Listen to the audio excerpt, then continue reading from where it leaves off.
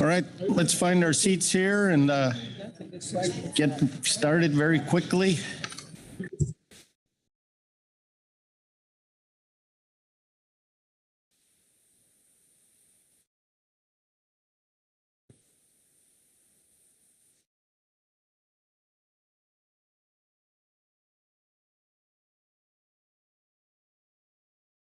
Okay,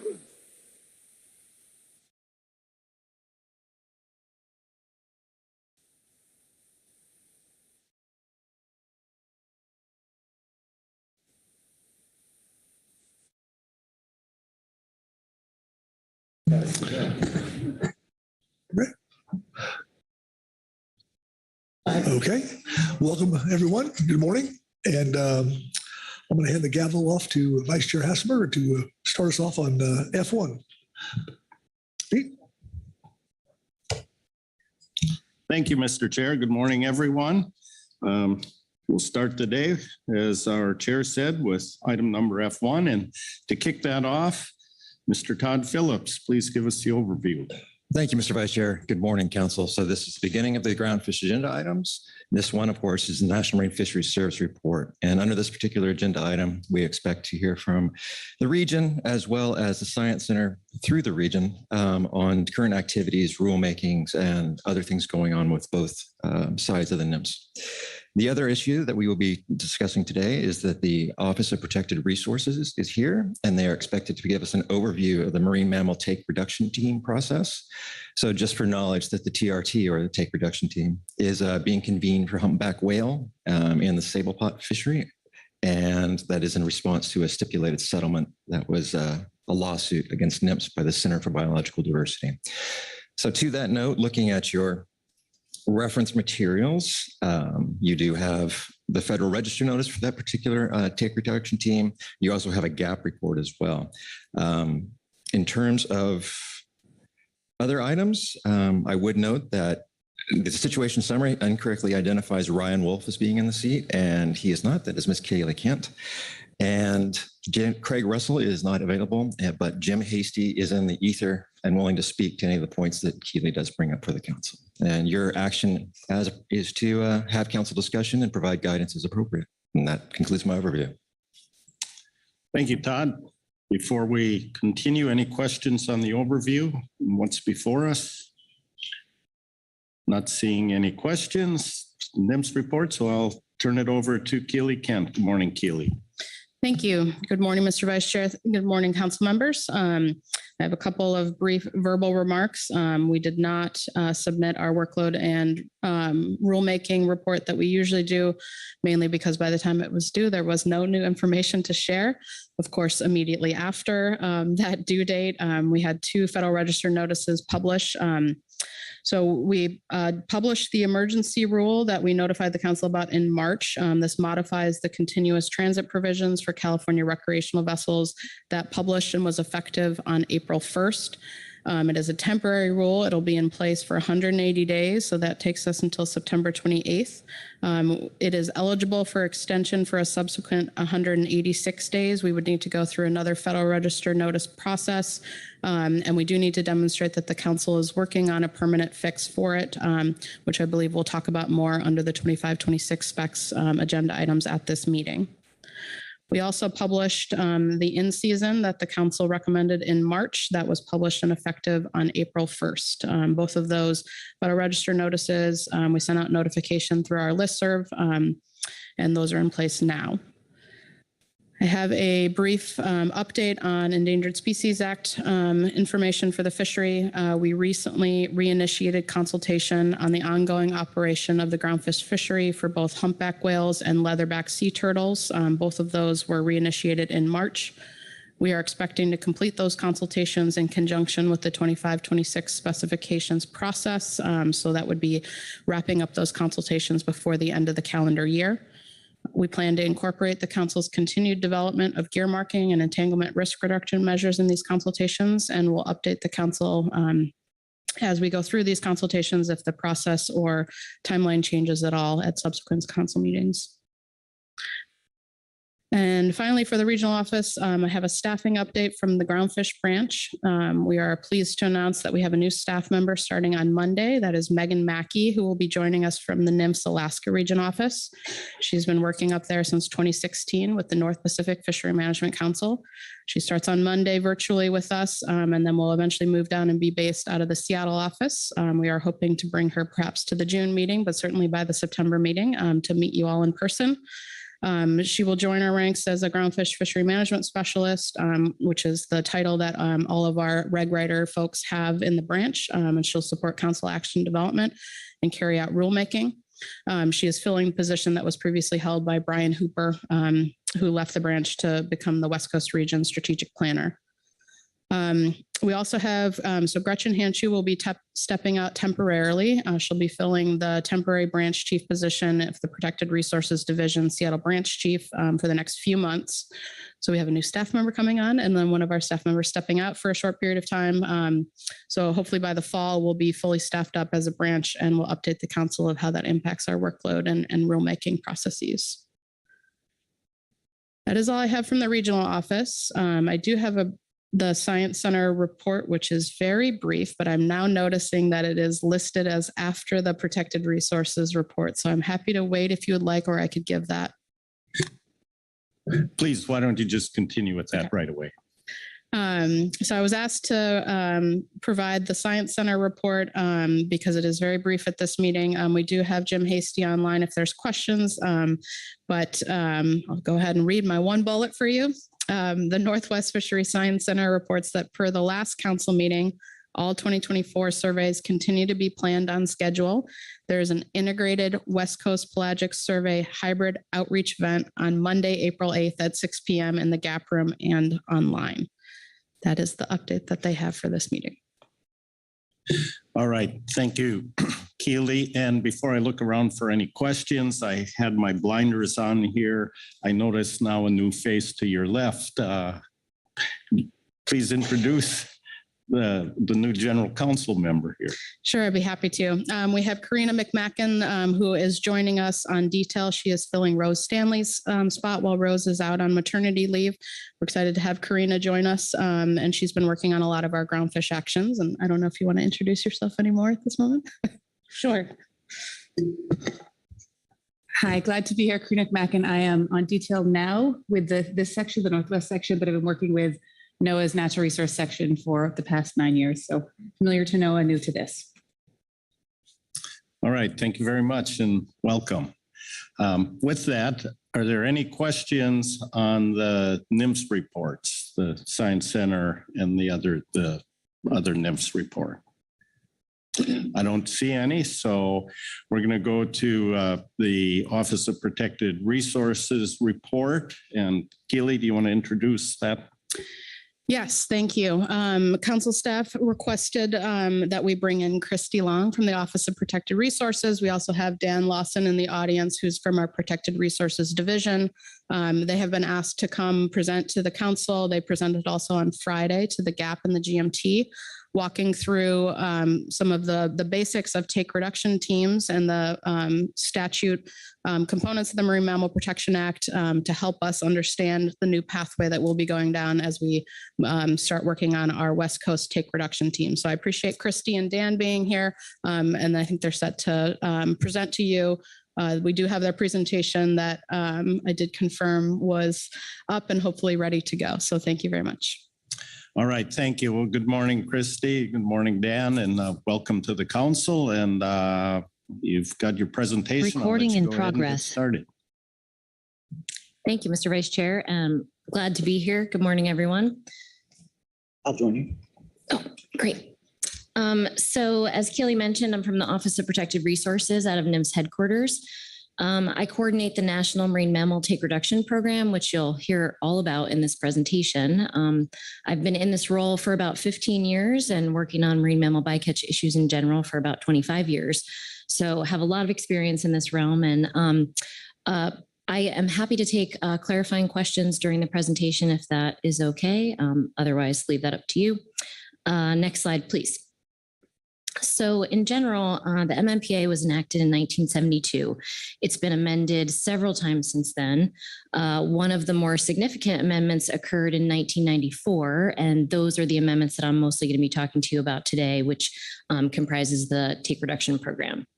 The MMPA prohibits all forms of take of marine mammals, but it does provide some limited exceptions, one of which is for incidental take during commercial fishing. The MMPA protects all marine mammals regardless of their status, but provides additional protections for ESA listed marine mammals. And this statute has a highly protective standard in that we are supposed to be recovering and maintaining marine mammals to their optimum sustainable population levels. Next slide, please. So the two main parts of the MMPA that I'll talk about today are Section 117, which is basically our stock assessment reports and the independent scientific review groups that provide that peer review for the stock assessment reports. Then Section 118 is basically the entire framework for addressing incidental take in commercial fisheries. And Section 118 has a very lofty goal in that we are meant to get all fisheries related mortality and serious injury down to a zero mortality rate. And that we've defined as 10% of PBR. Next slide. So what is PBR? This is essentially a biological reference point that we use for marine mammals. It was developed because the data that are required to evaluate optimum sustainable population level is really difficult to obtain and requires a lot of resource intensive surveys and things like that. So it's defined as the maximum number of animals, not including natural mortalities, that may be removed from the stock while allowing it to reach or maintain its optimum sustainable population. It looks like the bottom of the slides got cut off a little bit, but the definition of each of the terms is in the slide there. So basically it's a product of the minimum population estimate, 1/2 the maximum net productivity rate, and then a recovery factor that's set between 0.1 and 1. And that recovery factor incorporates things like uncertainty. So especially, and stock status. So especially for like endangered marine mammals, usually the recovery factor is set at 0.1. Next slide, please. So the MMPA includes a term for special status of stocks called strategic. There are three main ways that a stock can be strategic. One is if human caused mortality exceeds that reference point of PBR. Another is if the stock is declining and likely to be listed under the ESA, is already listed under the ESA, or is depleted. Next slide.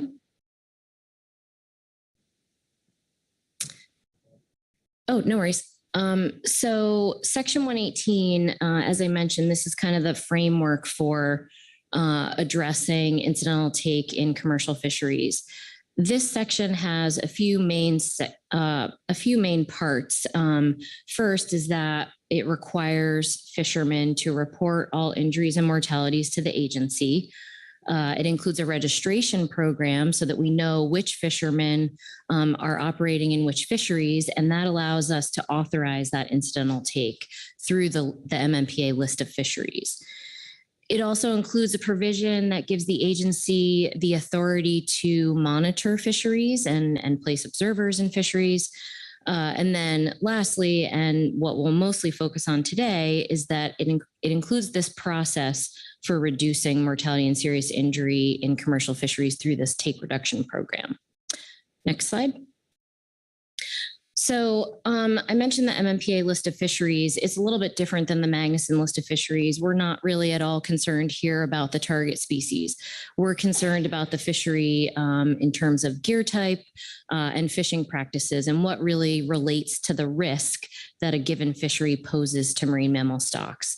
And so this list of fisheries is where we annually classify each fishery according to the level of risk that it poses to marine mammals. Next slide.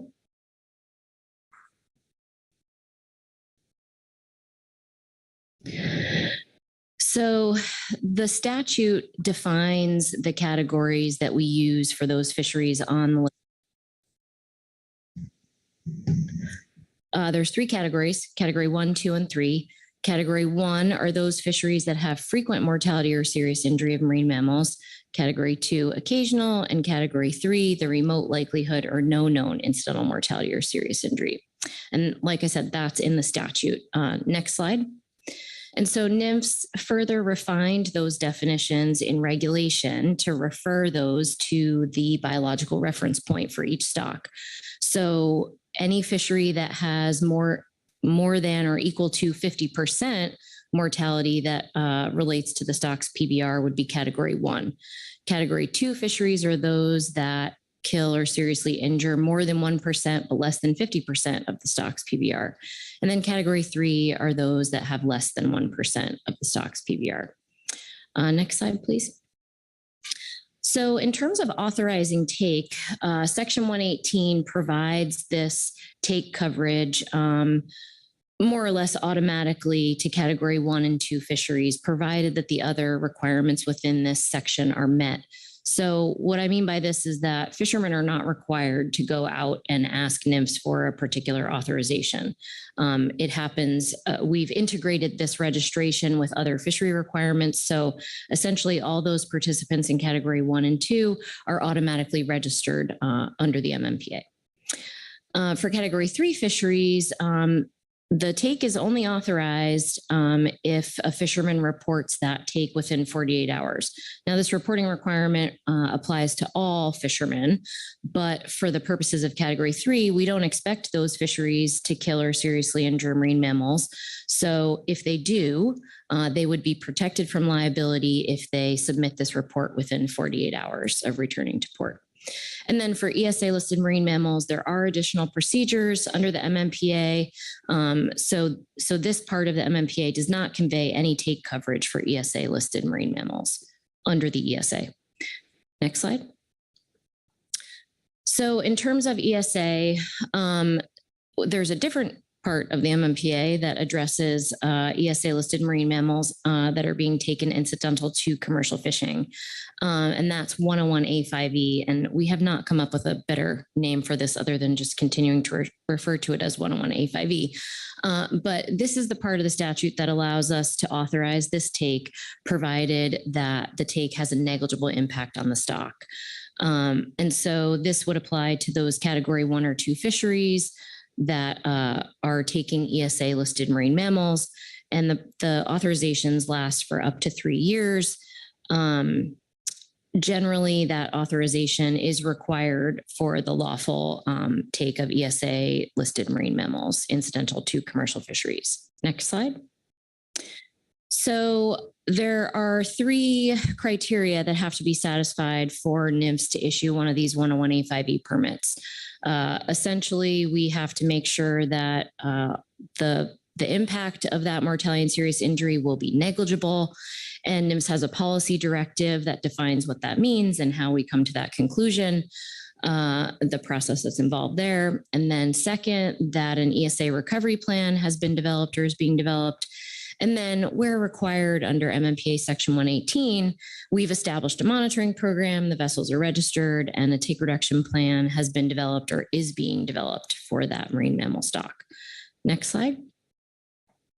So you may be familiar with this litigation that was referred to earlier. NMFS was sued by the Center for Biological Diversity for issuing a 101A5E permit to the Washington, Oregon, California sablefish pot fishery to incidentally take 2 different stocks of humpback whales. The lawsuit claimed that we violated both the MMPA and the Administrative Procedures Act by issuing that permit in 2021, and Judge Donato found for the plaintiffs. And so he determined that that permit would have been lawful only if we had a take reduction plan that had been developed or is being developed for humpback whales. Previous to this, we maintain a list of those fisheries and stocks which meet the triggers for convening a take reduction team and or plan, but for which NMFS does not have adequate resources. And so that's what we were relying on in this particular case. But NMFS settled this lawsuit, and we committed to establishing a new take reduction team for humpback whales, and at a minimum, the federal sablefish pot fishery by October 31st, 2025. Next slide. So a little bit more in the weeds on the take reduction program. So I just mentioned there are some triggers for when take reduction plans are required. And that's essentially for all category 1 and 2 fisheries that are taking strategic stocks of marine mammals. And it also gives gives us the discretion to develop take reduction plans for any non-strategic stocks that may be killed or seriously injured by those Category 1 fisheries. And so take reduction plans, there are two goals associated with those plans that are in the statute. The short-term goal is that the plan must reduce the mortality and serious injury within 6 months of implementation. The long-term goal, we have 5 years to reach that, and mortality and serious injury has to get below what's termed an insignificance threshold, and NIMS has defined that as 10% of that biological reference point of PBR. And that long-term goal can consider three things: the economics of the fishery, the availability of existing technology, as well as existing state and regional fishery management plans. Next slide. So this is just a schematic, mostly, something you can look at later, but essentially gives the broad overview of the take reduction process. We're looking at abundance data, we're looking at observer data. So we've got the abundance piece, the mortality piece. We're determining whether the triggers for convening a take reduction team have been met. If so, we convene that team. The team develops consensus recommendations that they submit to the agency. The agency goes through the rulemaking process. If that plan achieves the MMPA goals, great, we go into a holding pattern. If the plan does not achieve the goals, then we need to reconvene that team and continue through the process and develop additional mitigation measures. Next slide. So take reduction team, NIMS convenes these take reduction teams to help us develop take reduction plans. The MMPA is very prescriptive about what these teams are and who shall sit on them. Essentially, they're stakeholder-based advisory groups that, per the statute, have an equitable balance of user and non-user groups, and then shall include representatives of all these different organizations that are listed here, which pretty much includes every stakeholder that you can think of. Next slide. And so NIMS, over time has really honed in on what are those characteristics of team members that are going to be the most beneficial to the TRT process. And, I won't go through all of these, but essentially we're looking for people who can work collaboratively, who are effective communicators, can represent their various constituencies, who are willing to listen to others and, really try and find a constructive path forward, can compromise. As I mentioned, these deliberations are by consensus. So it's really important to have folks who come to the table with an open mind and can bring their expertise and positions to bear on that discussion. Next slide. So again, the MMPA is highly prescriptive in terms of how quickly these take reduction plans must be developed. As I mentioned, the teams have 6 months to develop recommendations to the agency. Those are consensus recommendations. And that's particularly when mortality and serious injury exceeds PBR. If mortality and serious injury was less than PBR, then the teams have a little bit longer to deliberate, 11 months. And then, the statute goes on to require us to publish a proposed rule within 60 days. And, that's really unrealistic these days with NEPA and all of the other requirements we need to go through to publish proposed and federal rules. And then just a really big caveat here, if a team does not provide consensus recommendations to the agency, NIMS is still responsible for publishing a take reduction plan. And so this is a real opportunity for the teams to help us create solutions and not put that on the agency, because generally no one's going to like what NIMS comes up with on its own. Next slide. So in terms of how these teams work, we usually, when we're convening a new team, brand new team, we generally convene a pre-meeting, and that's really to go over the MMPA process, get folks up to speed on the marine mammals that are included, the fisheries that are included, really get all that background information out of the way before the clock starts. So once we publish that Federal Register notice and officially convene a team, that's when that 6-month time clock starts. And throughout that 6 months, we typically hold about 4 meetings. So it's a really intense time frame. The meetings are, 3 to 4 days, but usually spread over the Monday to Friday time frame. And the team meetings will be, a mix of presentations, discussions around the full table, as well as small kind of work groups that are both within caucuses and across caucuses. And so when I say caucus, that's like generally the fishing industry is a caucus. The environmentalists are a caucus. The federal participants are a caucus, that kind of thing. Next slide. So the plans are required to include a review of stock assessment information, estimates of mortality and serious injury, the take reduction measures themselves, whether they are voluntary or regulatory, and the dates for achieving those measures. Next slide, please.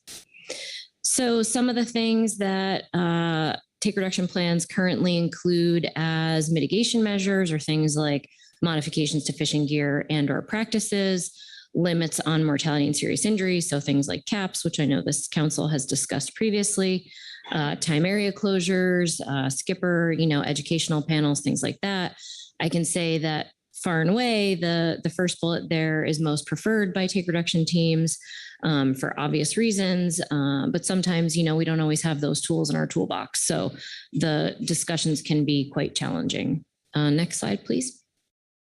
So just to give you a quick snapshot of what the program consists of now, we currently have 6 take reduction plans that address 32 marine mammal stocks in 22 commercial fisheries. Now we have something like 260 fisheries listed on the list of fisheries and just under 300 marine mammal stocks, I think. So this is a very tiny percentage of marine mammals and fisheries that are actually addressed through this program. And there's a number of reasons for that, but it is incredibly resource intensive, as you'll see in the next couple of slides. Next slide.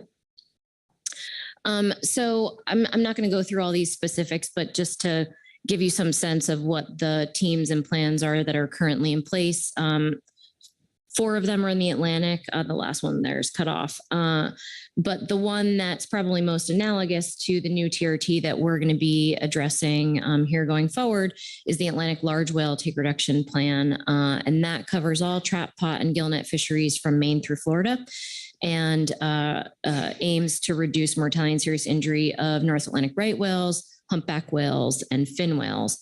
That plan has gone through numerous iterations, and unfortunately, we have yet to be successful there, and mortality and serious injury continues to exceed PBR. And there's a really big conservation concern for North Atlantic right whales currently. Next slide. And then in the Pacific, there is the Pacific Offshore Cetacean Take Reduction Team, which addresses the drift gillnet fishery off California.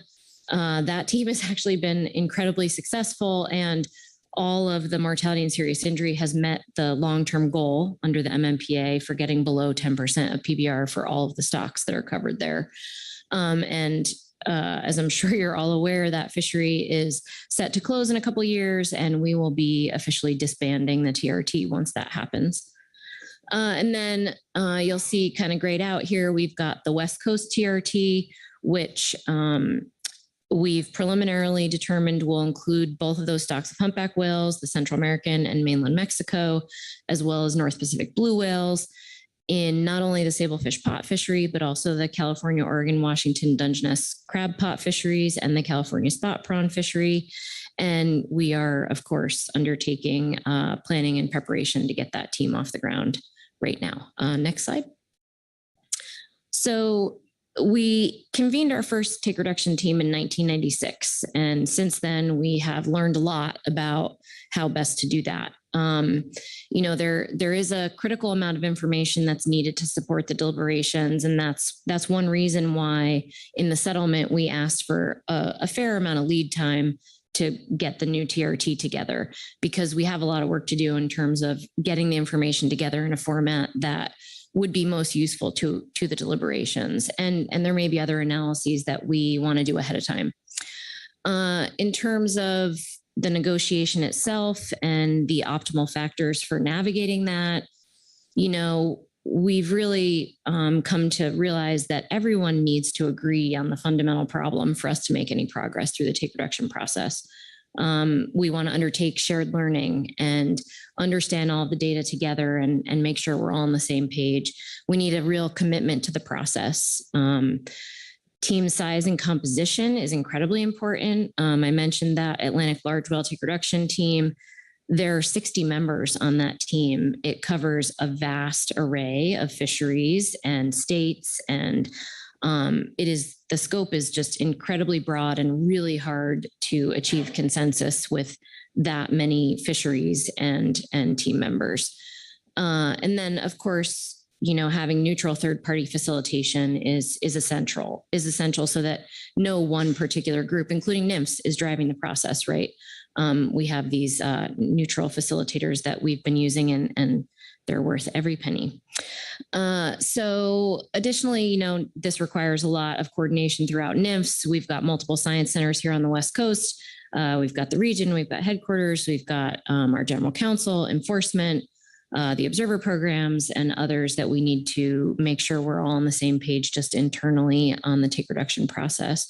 And then, we have been successful if we apply all of these lessons learned and we really design the process in a particular way that we know can be successful.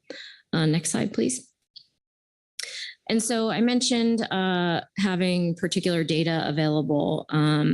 These are kind of the four main things that are really critical. So of course we need minimum population estimates because they're going to tell us what that target is. They're going to tell us what PBR is and to what level take reduction teams need to try and develop mitigation measures to get below that PBR level. We need bycatch estimates. We need to know where we are relative to the target. We need to know everything we can about the fishing effort and how the fisheries operate, where and when, specifics of the gear. We need to know everything we can about the entanglements, where and when, how are the animals entangled? Are they getting entangled in the mouth? And that might indicate feeding. Are they getting entangled around pec fins or tail stalks where maybe they just bumbled into the gear swimming by, right? We need to know all these things so that we can think about what the most effective mitigation measures might be that can be focused and not overly broad. Next slide, please. In terms of other data and analyses, there are other things that are highly beneficial to the process as well, right? We want to know about stock structure to make sure that we're addressing the right unit. We want to know, like I mentioned, about foraging ecology, behavior, life history, whether the animals might, have some sensitivity to acoustics, and that might tell us some tools that we might be able to use to reduce bycatch. There's a lot that people want during the take reduction process in terms of risk assessment and decision support kind of stuff, in terms of, okay, if we do this, how much risk reduction are we going to get, so that they can compare and contrast different options. And, we've had everything from a simple Excel spreadsheet to very sophisticated decision support tools. And, they all have their pros and cons. I can't say that one is better than the other. And when you're in such a tight time frame for negotiating, it's really hard to update sophisticated models in a very short turnaround. So like I said, there's pros and cons there, but these are all things that we'll be thinking about in the next year and a half as we plan for the TRT. And then, of course, we want to draw on any mitigation measures and lessons learned from other areas, particularly the Atlantic and trap pot fisheries. We want to think about what are the economic impacts. We want to come to the table armed with information about, if we were to, require that every fisherman purchase a certain kind of gear modification, how much is that going to cost? What does that look like? Everyone's going to have that in mind as we're negotiating recommendations. Next slide, please. And so just to focus in a little bit more on this West Coast TRT and where we are, we published a scoping notice. We got some comments from the council, so I know you've seen that. In general, we received a number of comments from each of the state Fish and Wildlife departments, the Marine Mammal Commission, industry organizations, several environmental groups, and a few individuals. And based on that is sort of how we determined what the preliminary scope is. And we're going through this process now to essentially assemble generate new data and analyses, hire the facilitator, identify and interview potential TRT members, design the process, plan for all of the meetings, and then we will officially appoint the members and actually hold the meetings in the fall of 2025. Next slide. And I will leave it there. This is the website where we will post all of the relevant information on the team. That site right now just has what our preliminary scope is. The scope will not be officially determined until we go out with that Federal Register notice in the fall of 2025. Just to preempt any questions, we are focused specifically on trap pot fisheries here because of our lessons learned and the complexity of the discussions, the deliberations. And when you mix more than one gear type, things become quite complicated and end up taking a lot longer. And of course, because, the MMPA really addresses, reducing mortality and serious injury by stock, right? So if we're looking at humpback whales, the sablefish pot fishery is not the only fishery that is taking humpback whales. In fact, it's only taking a very small % of humpback whale PBR. And the Dungeness crab pot fisheries are taking a much larger percentage there. So that's why we have preliminarily determined to include those fisheries as part of the team as well. And with that, I will wrap up. Thank you for your attention. Thank you very much for that presentation. I'm going to look around and see if anyone has any questions for either Ms. Long, Mr. Lawson on the TRT presentation. Lynn Mattis. Thank you for the presentation. Appreciate how you stepped forward through it. In regards to the meetings, that is quite an onus that's going to be put on our fishing industry. Is there going to be the potential for some people to participate remotely, save a couple of days travel time, and some people have the technology where they can even connect maybe while they're out fishing gear? Just trying to think about somebody having to give up a week of fishing time during the prime Dungeness crab fishery. In some states, there's a maximum amount of time gear can be left unattended, and trying to factor in some of those things so that we can get good participation, but not impact fishing operations too much. Yeah, thanks for that question. It was not unexpected. So in general, no, we will not be allowing for remote participation. TRT meetings, much like council meetings, really rely on this face-to-face discussion for addressing controversial topics. Most of the negotiation happens in the hallway, at the bar, at the end of the meeting. These are sort of, really essential parts of the meeting, is being face-to-face and having that interaction, being able to see body language in people's faces. We absolutely appreciate that this is a lot to ask, but on the other hand, this is one of those situations for a protected resources issue where the fishermen actually get to help us design the solution. And it's not NIMS coming in and saying, oh, you shall do X, Y, or Z. And so there's a big opportunity here to create that solution together. This is a process that relies on consensus, not just a simple vote. So it is really important to have that face-to-face interaction. And I will say that we absolutely encourage alternates. So each seat, we would love to have an alternate for each seat that's on the TRT. That's an option. We would be moving the meetings around up and down the coast so as to not overburden, each member for the same amount of travel for each meeting, so to speak. And, depending on how quickly the deliberations go, we generally plan for 4 meetings, but hey, if this group is a bunch of overachievers and wants to get it done in 2 meetings, we're all for that. So, there is some flexibility there. Thank you. Other questions? Danny Evanson. Yes, thank you, Mr. Vice Chair, and thank you, Ms. Long, for the presentation. This is the second presentation I've sat through from you. It was cut off on the bottom of slide 24, but Southeast Alaska gillnet fishery for harbor purposes also on the docket. So I've spent a little bit of time considering these things recently. And one of the things that comes to mind, I have two data questions. And in the fish realm, we get our hands on species. We're handling species or fish. So we get metrics like stock composition. We're able to get genetics and tags and age and length and all sorts of information, abundance data. And I'm wondering, one, if there's any standards for the quality of data going into estimating these metrics that go into PBR. So you need a minimum population size and you need a productivity rate to come up with this metric that you need to be below. Abundance data is really expensive to collect. Generally speaking, you only see it every nth year. So it's hard to see the population, how the population's changing or moving.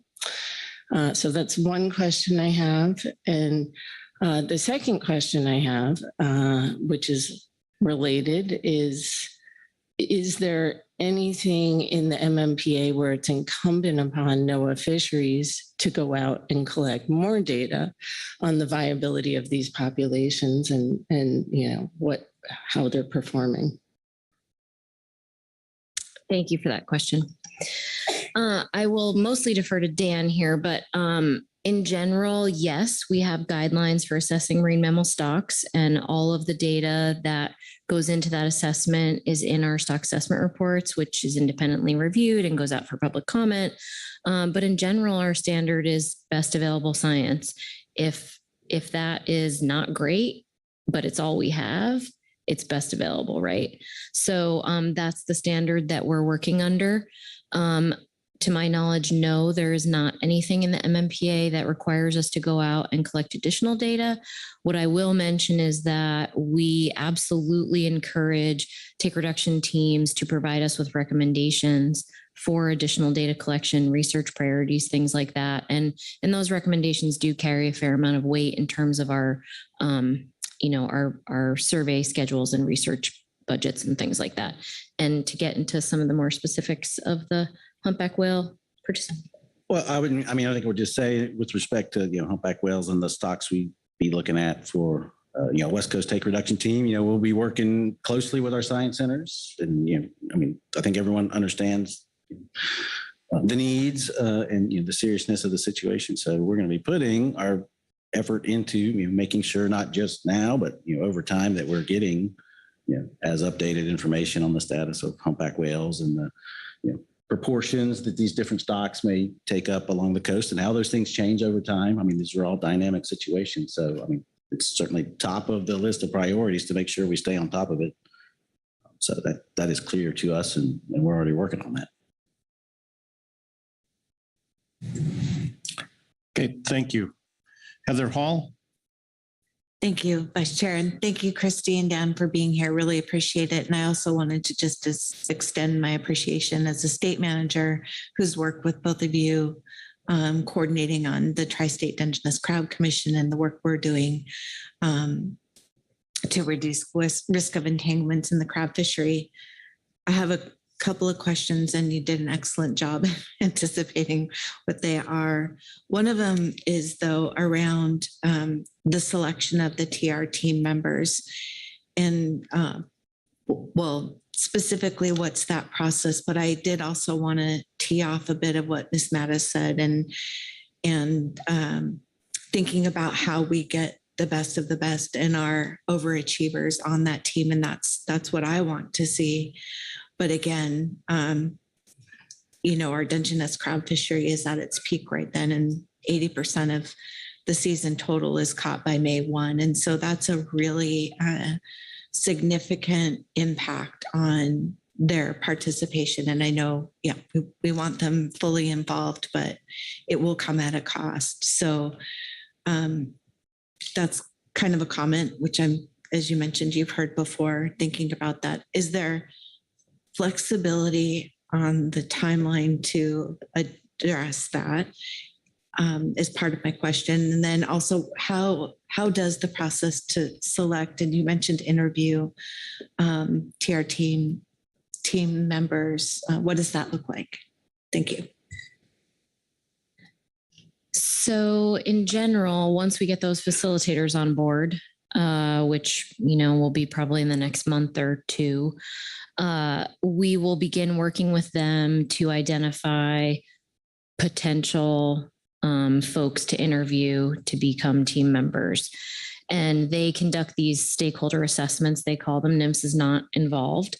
And they will spend some time talking to folks. I would imagine that we'll start by talking to our Sustainable Fisheries Division colleagues to get some names of people who would potentially be good candidates. Some folks at the Gap the other day also mentioned they might be interested. And, just to get some ideas there, reach out to the states, talk to you all, PAC states, et cetera, to get some potential names. And then we would decide who to interview. And we're also thinking about various constituencies, right? There are multiple parts of the fisheries, right, between California and Washington. Do we need a representative from every single sector, or can one member represent multiple sectors? We'll be thinking about things like that. Can they represent more than one fishery? I know some fishermen switch back and forth between sablefish and Dungeness crab. That would be really useful because we are trying to keep the team at a manageable number, right? We don't want too many people sitting around the table because that really makes the deliberations a lot harder. So basically we'd be trying to find candidate names. We got a bunch submitted during the scoping period. I think we have something on the order of like 15 names that were submitted for potential team members. So going through that process, going through the interviews, and then coming up with a slate of potential team members. We want to, of course, make sure folks are willing to serve, before appointing them. And then it goes through an official appointment process by the NIMS assistant administrator to become an official TRT member. So that's kind of the formal process. And then you asked about timing. Recognizing that the seasons are kind of opposite, there's maybe not an ideal time to do this. I mentioned that we did commit to this settlement agreement and convening the team by November, the end of November in 2025. I think there's certainly some flexibility if we wanted to start earlier, right? If that would be palatable, or, folks would actually prefer that. I would encourage you to let us know that. I don't know what options exist, but if there's some real strong feeling on timing, we could always, investigate whether it's possible to adjust that date. I have no idea whether that's probable, but certainly we could look into that. And I think that's it. Yeah. Yes, thank you. I just wanted to see, Heather, did you get all your questions asked? Was there? Okay, thank you. Chris Oliver. Yeah, I hate to ask a question I feel like I should know the answer to, but Christy, how does the appointment or hiring of the facilitator work? That's not a NIMS employee assigned. That's like an independent expert contract kind of thing.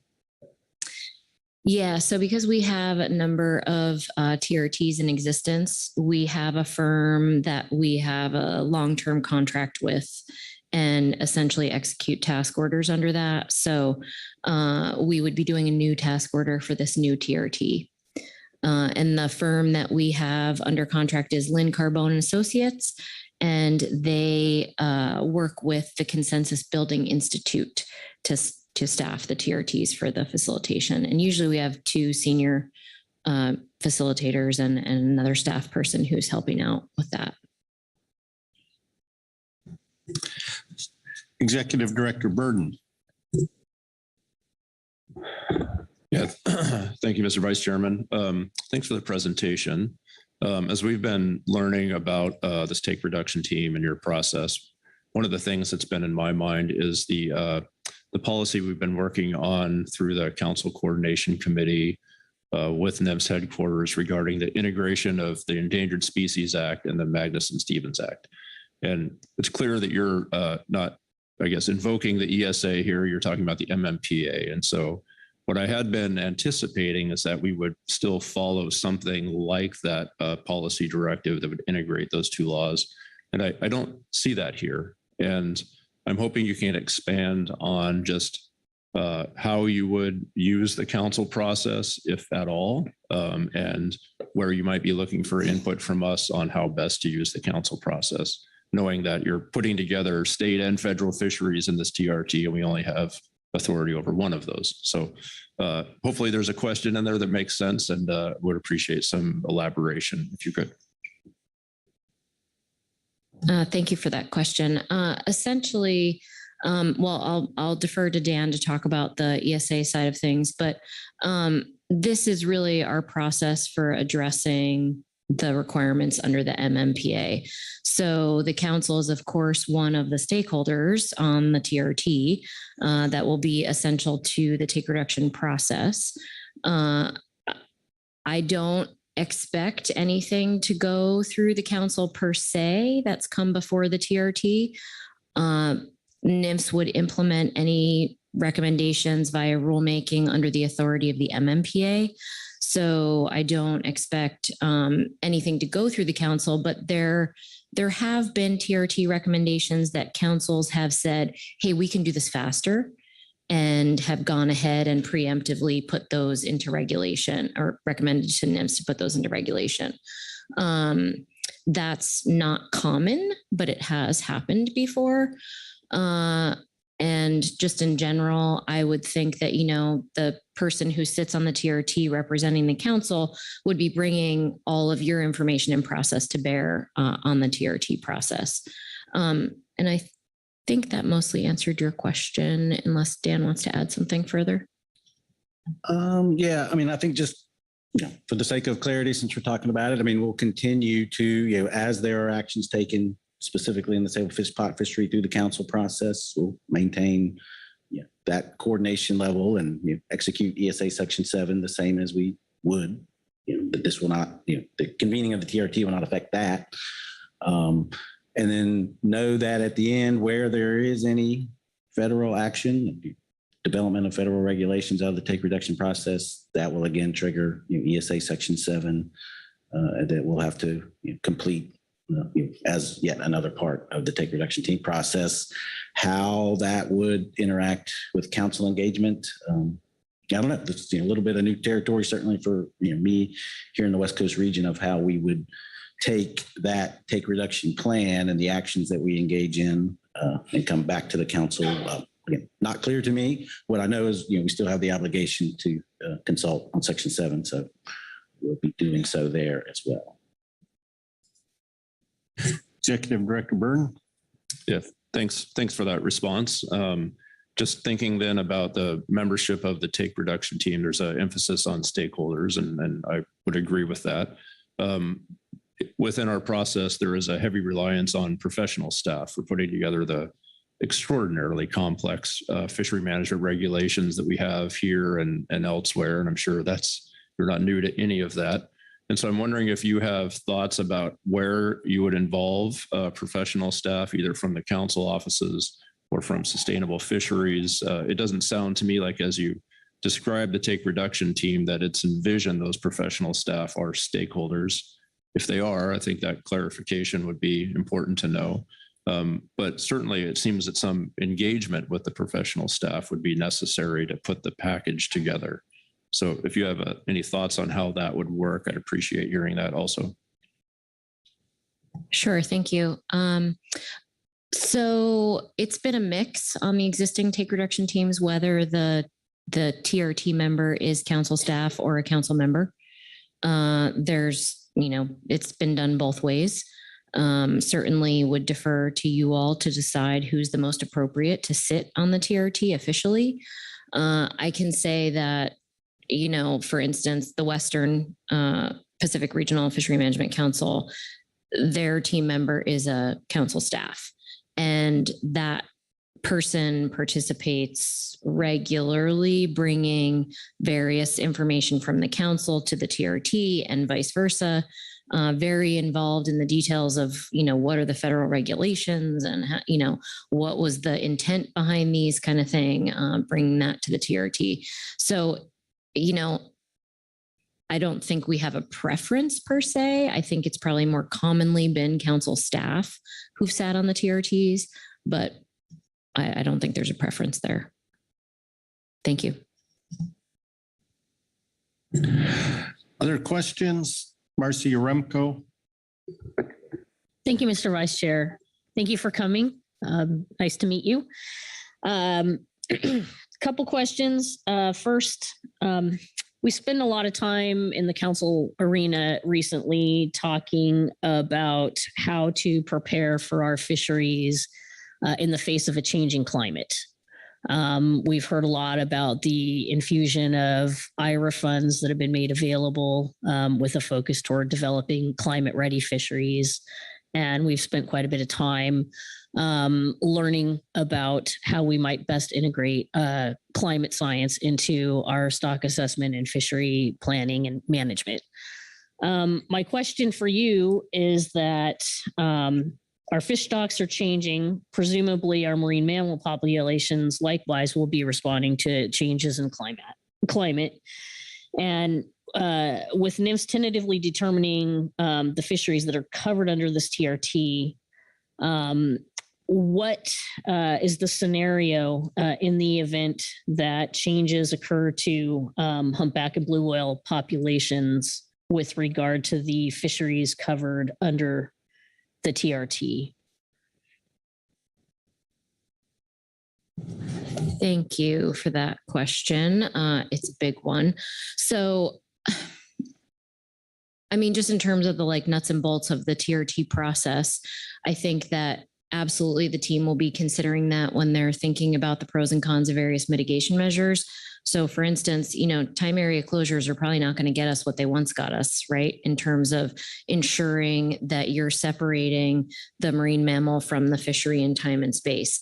That really came to a very terrible outcome in the Atlantic where, North Atlantic right whales started changing their distribution based on their prey. And we had no regulations in place to protect them in these new areas. And we had an unusual mortality event, and the population is still declining primarily because we weren't really prepared for that, right? Our mitigation measures were not resilient to those kinds of shifts. So I expect the TRT to be talking about things that are more focused on, say, gear modifications, because no matter where and when those are, they would be effective. That sort of thing. In general, with relation to how PBR is determined and information on abundance, we are constantly updating our stock assessment reports when we have new information. So yes, it's absolutely possible that the target could change over the life of the take reduction team. In fact, it pretty regularly does in all of our other take reduction teams when we get new information. And sometimes that ends up working out better for the fisheries and sometimes not so much. So it really just depends on the situation. It's a dynamic situation, just like climate change, and we'll have to be dealing with that as it comes. So not a very satisfying answer, I understand, but we will be, of course, thinking about it as we go along. Thank you. Follow up, Mercy. Yes, thank you, Mr. Vice Chair. So what is the vision? Is it that this TRT will remain intact indefinitely, permanently, covering only sablefish, state D crab fisheries, and California spot prawn? Is there the potential there to be adding additional fisheries if impacts change on these marine mammal stocks? I'm just trying to get a sense of, again, what the vision is here looking forward. Right now, you've got a very discrete activity that's listed here in terms of developing a take reduction plan or recommendations from a TRT to develop a plan. But it doesn't sound like that's the end of the road once that work has been completed. Thanks. Thank you. So that's a great question. So of course, once the TRT does its initial work, If those mitigation measures result in mortality and serious injury achieving that short-term goal and getting below PBR, then we would monitor for probably a year, 2, 3 years, depending what the situation is like. Reconvene the team in the interim, perhaps just for informational type webinars. If we had substantial new information, we might reconvene in person, but eventually we'd be trying to achieve that long-term goal, which we have 5 years to do under the statute. And that's reducing mortality and serious injury to a pretty low level, 10% of PBR. And so we would be thinking about that. We would be thinking about the resources that NIMS has available to it to reconvene in person. If both of those goals are met, then the TRT basically goes into a monitoring status. And, we would hold periodic updates of information and things like that. But if that mortality and serious injury was staying below those reference points, then, the TRT would not be asked to do much of anything at all. So it really depends. Those other 6 teams that we have, just to give you a sense of what's going on there, I'd say 4 out of the 6, mortality and serious injury continues to exceed PBR. We've not solved those problems yet. So those teams are still routinely meeting and trying to come up with additional take reduction measures.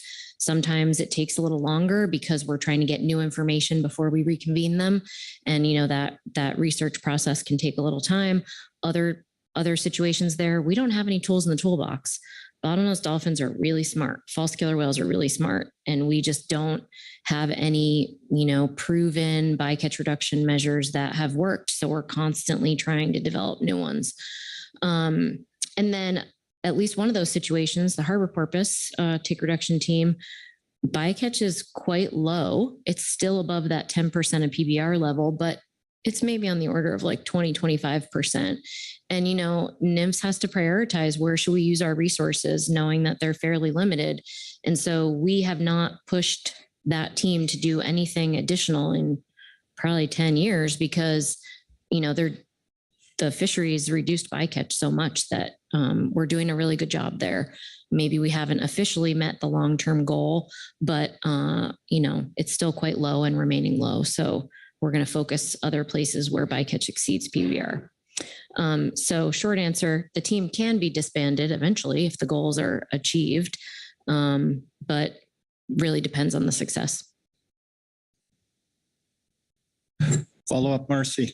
Yeah, I mean, along a little different line, but related, just with regard to the preparation of the TRP and your slide 18, which clearly highlights that a TRP is still required, whether or not the TRT reaches consensus. I guess I'll just ask, why did NIMS determine that forming a TRT was necessary when you're still required to prepare the TRP? Thank you. And Dan reminded me that I didn't answer one of your previous questions, so I'll get to that in a second as well. But in terms of what's in the statute, those provisions in Section 118 were developed with mostly the environmental and fishing communities working together to develop that. So they came up with that backstop essentially of if the team doesn't do its job, then we're going to kick the can to NIMS. So that was not, I don't think, NIMS's choice to be on the hook there if the team didn't reach consensus. I think that was most of your question? Thank you, Mr. Vice Chair. Thank you. I guess my question is, were you required to form a TRT to provide consensus recommendations on the formation of the TRP? Right. Thank you. I mean, according to the statute, it says you shall convene teams to develop recommendations and then NIMS shall undertake rulemaking. So, I mean, we are following the statute there, but of course we also have the settlement agreement relative to sablefish pot fishery that we've committed to convening this team to develop a take reduction plan. So yes, in this situation, I think we are required to convene a team. And then your previous question that I neglected to answer was about adding other fisheries in time. Absolutely. We can certainly add additional fisheries. We can add additional stocks. And we would really do that by Federal Register notice in terms of expanding the scope. So we'll put down the exact scope when we do the take reduction plan in regulation, right? We go out with the proposed rule. We say this proposed rule is meant to address these stocks, these fisheries. If we would like to add things later, we would also go out in the Federal Register and request comment on whether or not to add additional fisheries. Thank you. Thank you. Lynn Mattis. Thank you, Vice Chair. My question is somewhat related to the line of questioning Executive Director Burden was asking about. On Thursday of this week, last week, I was on a webinar with other folks from PRD on the humpback whale recovery plan. Not sure how I got invited to that webinar. I thought it was in relation to the TRT, but listening to it, it's a whole other process. And I asked them specifically how that process relates to the take reduction team. And they said they would have to get back to me at the next webinar on April 22nd. So it seems like there's some Department of Redundancy department going on here, trying to understand how that conservation plan work is going to relate, or the take reduction team is going to relate. Is the TRT a part of maybe the conservation plan? Are they two totally separate things? Just trying to understand the relationship there and what it's going to mean for my agency as well as our fishing fleets. Yeah, I think maybe I'll speak to this a little bit. I mean, so, this is really at the heart of why this issue is so complicated, because, you're talking about recovery planning under the ESA. So, that is, by itself, there's a distinction, so the take reduction team and the MMPA part, isn't directly, falling out of, oh, we've got a recovery plan, so we have to do a take reduction team. So, those two things aren't explicitly related. However, I think, they are in fact related because, as part of humpback whale recovery, certainly taking actions to minimize the impact of all human activities, and fishing being one of those, fisheries bycatch, that's something I would anticipate the final recovery plan to speak to quite clear. Is like, hey, that's a big part of recovery of these ESA listed humpback whale stocks.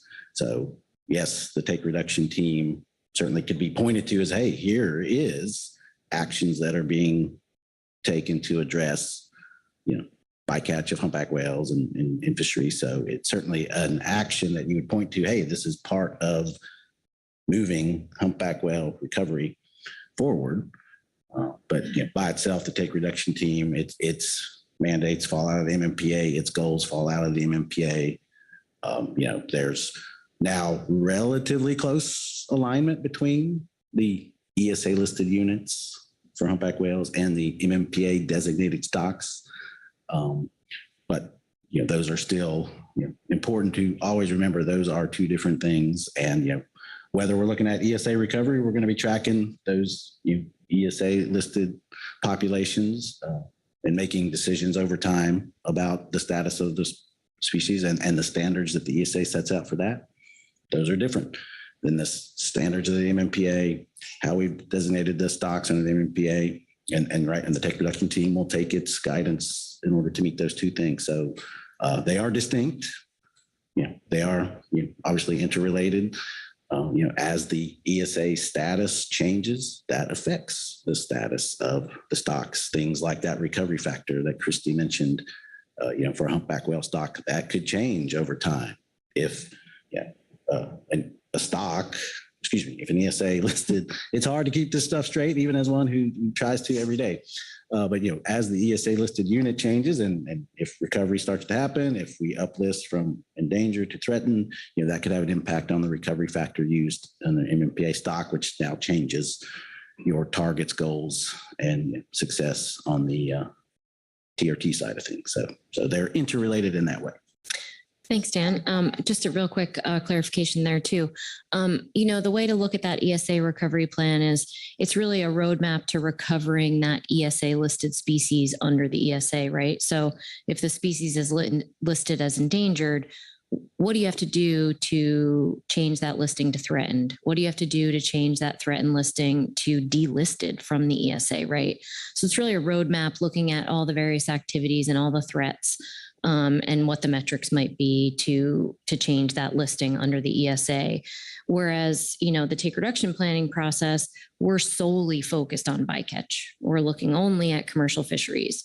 And reducing that threat according to, as Dan mentioned, the particular standards that are within the MMPA.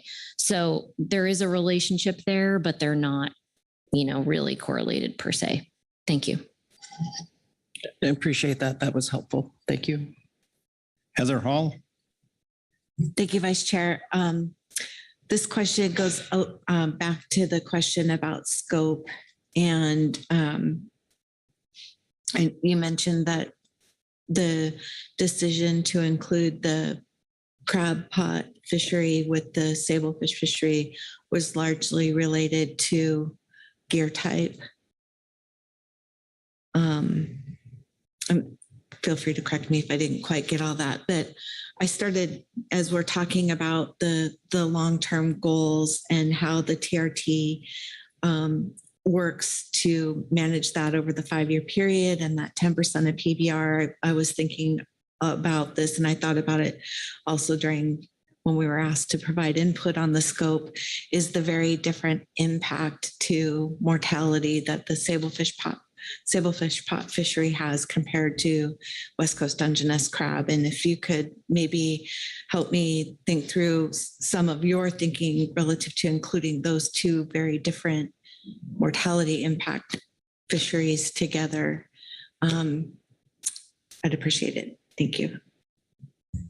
Okay, thank you. So in general, the scope is kind of the things that we're thinking about when we're determining scope is not just the gear type, but it's also which fisheries are impacting a given stock, right? So we knew we were convening this TRT for humpback whales.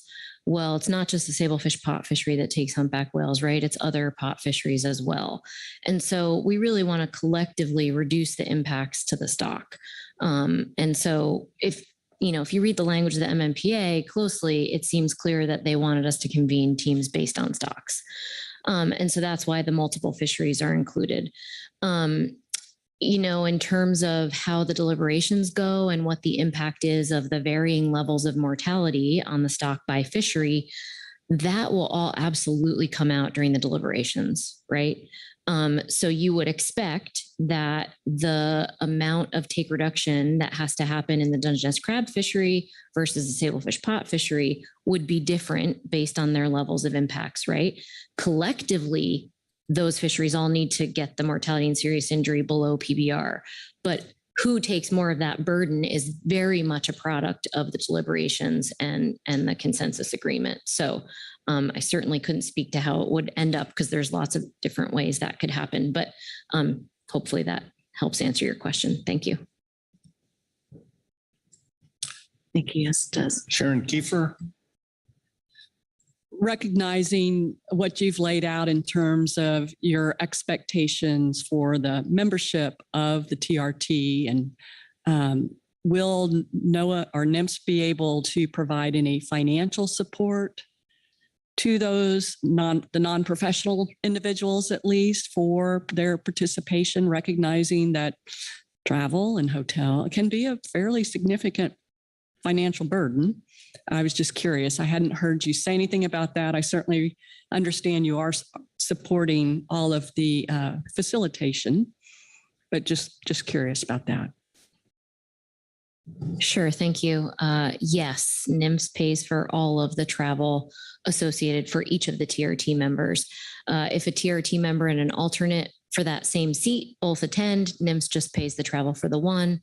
And we try to do this through our facilitators so that the participants do not need to wait for the federal invitational travel reimbursement process, which is much faster to go through our facilitators than through the agency. So we've worked that into the contract to make things that much easier for TRT members to participate. It's this, expenses, it's a big part of the expenses. I mean, that's why this is a very expensive process by the time you bring 20, 30 people together. So that's why it is expensive, and that's why the prioritization has been critical to figuring out when and where to deploy these teams, because it isn't possible to finance, like NIMS is in ready possession of the resources to support all the take reduction teams that may be needed to meet the statutes. Corey Ridings. Thank you, Mr. Vice Chair. Just a follow up to that question. Payment for travel is one thing, but does NIMS provide payment for the time of the participants on the TRT? No, unfortunately, we are not able to provide any sort of stipend. And that's because of the federal travel requirements in our regulations.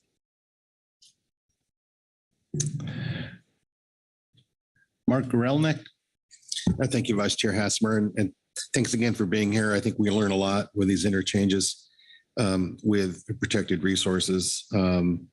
Oftentimes, it's a black box to us, so it's nice to be able to take a peek inside. I appreciate your willingness to advance the schedule a bit. There's probably no perfect time for these meetings to take place, but there are worse times for these meetings to take place. And as I read the court order, October 31, 25, I think is the deadline, but the meetings can start anytime sooner than that. So my question is, under Section 118, we're talking strictly about commercial fisheries. So what impact, if any, do you see on recreational trap fisheries that are currently being handled by the states? Will those remain with the states? Thank you. Great question. So the MMPA does list recreational fishermen as one of the team member requirements there in who should be on a take reduction team, but it doesn't actually give us the authority to regulate recreational fisheries through the take reduction process. So while recreational fishermen can and should be, part of the process, we wouldn't be doing anything under the MMPA. So at least not through the take reduction process. So that, management would revert or stay with the state and or federal entities. That might be one area of overlap with the council as well. In terms of, if we decided to, if the take reduction team recommended and NIMS decided to implement measures for the commercial fishery, would the states and or the council want to make those requirements analogous for the recreational fishery? I don't know, but that is certainly an option. Thank you. Thank you. Bob Dooley. Thank you, Mr. Vice Chair. Good morning. And thank you both for coming forward, and great report. Really appreciate it. Really informative. A lot of good questions around the table. Makes it a lot easier to understand in the big context. So thank you. I have a question. If you could bring up slide 8. Can you do that?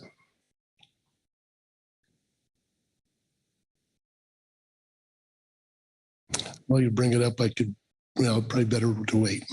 There it is. And maybe go up so I can see the photo.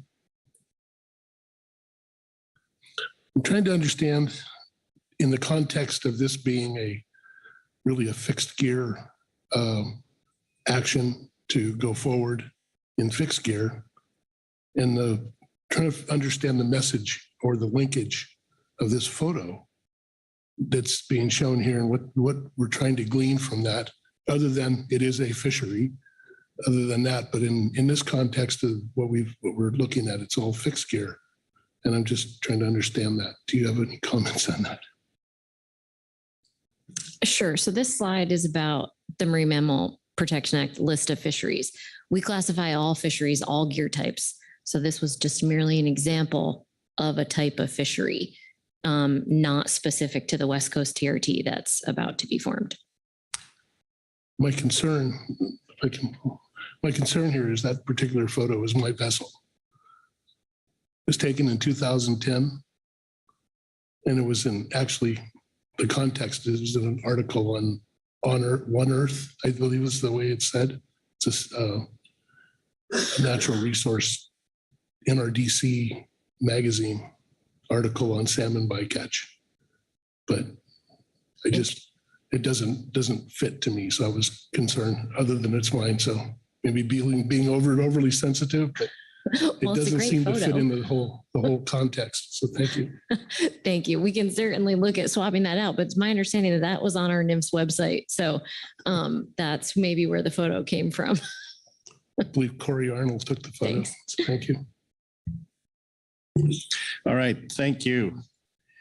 I'm going to look around carefully here. There's been a lot of questions. And I'm Chair Penninger. Yeah, just a kind of process question, I guess. Are you going to have the TRT going to meet in Seattle, or are you up and down the coast during this process? Or is it, how's that going to work out? Thank you. General practice is that we move the meetings around to try and accommodate folks, and especially where the fishermen are based. So I certainly think it's conceivable that we'd have a meeting in Washington, one in Oregon, couple in California kind of thing. But if the council has particular recommendations on where we should consider holding the meeting, we'd absolutely welcome that. Thank you. Executive Director Burden. Yeah, thank you, Mr. Vice Chairman. I guess I have one more question. I'm sitting here thinking about just the time intensity of this take reduction team, and as I try to anticipate how this group would work, I can imagine cases where you might want the expertise of folks that are not necessarily on the team, and I'm thinking, members of my staff, for instance. So is that contemplated as part of this, where you would say, okay, we're going to have this take reduction team meet in April of 2026, and we'd like to invite, so-and-so to give us a briefing on X, Y, and Z. Is that something that you contemplate and manage for as part of this process? Absolutely. Yes. Thanks for that question.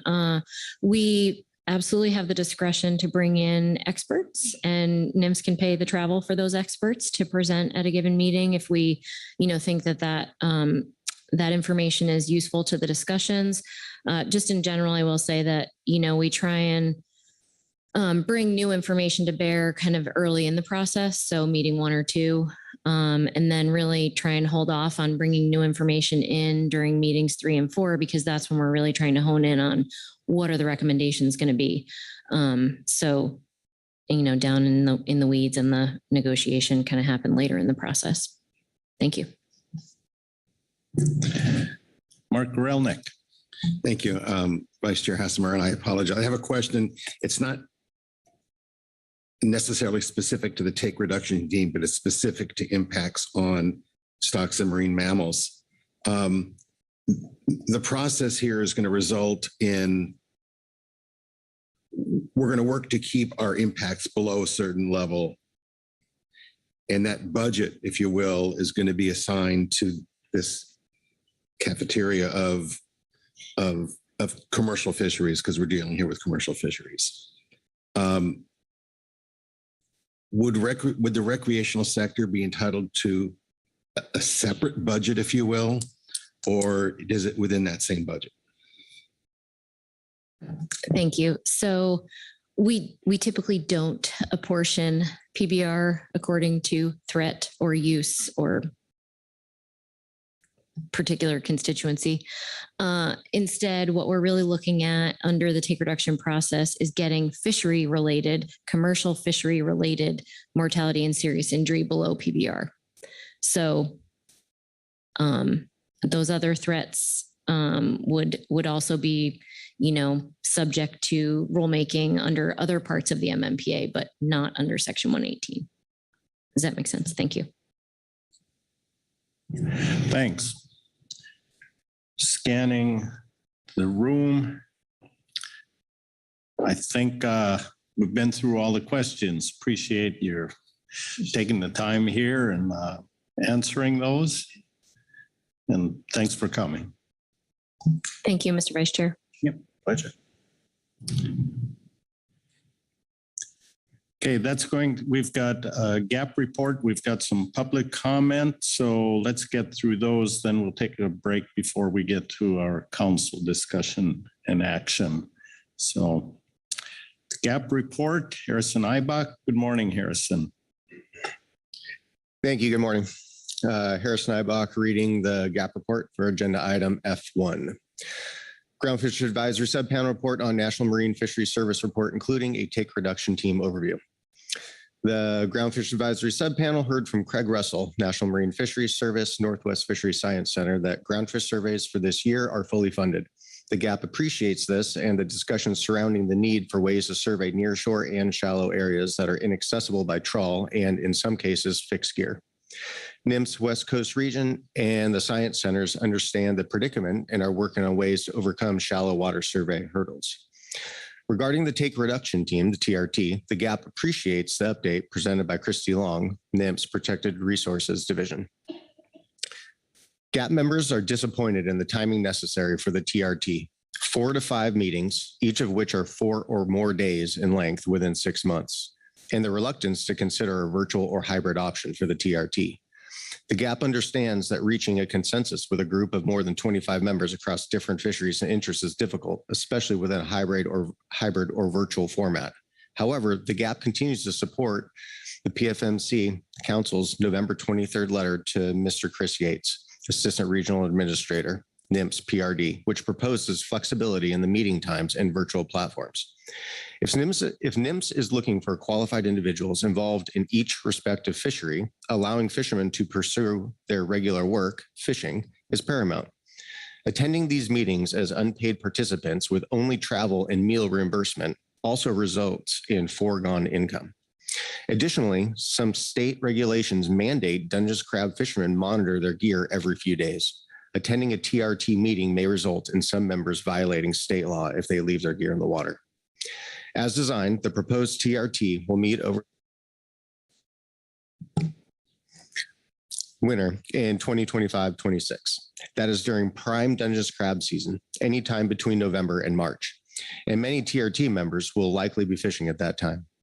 Sablefish fishing typically starts in the spring, adding another layer of complexity to affording optimum fisherman participation. While the allowance for alternates is helpful, flexibility in meeting formats would provide fishermen the ability to prosecute their fisheries while also staying engaged in the TRT process, as many fishermen can stay connected to their virtual platforms while at sea. The timing of the TRT meetings will likely also be difficult for council members or staff and those involved in the council process who may want to attend the TRT meetings as members of the public. Full council meetings in March and April with additional 4-day in-person TRT meetings will be extreme burden and time constraint. Technological advances for facilitating virtual and hybrid meetings have evolved in the past few years and should be fully explored before committing solely to in-person meetings. Alternatively, exploring or negotiating a more appropriate 6-month window would be helpful. The GAP suggests recording the TRT meetings. This would enhance record keeping, allow alternates to get up to speed on discussions prior to attending a meeting, and also more transparency on the TRT process for members of the public. Finding locations that are easily accessible for fishermen and other stakeholders across all 3 West Coast states might be challenging. At the same time, the smaller size of the TRT may allow for coastal visits to towns such as Westport, Astoria, Coos Bay, Eureka, San Pedro, Santa Barbara, Ventura, or San Diego, for example. Driving time and flights for fishermen should be carefully considered when making meeting arrangements. Given that TRT members are likely to be spread across the West Coast communities, resulting in potentially long travel times, this further supports the ability to have hybrid meeting capabilities. The GAP understood in November 2023 that the TRT could be limited to only the sablefish pot fishery, but that other fisheries such as Dungeness crab could be added in the future.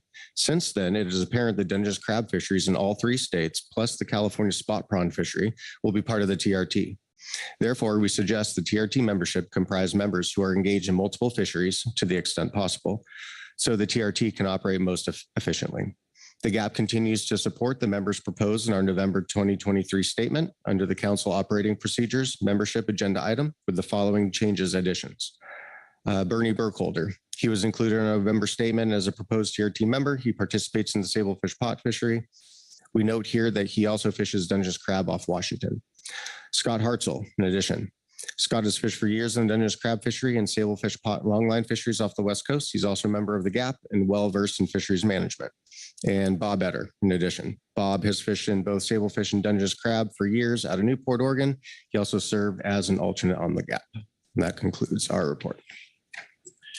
Thank you. Questions on the Groundfish Advisory Subpanel report.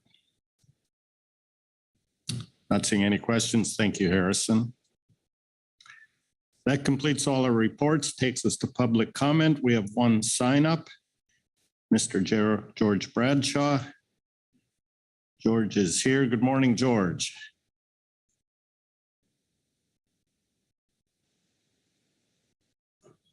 Good morning, Vice Chair and Council.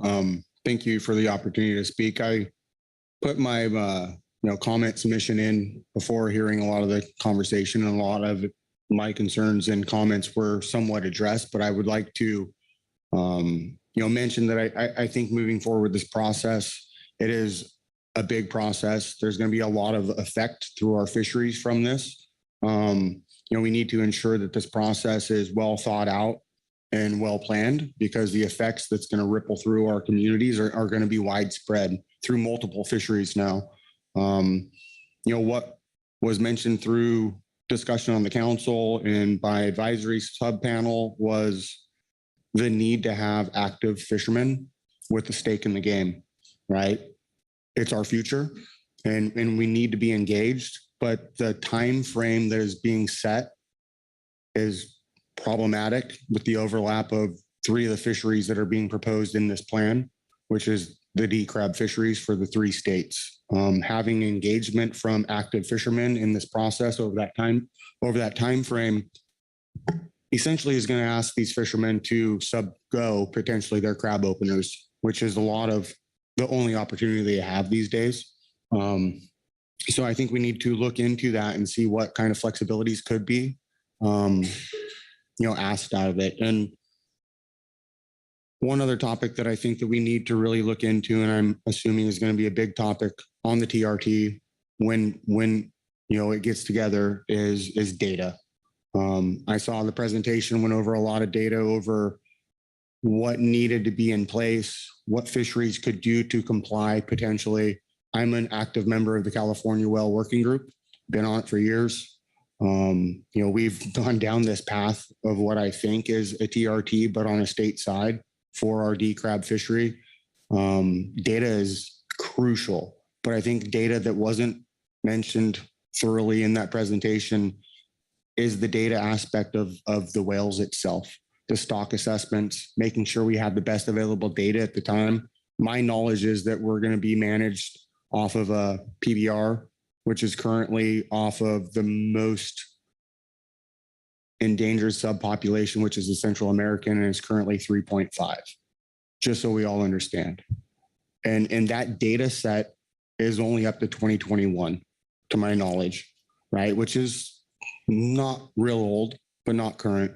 And I think that when we really get into the nuts and bolts of this, I don't know where the council can weigh in, but to ensure that we have the best data possible on stock when we get there, because this is going to be a very difficult task. Widespread effects into our fisheries, and not just in the council fishery, but state fisheries as well. Thank you. Thank you. Questions for Mr. Bradshaw? Heather Hall. Thank you. And thank you for your comments. I appreciate them. And my question, I'm not sure if you have an answer for it, but just out of curiosity, if the timing was moved forward a little bit, like say started in August rather than in November, and I know there's no perfect time for fisheries with the overlap with sablefish and Dungeness crab. Just curious if that would alleviate some of those concerns with the timing or not. And again, just wondering what you think about that. Yeah, thank you, Vice Chair and Ms. Hall. I think it's going to be a difficult task, obviously, because there is overlap, like you mentioned. 3 of the fisheries are very dependent on the opener of those seasons, which are in flux, at least in my state.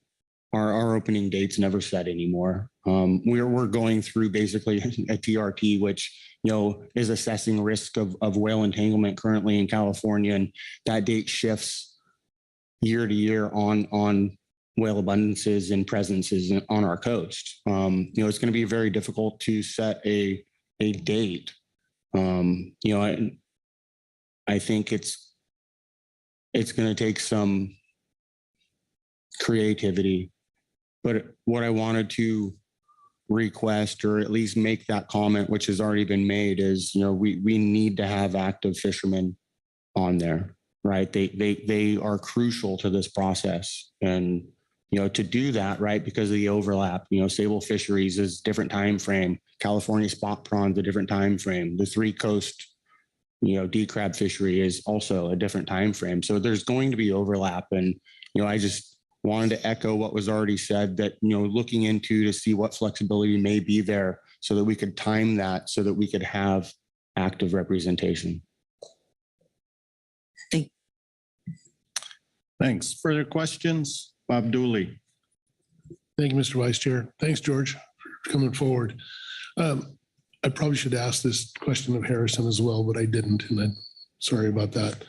I look at the list the GAP submitted of people that they put on there, but I noticed there's no one from California, and I know California's had extensive, California fishermen have had extensive experience in take reduction teams and all of that stuff for a number of years now. And it occurred to me that since the inclusion of Dungeness crab, that's really not on the GAP, so to speak. And I understand maybe the difference of perspective. And I know, you're on the SAS, but we're talking spot prawn, we're talking, Dungeness crab here. Do you have any comments on the list of guys that are there? All really good guys, by the way, all really good representatives, but the lack of having California representation. Yeah, I would assume, Mr. Dooley, moving forward, that there would be, candidates presented. I think the GAP report recognized the members in the GAP, right? SAS didn't have a comment because it's not specific to the body that I sat on in this council. But I think that there is very valid candidates in California as well. Lots of them serve on the well working group that I'm currently on. And I would expect, through the solicitation process of looking for applicants, we would be able to find, California specific candidates to cover those fisheries as well. Follow up, Bob. Thank you, Mr. Vice Chair. Yeah, thanks, George. That's same concern. I see this, coming from a council recommendation. So my concern here is that we have a way to identify fishermen through this process that are not necessarily covered by our advisory panels, because those are state managed fisheries. So I'm hoping we definitely keep an eye on that and have a vehicle to get those recommendations forward. So thank you. Yeah. Thank you, Vice Chair. And again, it's a squishy subject, right? Because parts of these are out of the council purview, but are also going to be part of this plan. So we're going to have to, walk through this cautionary and make sure that everything's covered. And I think the point that was meant to be made here, Mr. Dooley, is that we need to have, those active representatives for those fisheries in this process, which was going to then also help, the council's service as well, even though they're state managed fisheries. Thanks. Any other questions? Not seeing any hands. Thank you, George. Thank you.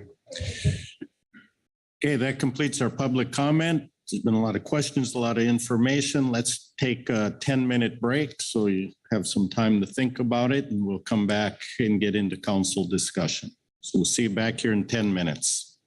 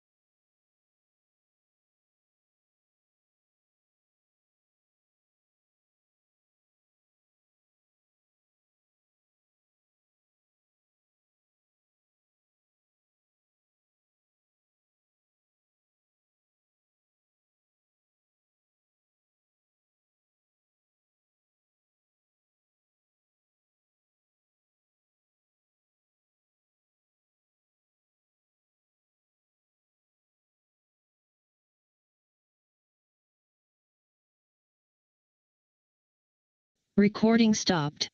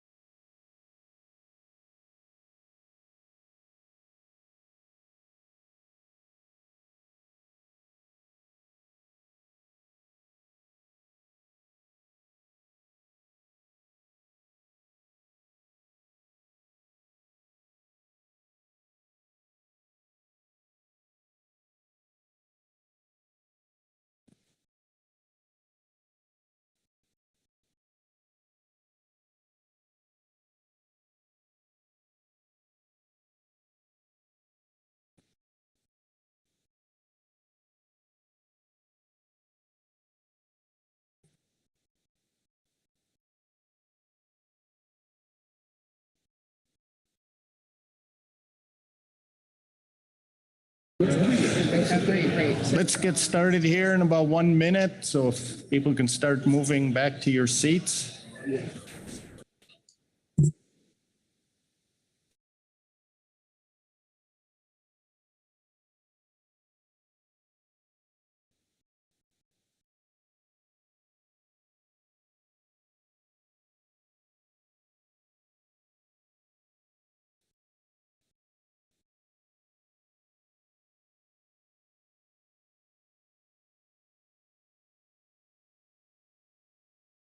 Recording in progress.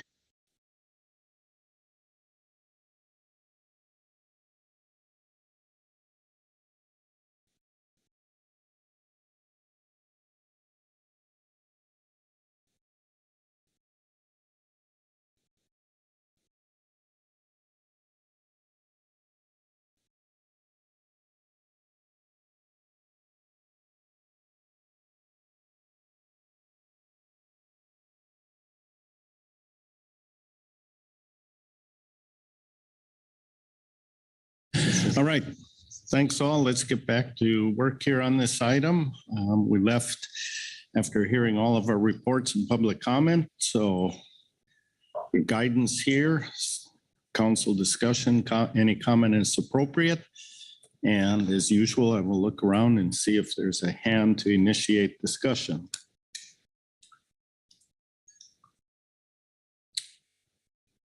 Doesn't appear there's going to be any discussion.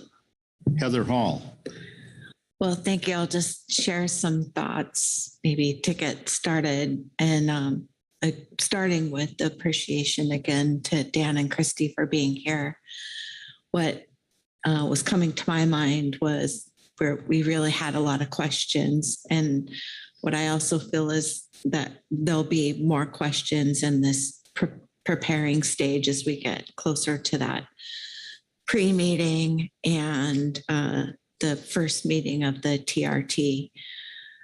So I was thinking about how we keep in communication with PRD, both as the council and as state fishery managers when we go home. I have a lot of confidence in that team that they'll keep those lines of communication open. But one thought came to mind was there was mention of the pre-meeting, and I wondered if there might be potential for more than one pre-meeting, just because of all the questions. And then I did think that the GAPS comment about recording the meetings was a good idea. And I don't know if this is a question for Christy or Dan, if that's a possibility that those meetings are recorded or not. Something I could follow up with them, but these are just some of the notes I had for discussion, or maybe they're just comments. Thanks. Right. Thank you, Heather. Further comments or discussion? Marcia Remco. Yeah, thank you, Mr. Vice Chair. The discussion and the Q&A today was enlightening, and I appreciate us having this opportunity. I guess I'd say I continue to have concerns about the long-term outlook and where this effort may lead. What fisheries might ultimately be included, what scope it might encompass, and particularly why there isn't a better way to integrate compliance with MMPA with ESA and MSA mandates. And I'm so proud of this council process and the work we do and the framework that we have available to our public to participate and engage and shape the future of our fishery management and our fishery regulations.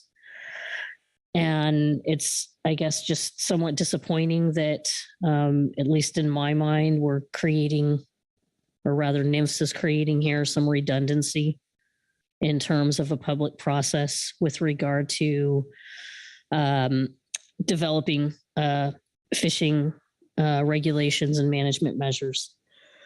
So I understand, I think what's on the near term plate, and I see that the plans are set for those activities, but I do hope that NIMS headquarters, PRD, West Coast region has some discussions, strategic discussions long-term about what the vision is. Again, I think, our council process does so well to integrate achieving other federal mandates as we can and provide recommendations that meet the goals, particularly with regard to ESA, the formation of our ESA work group. We've, I think, done a really good job to try to serve as, again, a public process that can be advisory to NIMS for items more than just strictly the nuts and bolts of MSA. So that's all I have. Thank you. Thank you, Marcy. Any further comments? Bob Dooley. Thank you, Mr. Vice Chair. I guess my comment is in regards to the delivery of these meetings, I guess would be the better comment is, I think it really needs to have access of being a virtual meeting for industry folks. I mean, fishermen this is a big lift to ask fishermen to be this dedicated to this with no pay, no compensation, and to be involved in the process to make a better product in the end. I mean, the council grappled through this in COVID, and we came out of it in a better place. I think we a couple of years of virtual meetings that showed their difficulties very well to the council, but we've come out in a better place. I mean, we have remote participation now for public testimony. We stream the council meetings on YouTube. There's ways for people to participate, and as important as this is, and as diverse in geographic diversity as far as up and down the coast, and ability for people to travel and take the time off the water to be there, and not have access to it, and not be able to actually confer with the people that their representatives are, and have them understand what the feelings are on an ongoing basis. I think it really detracts from the overall efficiency of this program and ultimately the result that's derived from it. So I would hope that that's rethought and we get virtual participation to a degree and make it a much more public process, because I think the industry is going to be a vital part of this to get it developed. And I can't imagine it going forward. Even alternates, as was talked about, doesn't make sense to me, because you lose context when people aren't continually involved. Been through many of these kind of negotiations, long-term, putting together co-ops and all that, and you need people that are dedicated to there all the time, but you also need input from all the people you represent. And the only way to do that is to get the total context. So I'll stop there. I just hope that we get to a place where this is an open, transparent program, just much like the council process. Thank you. Thank you, Bob. Mark Gorelnik. I just want to follow up on Bob's point.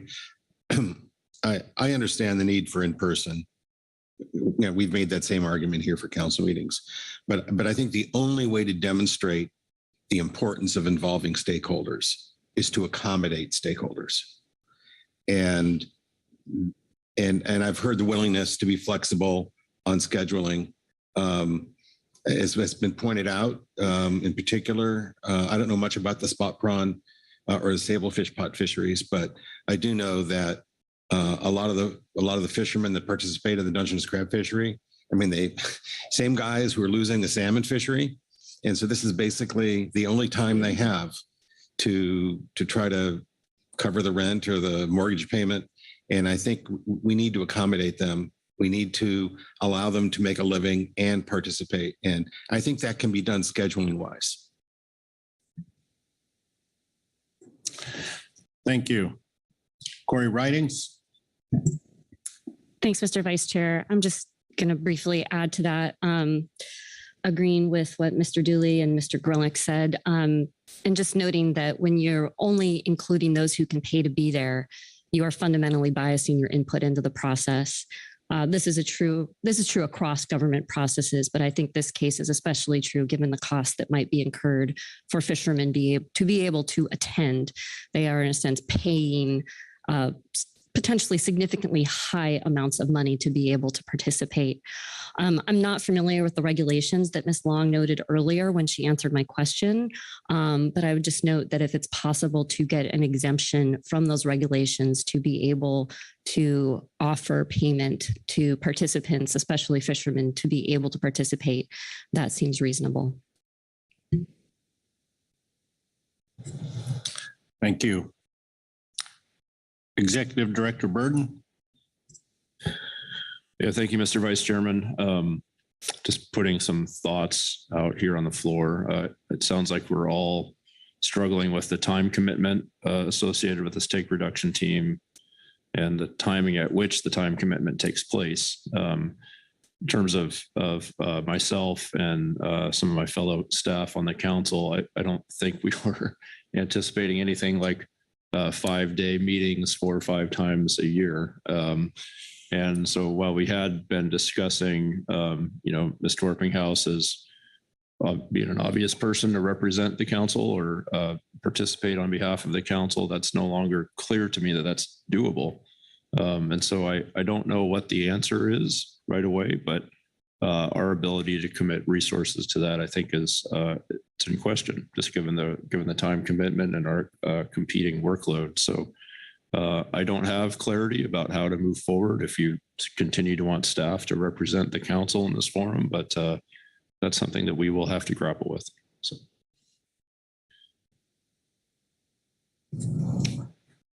Look around and see if there are any other hands. Discussion. There's no formal action here, but I want to make sure the members of the Protected Resource Division are here. They heard these. I don't know if there's any disagreement. Butch Smith.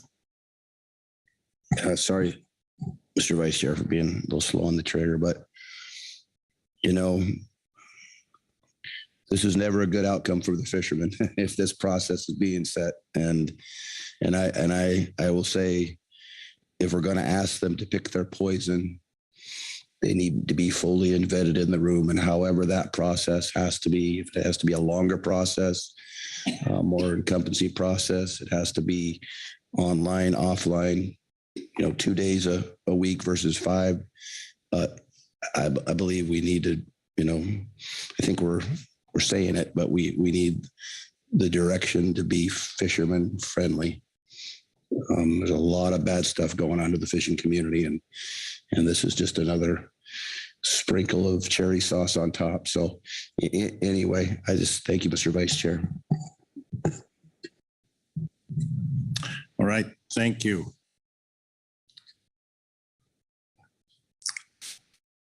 Not seeing any further hands here.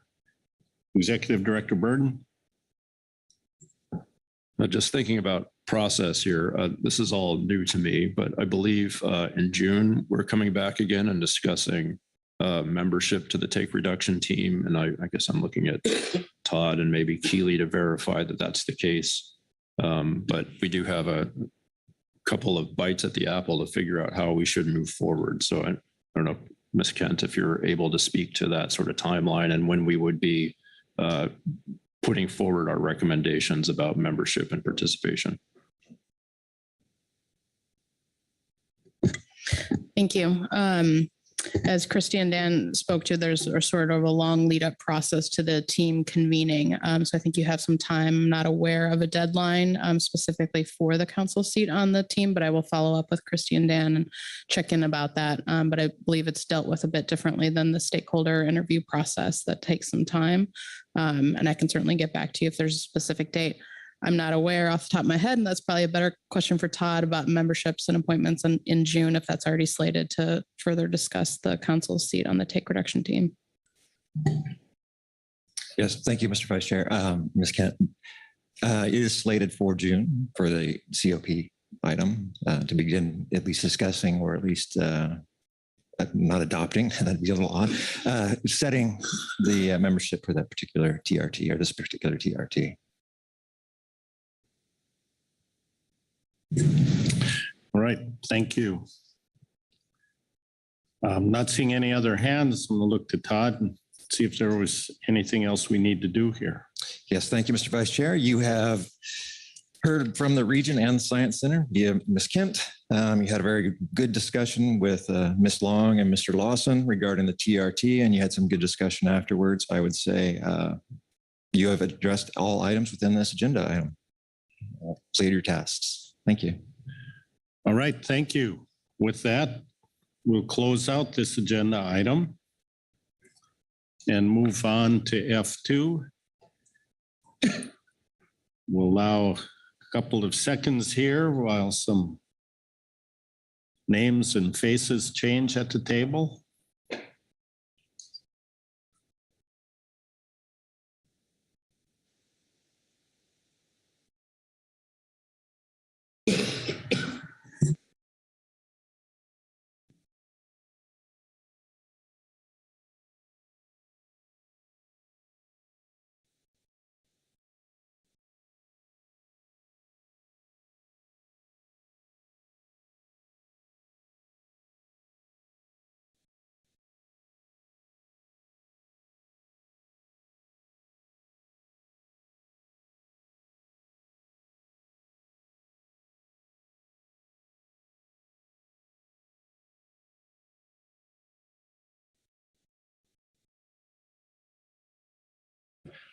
All right. Before we get started here, I'll just note that Ms. Caroline McKnight has joined us in the California Department of Fish and Wildlife seat, Corey Niles in the Washington Department of Fish and Wildlife seat.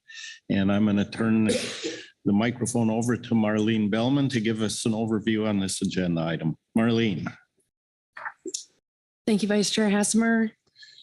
This is agenda item F2, biennial harvest specifications for 2025-2026 fisheries, final preferred alternatives. The council is scheduled to adopt final preferred 2025-26 harvest specifications under this item or under agenda item F5 if necessary.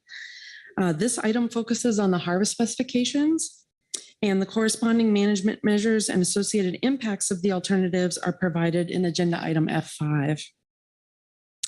Just to give you a brief overview of where we've gotten up to this point, in November of 2023, the council adopted preliminary preferred alternatives for 25 and 26 harvest specifications, overfishing limits, acceptable biological catches, and annual catch limits for all managed groundfish stocks except the quillback rockfish stock in California. The council also adopted at that time a range of alternatives for Dover sole, wreck sole, and short spine thorny head. Then in March of 2024, the council adopted a range of rebuilding strategies and an associated range of 2025-2026 harvest specifications for the California quillback rockfish stock. At this meeting, the council is scheduled to revise and refine the range of alternatives if needed and adopt a PPA. Final action on quillback rockfish in California harvest specifications and the associated rebuilding plan is scheduled for June of 2024. Materials to support this item include 2 attachments in the advanced briefing book. Also note we have one management report available for this item, as well as 3 advisory body reports. Thank you. All right, thank you. Any questions on the overview? And I don't see any questions, so that will take us to our reports. And let me make sure of the order here. Management entity and advisory body reports. We will start with the Washington Department of Fish and Wildlife report. Corey Niles. Thank you, Mr. Vice Chair. Yes, apologies for the lack of timeliness on this report. We went back and forth on whether to submit it. We just submitted it about 2 hours ago. So I won't subject you all to having you read the whole thing, but I thought I'd walk through it a little bit. And the subject matter is following up on questions and guidance that Heather had when the seat back in the March meeting on the Washington Cabezon stock assessment update and the Dover sole situation. So if you want to follow along, the introduction there just is some language speaking to the fact that we have a lot of harvest specifications. We look at each cycle. There's over 100, and we gotta, given that we need technical experts to update them either through stock assessment or catch only updates. We have to set priorities.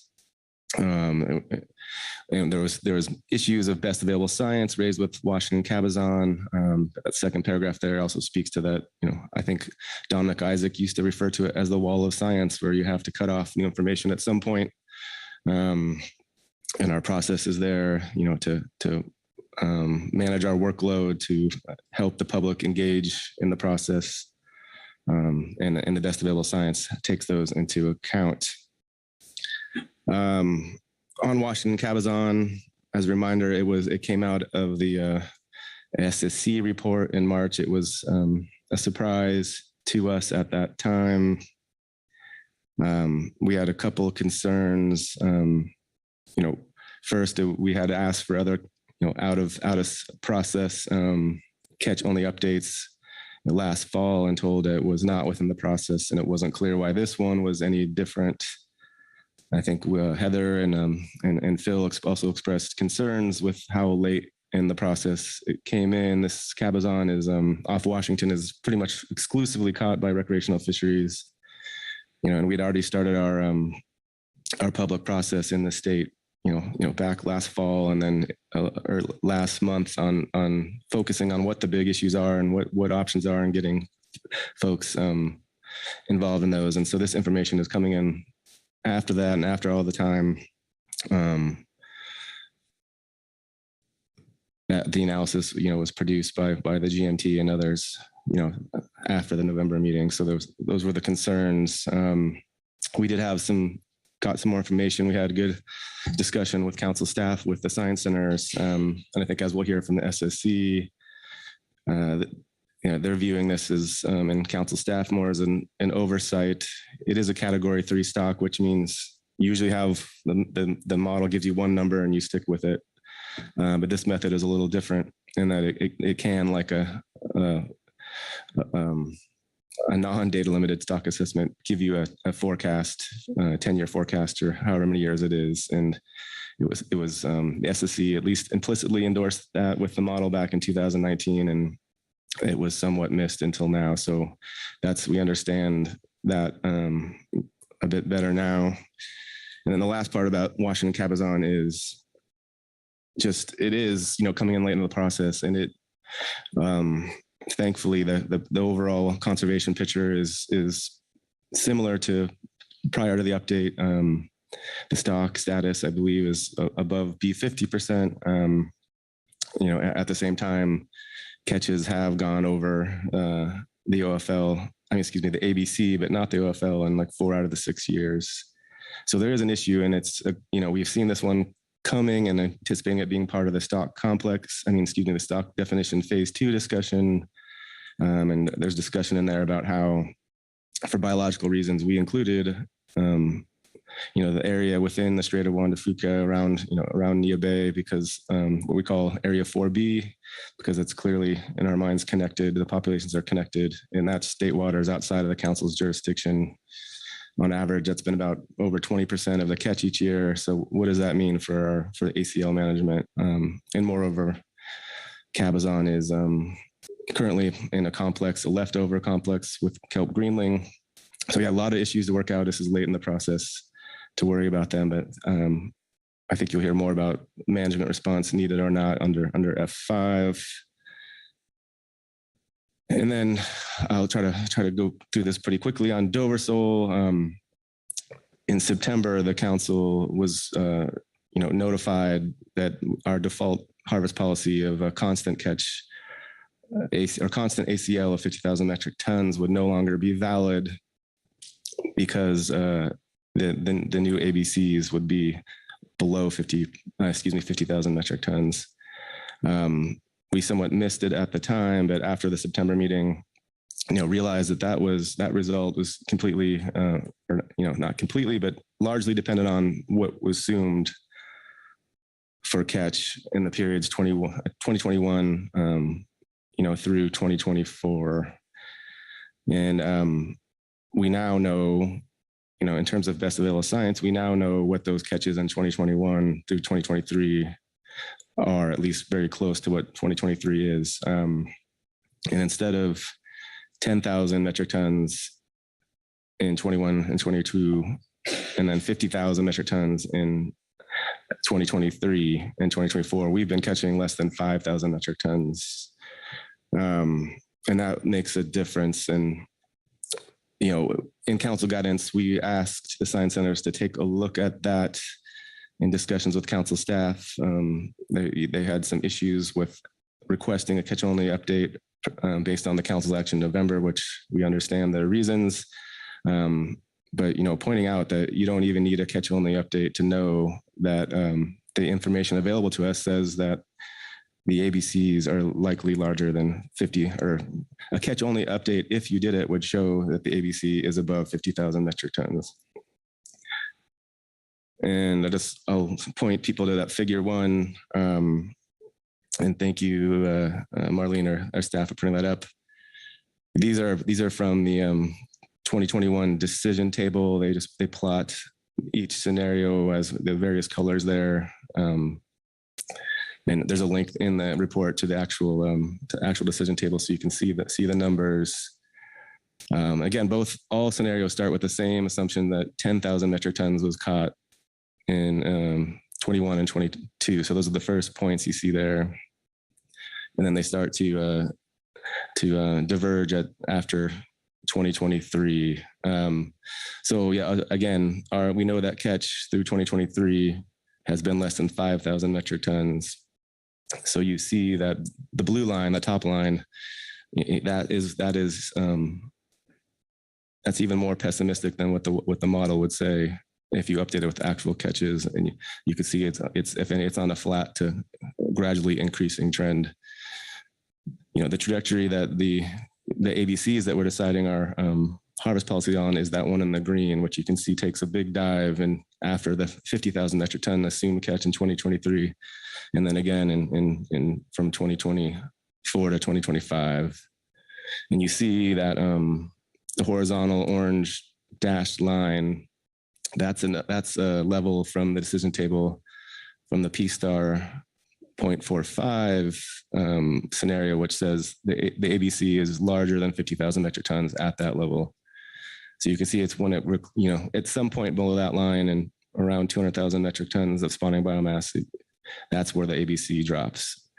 So yeah, you can see if this is clear indication to us that if you ran that catch-only projection, your ABC would be above that horizontal dashed line. And this leaves a question of what you would assume. This has been a hang up for folks around, the GMT and elsewhere, is what do you assume besides 50,000 metric tons? That is the convention typically that we've been hoping to look at, but haven't because of lower priorities. But the convention has been to assume that catch equals the ACL. And for Dover sole, unfortunately, that's just not a realistic assumption. So even if it quadruples from this year to that, more than quadruples to 20,000 metric tons, it's still not going to cross that orange line until, after 2026. It looks, And so we know, so again, I think with this information, you can conclude that our ABC, our default harvest policy would still be valid if the catch-only projection were to be produced. And just to close up, I think why, I think most of us realize that this doesn't have much practical effect on the fishery. It's 98% is caught in the IFQ fishery. It's way underutilized, not going to get to hope, maybe, miracles happen, but won't get to 47 or 50, in the next couple of years, unless major changes happen. Yet we are being asked to evaluate, change our harvest policy, and we're weighing, that constant ACL, which is one of the few policies we have that isn't just a P-star, blind following P-star approach versus the P-star 0.45. And lastly, if we were to evaluate on the catch-only projection, the P-star of 0.45 based on these unrealistic catches, it goes from 47,000 down to 42,000. But if you ran the catch-only projection, it would be closer to 60,000 metric tons, if I would guess. So you see that in the decision table. So that's a long way of saying we're not making recommendations at this point, but just articulating some of the thoughts in more detail. That we've raised back in October to the SSC and at the November meeting. But even we are, in our morning meeting, this 7 a.m. meeting, our GAP representatives, it was clear that they hadn't seen it in this detail and weren't aware of the effect of those catches we know now to be way too high on our policy choice here. And thank you for indulging me with the time, and apologies for the lateness of the report. And I will stop there. Thank you, Corey. I'll look around and see if there are any questions on the WDFW report. Keely Kent.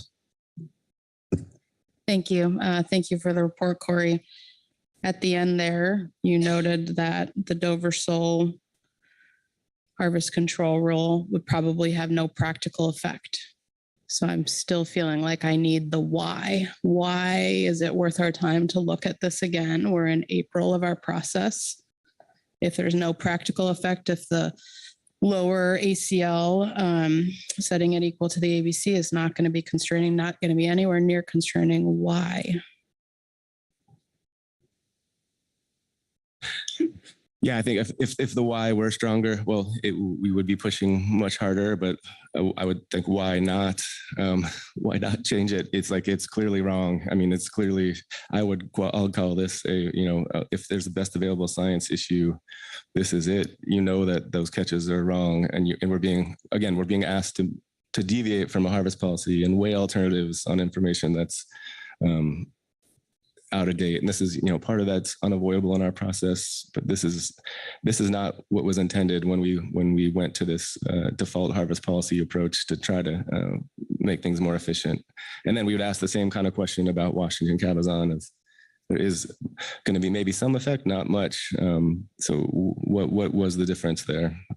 But if when new information comes in and it doesn't have cascading workload implications, that's also another, the Dover sole, if this catch-only update were done, it would actually possibly eliminate alternatives from the analysis. And it's just an IFQ species, again, 98%, so it doesn't affect any part of the other parts of the analysis. I know you and I have discussed whether the IFQ model would need to be updated, and I think our view would be no, that wouldn't really weigh in on the decision of which policy to choose. So yeah, it's in our mind, it is that what is a practical effect, but also it's clearly wrong. And if it's not hard to change it, why not? And we did get indication from the Science Center that they would be able to do this relatively easily in those discussions we had between the March and April meeting. And we left the discussions with a plan for them to do that, but then the objections were raised over the council's motion, and that's where we are. But it's not agreeing that there's not much practical effect, but again, why would we be changing a policy when we don't have to, based on the latest information? Thank you. Further questions? Not seeing any. Thanks, Corey. Next, we'll go to the Scientific Statistical Committee report. Dr. John Field is online to deliver that. Dr. Field, can you hear us this morning? Good morning, Mr. Vice Chair. I can. Can you all hear me? Yes, we can. Please proceed. Great. All right. I'll be reading from agenda item F2A, the supplemental SSC report. The SSC reviewed the draft 2025 and 2026 overfishing limits and accepted biological catches for U.S. West Coast groundfish stocks and complexes. This included harvest specifications under default and alternative harvest control rules as adopted in November of 2023. For quillback rockfish off California, the SSC endorses the values for the 2026 OFLs and ABCs for alternatives 1, 2, and 4 listed in Table 3 of the Attachment 1 as technically correct and consistent with the adopted rebuilding analysis. And I apologize, it read plan in the statement. That should have actually read rebuilding analysis as no plan has been adopted yet. For 2026, the OFLs for alternatives 1, 2, and 4 would be 1.77, 1.77, and 1.81 metric tons respectively, conditional on the council's choice of the final alternative for 2025. The SSC reviewed the new catch-only projection for Washington cabezon and found it to be technically sound. The harvest specifications previously recommended by the SSC and adopted by the council were mistakenly carried over from a past biennium. The 2019 Washington cabezon assessment did not contain projections for 2025 and 26, and thus a catch-only projection was needed. The new analysis applies methods used in 2019 using catches from 2018 to 2023 that were provided by Washington Department of Fish and Wildlife. For 2024, an average of the 22 and 23 catches were used. For years 2025 and beyond, catches were set equal to the projected ABC based on category 3 sigma and a P-star value of 0.45. So for 2025, this projection results in an OFL of 11.72 metric tons and an ABC of 9.12 metric tons. For 2026, the OFL would be 11.59 metric tons and the ABC 9.02 metric tons, conditional on the council default P-star of 0.45 for 2025. The SSC endorses these values as best available science for informing management. I can take any questions. Thank you. Are there questions for Dr. Field on the SSC report? Corey Niles. Thanks, Mr. Vice Chair. Hello, John. Yeah, John, we just put our report in, so the SSC did not see it. But I'm just kind of looking for some more information on why the Washington cabezon is different. This category 3 stock. If you go to the 2019 assessment document, there is no forecast forward beyond 2022. And then the SSC reports do not mention endorsing the forecasts at all. And then every other category 3 stock is just rolled over. So I guess in thinking that out loud, it doesn't seem at all unusual that it was just carried over. So can you go in I did have talk with our SSC rep and others about it, but just for to elaborate, why did you all see that as different? And if it wasn't in the 2019 materials, why was it picked up now? Through the Vice Chair, thank you, Mr. Niles, for the question. The short answer has been danced around. Basically, it slipped through the cracks. Essentially, the values that were in the 2019 assessment, this was a little bit unusual for a Category 3 assessment in that it did include sort of status determinations, and therefore the OFLs and ABCs reflected that kind of fishing down to the target spawning output level and target biomass level.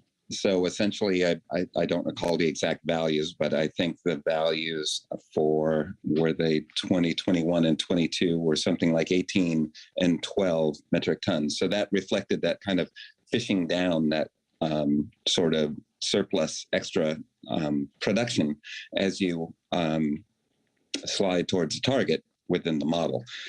What happened after that is, and it's sort of delicately stated in the supplemental revised attachment 2 from the Science Center that had the update to the 2019 model, is that the 23 and 24 ABCs and the OFLs just recycled the 21 and 22 values. So again, had 18 and 11, and I apologize, I don't recall the exact numbers. But that is wrong. That 18 would have been too high, because in theory you would have already kind of gotten to that level, or the stock would have kind of calibrated a little bit through natural mortality and other processes to kind of get itself closer to that level, at least from a projection perspective. So that's a very long way of saying that to us. I think this reflected an actual error. We didn't have values to go back. We did talk about this a little bit in that we should have had projections in the 2019 document, or we should have at least had sort of, an estimate of the model equilibrium MSY OFL, which would have given us a value to sort of pull from, using the same kind of logic you explained with Dover, in that, if catches were not at the OFL level, then the stock would have been above whatever the projection was. And you can kind of safely assume that equilibrium MSY level would be sustainable. I hope that covers your question. In our view, I think, well, we didn't discuss, as you noted, Dover Sole at this meeting at all, and my memory was a little hazy of exactly how that process played through. But that's the context for why Cabazon, at least, was this was kind of a critical update to actually correct some otherwise incorrect values. Okay, thank you. Further questions for Dr. Field on the SSC report? Not seeing any. Thank you, John. Thank you. Next, we'll have the Groundfish Management Team report. Christian Heath is here to deliver that report. Good morning, Christian, and I see you have some backup with you also. I brought a friend.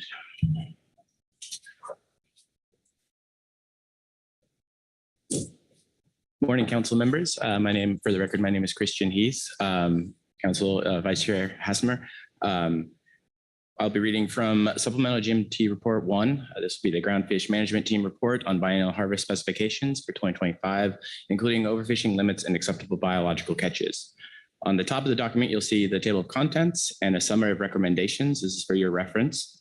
I will begin the reading at the action item number 1, harvest specifications for 2025 and 2026. The default harvest control rules, the GMT recommends that the council adopt default harvest control rules for all species in the Pacific Coast groundfish FMP, except for the species listed in Table 1.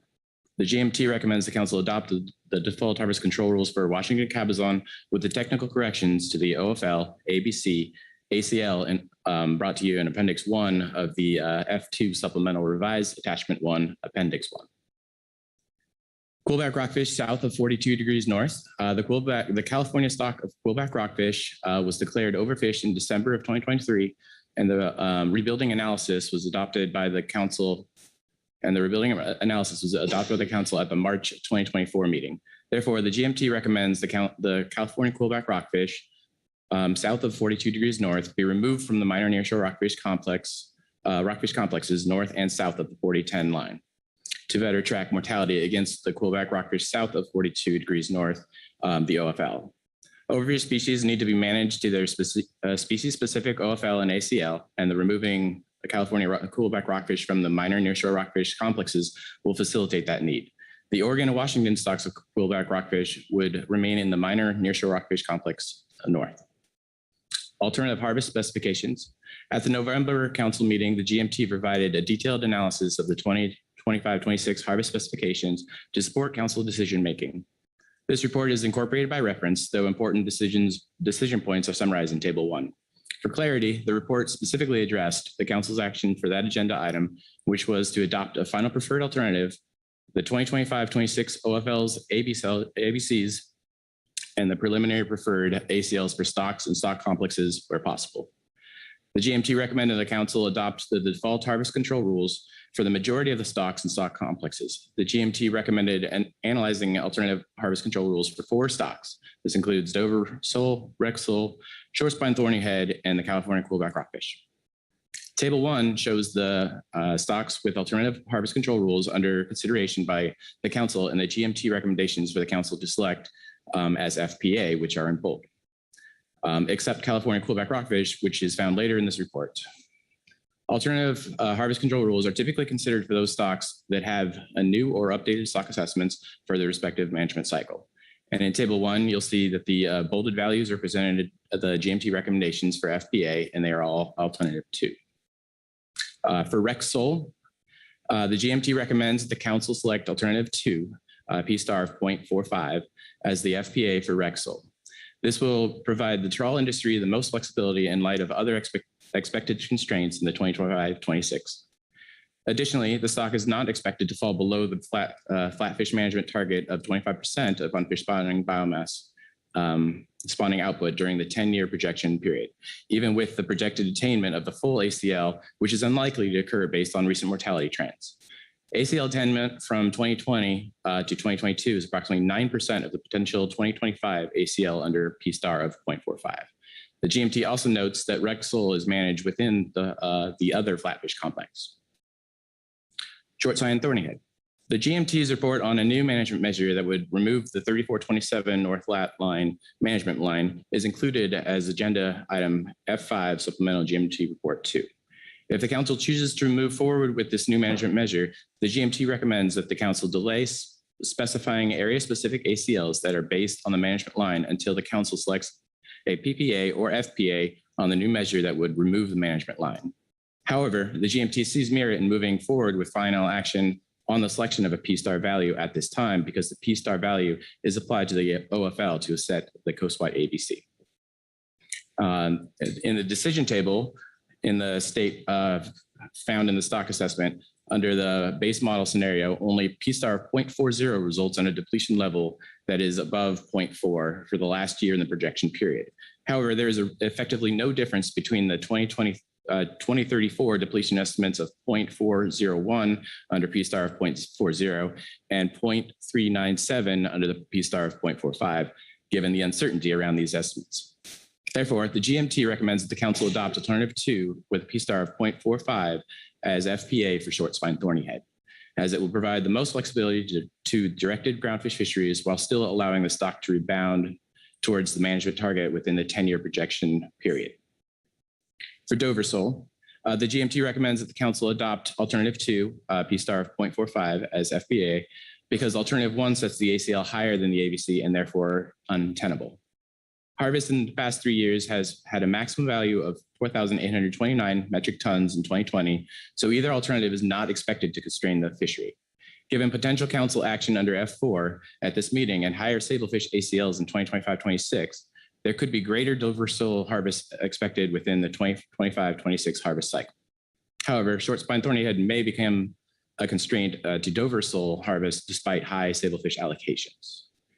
And lastly, California quillback rockfish. For California quillback rockfish, the GMT recommends alternative 2, the ABC rule. This is a T target of 2060 as PPA. The ABC rule aligns with the projected rebuilding target year of 2060, rebuilding the stock within the maximum time to rebuild of 2071, and would provide the highest socioeconomic benefit to the fishing communities, which will be discussed further in the forthcoming California quillback rockfish rebuilding plan. The GMT also recommends including alternative 4, which is a F equals 0, no fishing mortality in the range of analysis.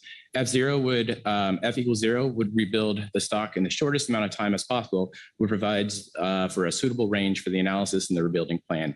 And the analysis this during the biennial harvest specification process will facilitate this process. Finally, the GMT recommends removing alternative 1, which is default harvest control rule, and alternative 3, which is the CDFW proposed rule, from the range of alternatives being considered. Alternative 1, the default harvest control rule, is very close to the ABC rule with a difference of negative 0.04 metric tons in 2025 and negative 0.03 metric tons in 2025. Since the difference is minimal, But alternative 2 provides more socioeconomic benefits. Removing alternative 1 minimizes workloads and simplifies council decision-making. Alternative 3 was not analyzed as part of the California fullback rockfish rebuilding analysis in March, and therefore the selection of this alternative would not conform with Magnuson-Stevens Act requirements. And then we have table 2, which provides alternative 2 ABC rule as PPA bolded for recommendation. And I will take any questions at this time. Thank you. Questions on the Groundfish Management Team report? Corey Niles. Yeah, thanks, Christian, and thanks to the team. Not that this is the most important issue in your report, but and you all did not have the benefit of our WDFD report laying out the arguments in writing. But I'm thinking of Ms. Kent's question of why, but I'm just pointing on your Dover sole where you're saying you're picking alternative 2 because alternative 1 is untenable, which has me wondering, is tenable even a word? But I'm going to use it. So even as you say in your paragraph there, that untenable determination is based on catches that to be wrong in 21, 22, and 23. Which, we have process considerations. Those aside, the GMT helps us be as accurate as we can with our numbers. So again, unfair to have you react. I know our reps brought it up a little bit in your discussion, but yeah, any reactions you have to how we call something untenable based on information we know to be just plainly wrong. But again, agreeing it doesn't seem to make much of a difference to the fleet, unfortunately, either way. Although I do hope your bright spot of increased sablefish ACLs bringing them out over sole. So yeah, if you have a reaction, great. If not, understood. Thanks, Mr. Niles, for that question. For the record, my name is Kate Richardson. I'm also a member of the GMT. This is something that we have discussed a little bit within the GMT. As you said, this is, we hadn't had the benefit of reading the WDF&W report. We thought this report was maybe not the appropriate venue to bring that up. But we were hoping to potentially bring that up in June and think about that assumption of full attainment of the ACL, not only for Dover, but for all stocks, and kind of see whether we can rethink that potentially, or at least discuss it further. Right, thank you. Further questions for the Groundfish Management Team? Don't see any. Thank you very much. Thank you. Next, we'll have the Groundfish Advisory Subpanel report. Sarah Nayani is here. And it looks like Sarah has brought some backup also. Thank you, Mr. Vice Chair. Yes, Merritt McRae is joining me to give the GAP report, and thank you, council members. Okay, the GAP recommends the council select default harvest control rules for all stocks as the FPA, except recommends alternative 2 with a P star of 0.45 for Rex sole, short spine, and Dover sole as shown in table 1. The GAP also recommends the council adopt alternative 2, which is the ABC rule, as the PPA for quillback rockfish in California. And we presented this table. We tried to summarize everything. The highlighted and bolded rows are what we're recommending, and those are all the council PPA, except you haven't selected a PPA for quillback yet. I will note that for short spine thorny head, we caught it on alternative 2, but not on alternative 1. The GAP is recommending delaying consideration of north-south apportionment, just like the GMT, but we only wrote that on alternative 2, and it should have been on alternative 1. And just one more thing I'll point out on this table is that for short spine, we combined the resulting ACLs and then showed north-south below just to show our math of how we got to those totals. Okay, for Rex sole, the GAP recommends the council adopt alternative 2, P star 0.45, ABC equal to ACL as the FPA for Rex, providing more flexibility for the trawl sector, particularly if interest in Rex sole deliveries increase as markets change and given that ACLs for other important stocks are decreasing. The current assessment estimates the stock is at 76.1% of unfished spawning output in 2023, above the 25% management target level, indicating the stock is healthy. There's no risk in going from a P-star of 0.4 to 0.45. Short spine thorny heads. The GAP recommends the council adopt alternative 2, P-star 0.45, ACL less than ABC with 40-10 adjustment as the FPA for short spines. Under both alts, groundfish fisheries face substantive reductions from the reductions from the 23-24 ACLs in prior cycles.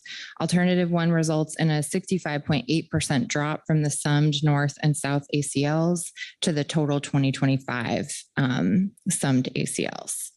Alternative 2 results in a 60.8% drop from 23 to 25 summed ACLs. And we didn't really see that completely laid out anywhere clearly. So that's why we added table 2, just to show like no action summed ACL versus the 25-26 resulting ACLs and percent drop in the alternatives that you're considering. The GAP agrees with the GMT that the council should delay specifying area-specific ACLs that are based on the management line until the council selects a PPA or FPA on the new management measure under pathway 2 that would remove the management line in agenda item F5. Under both alternatives, the significant decreases in ACLs will be restrictive for groundfish fisheries, particularly north of 3427 lat, where attainment has exceeded the 25-26 alternatives in several years. You can see that in table 3 below. Due to anticipated increases in sablefish ACLs over the next few years, the trawl fleet that targets DTS may expand effort, so full attainment of short spine thorny heads is a reasonable expectation. The at-sea whiting fishery has also experienced increased encounters with short spines in recent years. Overall, short spine is one of the highest grossing limited entry fisheries on the West Coast, and south of 3427, markets continue to build with the reopening of the CCA. And the assumption is that landings will increase. Given the ACL decreases for other important species, access to short spine is critical.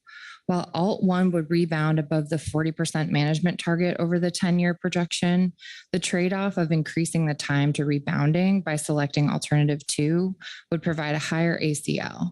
And the difference is that in 2025, we'd have 104 metric tons or 13% more than alternative 1.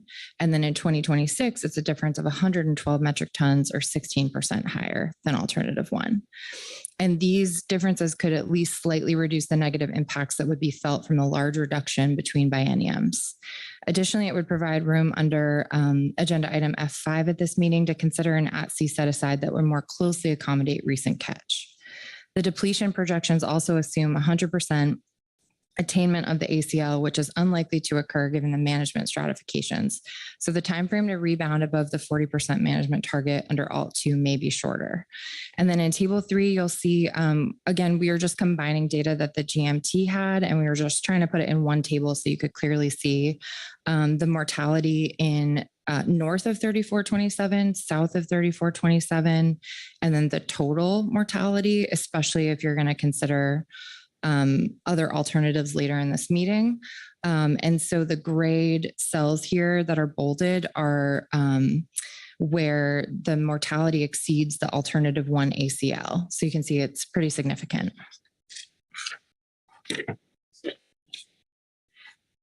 Oh. Dover got lost down there. Okay, so onto Dover sole.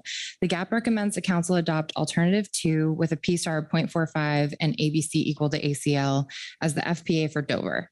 The council has previously set the ACL at 50,000 metric tons, but because this value would now exceed the ABC based on updated projections, the GAP supports using a P-star of 0.45 and setting the ACL equal to the resulting ABC, which would result in ACLs of 47,424 and 42,457 metric tons in 25 and 26. And just based on prior questions, we wrote this little blurb here before we reviewed other documents. Quillback rockfish in California, the GAP recommends the council adopt alternative 2 as the PPA for quillback rockfish, which would be a P-star of 0.45 and the ABC rule. While Alt 3 would provide the much needed higher ACLs, the GAP understands that the proposal put forward by CDF&W in November 2023 that turned into Alternative 3 was based on assumptions made from the 21 stock assessment alone and not the rebuilding analysis that was later adopted by the council in March, so therefore would not meet National Standard 1 requirements. The GAP recommends removing Alt 3 from the range of alternatives now that the rebuilding analysis has been adopted. Alternative 2 would adopt a rebuilding strategy using the ABC rule for Quillback off California with a T target of 2060 and would result in ACLs of 1.3 metric tons in 25 and 1.5 metric tons in 26. This is almost identical to the ACLs that would result from Alternative 1, but the very slight increase under Alt 2 is preferred by the GAP because even those small amounts would provide more flexibility than Alternative 1. We understand the ACLs are only managed to the 10th of a percentage, so Alternative 2 would actually result in identical ACLs to Alternative 1, would take 2 less years to rebuild, and would have a higher likelihood of rebuilding by T target. For these reasons, we recommend also removing Alternative 1 from the range. This could help reduce some workload for council staff and the GMT. Although the GAP understands that Alt 4 or some other option for fastest rebuilding must be included in the range of alternatives, Alternative 4 is untenable for our fishing communities in California because it would set the ACL to 0. Beyond the fact that Alternative 4 is impractical, as some non-directed mortality would be expected to occur, this pathway would have even more severe socioeconomic consequences than the very restrictive Alternatives 1 and 2. The economic impacts of these harvest specifications and resulting management measures, even under our preferred Alternative 2, are expected to be devastating to non-trawl commercial fisheries, as well as the many charter businesses that provide public access to California's rich marine fisheries resources. The industry has already been experiencing the extreme negative impacts from the low annual catch targets in the 23-24 cycle, and the ACLs in 25-26 are even smaller. GAP members are aware of young fishermen who are investing in the fishery and have not been able to fish under the new regulatory constraints, as well as participants who have been forced out of the business. As described by Dr. Ray Hilborn in November 23, in mixed stock fisheries under current U.S. management approaches, a mandatory rebuilding plan for a single species can dramatically decrease the social and economic benefits derived from a fishery. Those devastating impacts will extend community-wide within Northern California's small coastal towns, including to the businesses that support the commercial and rec fishing industry, such as bait shops or ice plants. We point to the comments provided to the council by the American Sport Fishing Association in November 23 as an example of those impacts. And last, we have Washington Cabazon. From the September 23 harvest specs under the default HCR, tables 1 and 2 showed the following amounts for Cabazon, while this April update presents a significant decrease. And looking through the tables, we didn't see anything that combined this and showed you the difference from the previous meeting to now. And so we just wanted to show it's a pretty significant difference of minus 40% in 25 and 22% in 26. We understand that a new assessment to inform harvest specs was needed per the SSC in March 23, and information was quickly summarized for this meeting by the Northwest Fisheries Science Center. However, it's very difficult to receive such technical information that was not incorporated into the overwinter analysis by the GMT. Therefore, it's difficult to understand the impacts on our fisheries and participants, especially when it results in a significant change to the originally analyzed amounts in the agenda item F5 attachment 2 from this meeting. We want to improve the process where data gaps like this are identified earlier in the process so that all the outflowing documents and analysis can cover this information. The GAP hopes this decrease will not have an effect on Washington rec fisheries. The rec fishery is already managed with a 1 fish bag limit, so there's not a lot of room for adjustment. And we don't want this to translate to time and area closures or other restrictions that could impact access to other available species. Thank you. And with that, we are happy to take any questions. Thank you. I'll look around and see if there are any questions on the Groundfish Advisory Subpanel report. Lynn Mattis. Mine's not a question. It's Thank you for the way you presented this information and laid out, including the additional tables with data that you all collected to show us the difference. That's really helpful to have, so appreciate that, as well as the table summarizing your recommendations. Thank you so much. Any further questions? Corey Niles? Yeah, thanks, Mr. Vice Chair. Thanks, Sarah. A lot of thoughtful thoughts in here. Excuse me. But on Washington Cabazon, I'm following your links. But on the table of the OFL of 18, where did you all get that? Is that from the?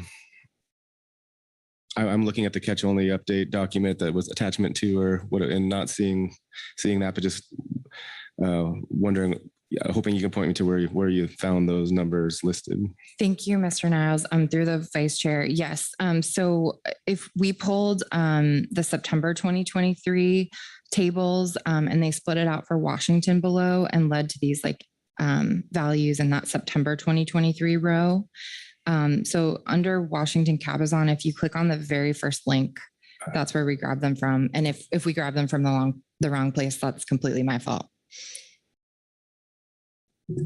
Corey?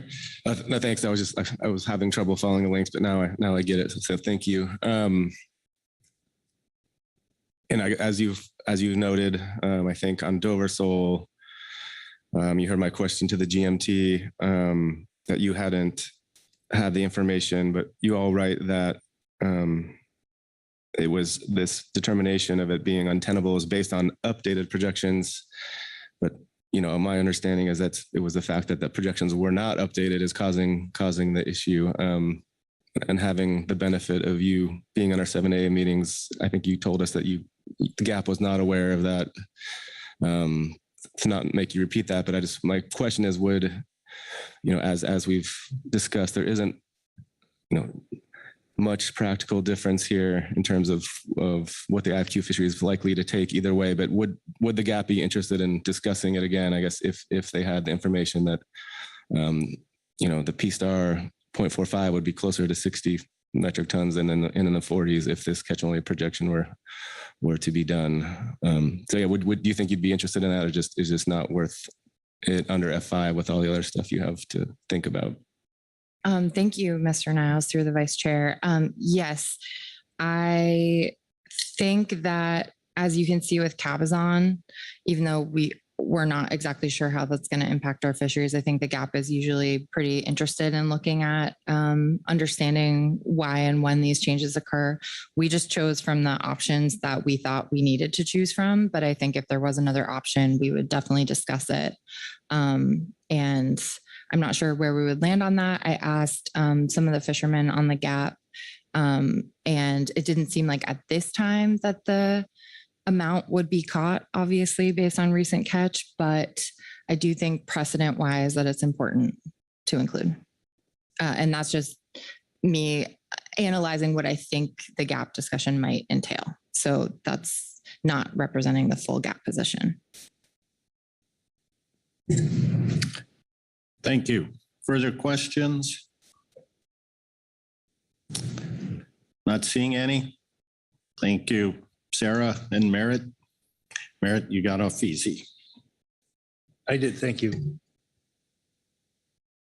That completes our management entity and advisory body reports. We'll take us to public comment. We have one sign up, Tyler Ingram, who is remote. Tyler, can you hear us?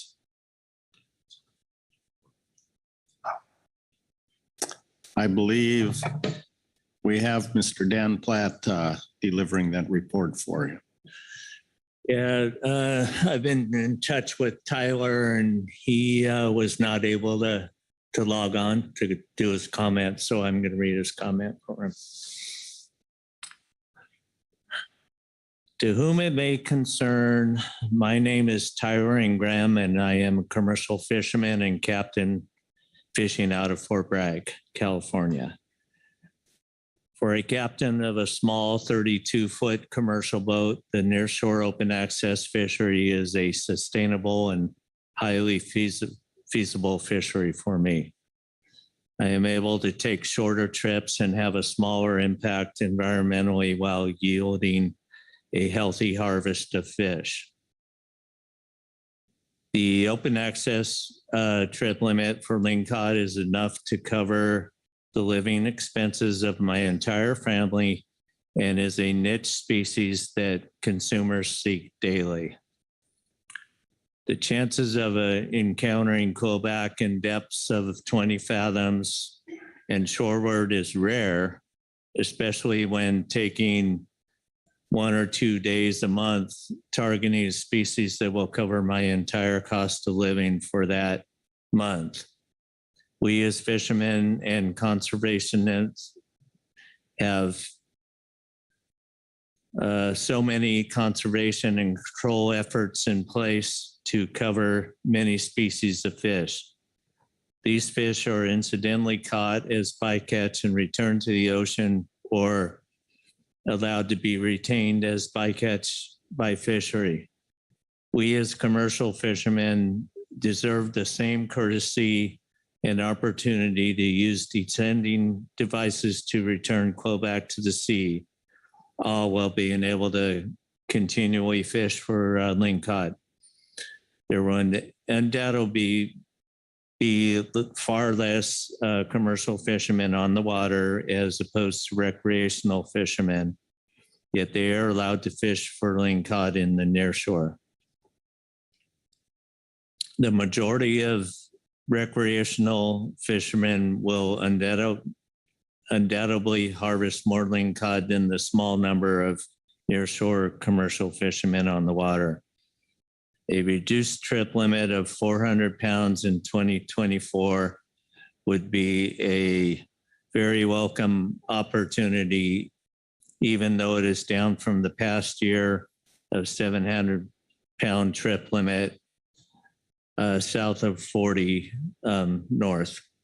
Lingcod are an apex predator of groundfish species. Lingcod will have a far larger negative impact on quillback spawn.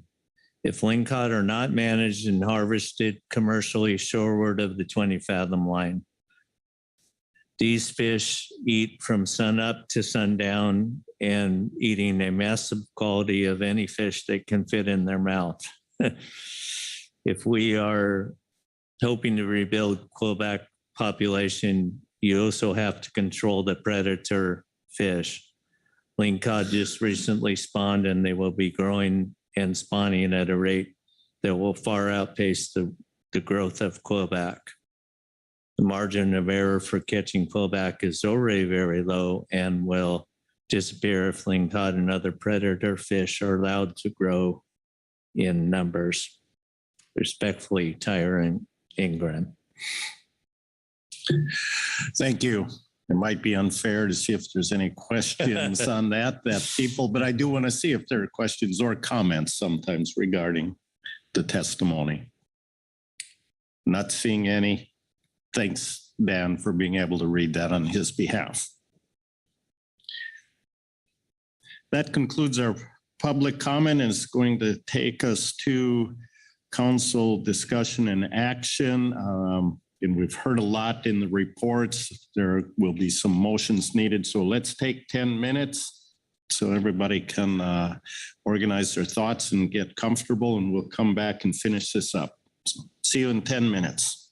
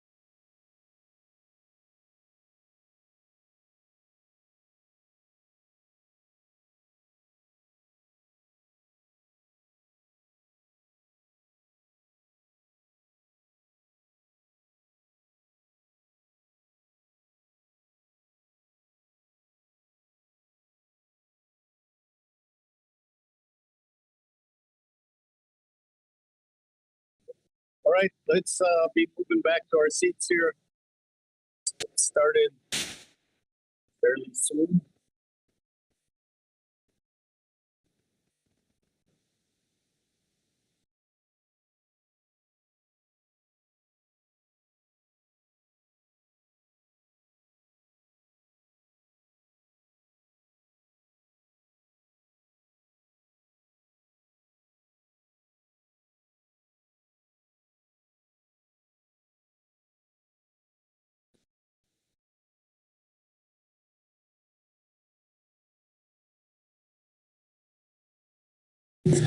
All right, thank you. We're all gathered back here around the table. And we are on our council action, which is to adopt final preferred harvest specification alternatives for 2025 through 2026 fisheries. I will look to see if there's any hand to initiate discussion here.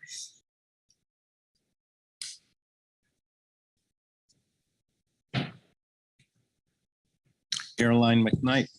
Thank you, Mr. Vice Chair. Thanks. I guess I'll just get us started here on one particular species in the reports, which is the quillback rockfish off of California. I'm very, very grateful to the GMT and the other advisory bodies for their reports. I'm seeing a lot of general consensus and agreement on how to approach quillback at this late hour, noting that we have a rebuilding plan that needs to be done by June. So I think that the GMT laid it up very nicely and very clearly and very succinctly. And I'm supportive of that approach. And so I'm ready for a motion if there's any discussion relative to quillback, and then I'll pause to see if there's some other comments on other matters. All right, let's take that pause and see if there are any other comments, discussion. I don't see any. You've offered a motion. We're ready to hear that.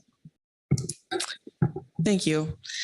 I move the council adopt the ABC rule as the preliminary preferred alternative for California quillback rockfish and remove the alternatives for the default harvest control rule and the CDF&W proposal from further consideration as recommended by the GMT and agenda item F2A, supplemental GMT report 1.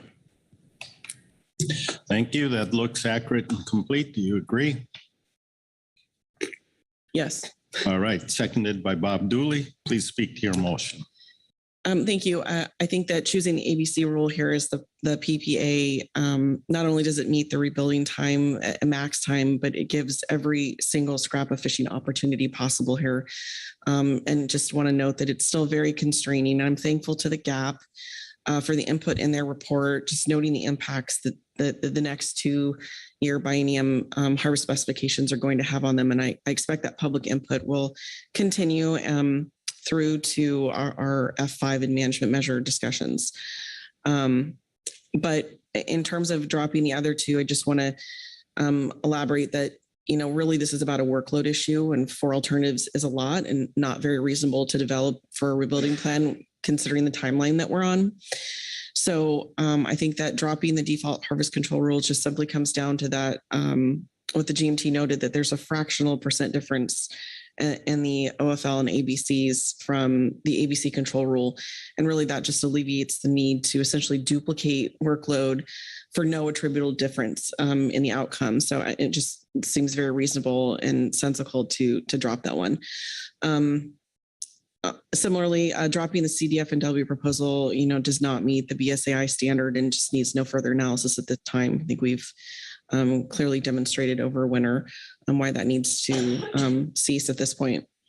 So then lastly, I just think having these 2 alternatives that would maintain the fishing to zero for the rebuilding plan purposes, and the approach is consistent and supported by our GMT and the SSC and the GAP. So thank you. Thank you. Are there any questions to the maker of the motion for clarification? Not seeing any questions. Discussion on the motion? Not seeing any discussion. I will call the question. All those in favor say aye. Aye. Opposed? Abstentions? Motion passes unanimously. Thank you. Look around to see if there's anything else. Lynn Mattis. Thank you, Vice Chair. I don't want to cut off any further discussion, but if we're to that point, I have a motion that I think covers the majority of the rest of the items we need to do under this action. All right, I didn't see any other hands willing to go up, so we'll take your motion. Okay. Could you remove the last line that says quillback rockfish off California, since we already did that? Thank you. I move that the council adopt as final preferred alternative the default harvest control rule for all species in the groundfish FMP except quillback rockfish off California, wreck sole, short spine thornyhead, and Dover sole. Adopt alternative 2 as the FPA for the following 3 species. Wreck sole, ACL equals ABC with a P star of 0.45. Short spine thornyhead, alt 2, ACL is less than ABC, P star of 0.45 with the 4010 adjustment applied. And Dover sole, alt 2, ACL equals ABC with a P star of 0.45. Thank you. That language appears accurate and complete. Do you agree? Yes, sir. Thank you. I'll look for a second. Seconded by Krista Svensson. Please speak to your motion. Thank you, Vice Chair. The GMT. We miss something? Sure. Okay. You just looked like something was going on. I think the GMT and the GAP both spoke pretty thoroughly back in November, as well as here this week, about these recommendations. We have had some continued discussion about Dover sole. I do want to acknowledge that, and I'm including Dover sole as an FPA at this time, even though I know there was some interest expressed in further conversations. The comment that was made that it probably would not have any practical implications is why I'm including it. I do think we need to have some additional discussions about process on situations like this moving forward, just maybe not as part of this agenda item. I did not include California quillback because Ms. McKnight already covered that. Therefore, my motion is not intended to supersede quillback rockfish. And then on the short spine thornyhead, we will have some additional discussions under F5 about the management line, whether or not we need to remove that or modify that. And based on that discussion, we may need to revisit a piece of this. But I think those are the main points I have. Thank you, Lynn. Questions? Oh, sorry. Marlene? Thank you, Vice Chair Hasmer. I just have a question for clarification for the record. Does this motion include the revised Washington Cabazon harvest specifications, or will that be handled in a separate motion? Thank you. Through the Vice Chair, Ms. Bellman, I believe we're going to handle that through a separate motion that is forthcoming. And that reminds me, I'd meant to specify also that this does include the default harvest control rule for canary rockfish. I know coming out of November, I was slightly unclear, but this does include default for canary as well. So thank you for opening that door for me. All right, thank you. Further questions for clarification? Not seeing any questions. Discussion on the motion? Corey Niles. Yeah, thanks, Mr. Vice Chair. Thanks, Lynn, for the motion. Yeah, I would, if it were me, I would give the chance, the gap a chance to discuss this Dover sole thing here. I do think there's a little more at play here than others do in terms of we have a constant catch ACL that's to me more thoughtful than a P-star approach. And as John Field was talking about, is it takes that fishing down into account. where, when you're above B40, you get surplus catch and then you fish it down. And there's reasons for that. Yet given, as Lynn said, there is not much practical significance. I wouldn't push it if it's just us with his thoughts. But yeah, it's this one. And again, we don't mean to be critical of anyone or of all of, or maybe of all of us, but there's just so many issues involved in groundfish. And we recognize that that's what happened. And we did ask for this back in November, or we're almost, but then process considerations were addressed back then.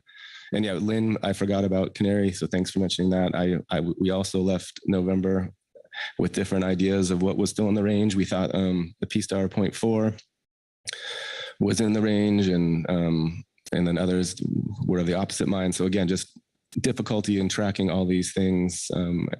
Keeping it brief, I do think this council should be thinking harder about P-Star. There seems to be this idea that 0.45 is good enough, and I think we'll find out in the near future that really is not necessarily what the science is telling us.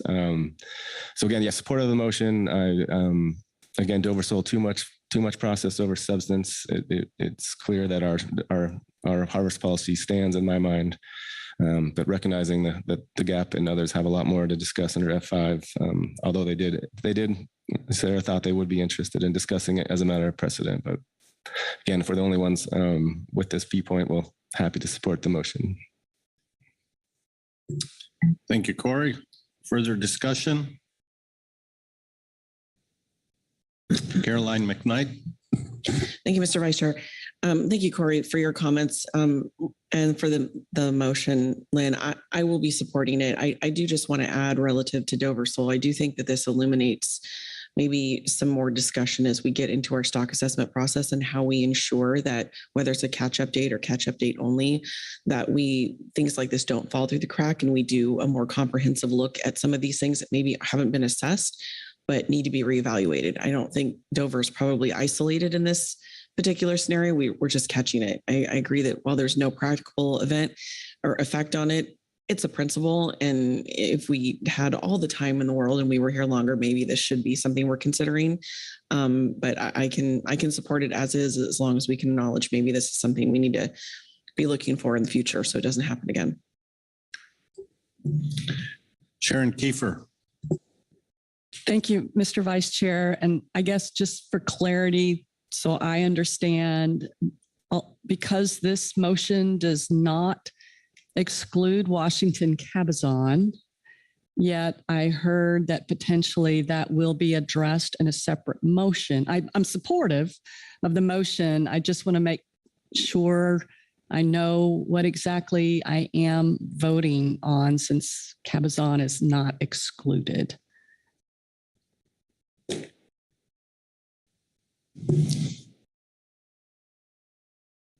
Lynn, would you like to address that? Thank you, Vice Chair and Ms. Kiefer. There was some last minute scrambling at the end of the break where it seemed like we were going to, it might be better, more appropriate to have Cabazon as a standalone so that the update, the technical correction information, all of the pieces of that, the supplemental or the attachment, I think it's 2. So all of that could be incorporated as well. So that was the intent. I think by default, though, the way I have it worded, Cabazon would be off Washington would be included unless the subsequent motion supersedes that. Mr. Chairman, thank you. I think that's the answer I was looking for. All right. Any further discussion?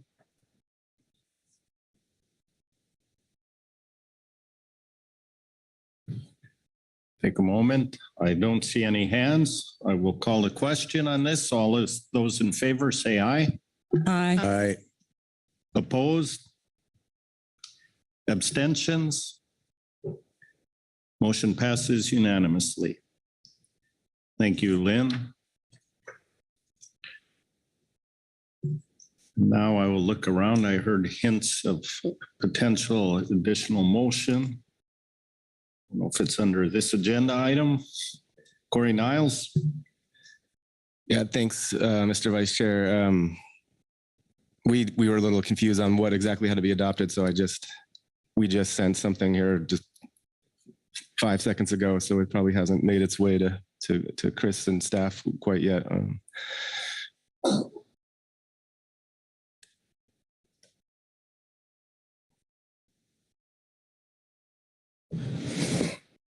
sure it'll show up very shortly.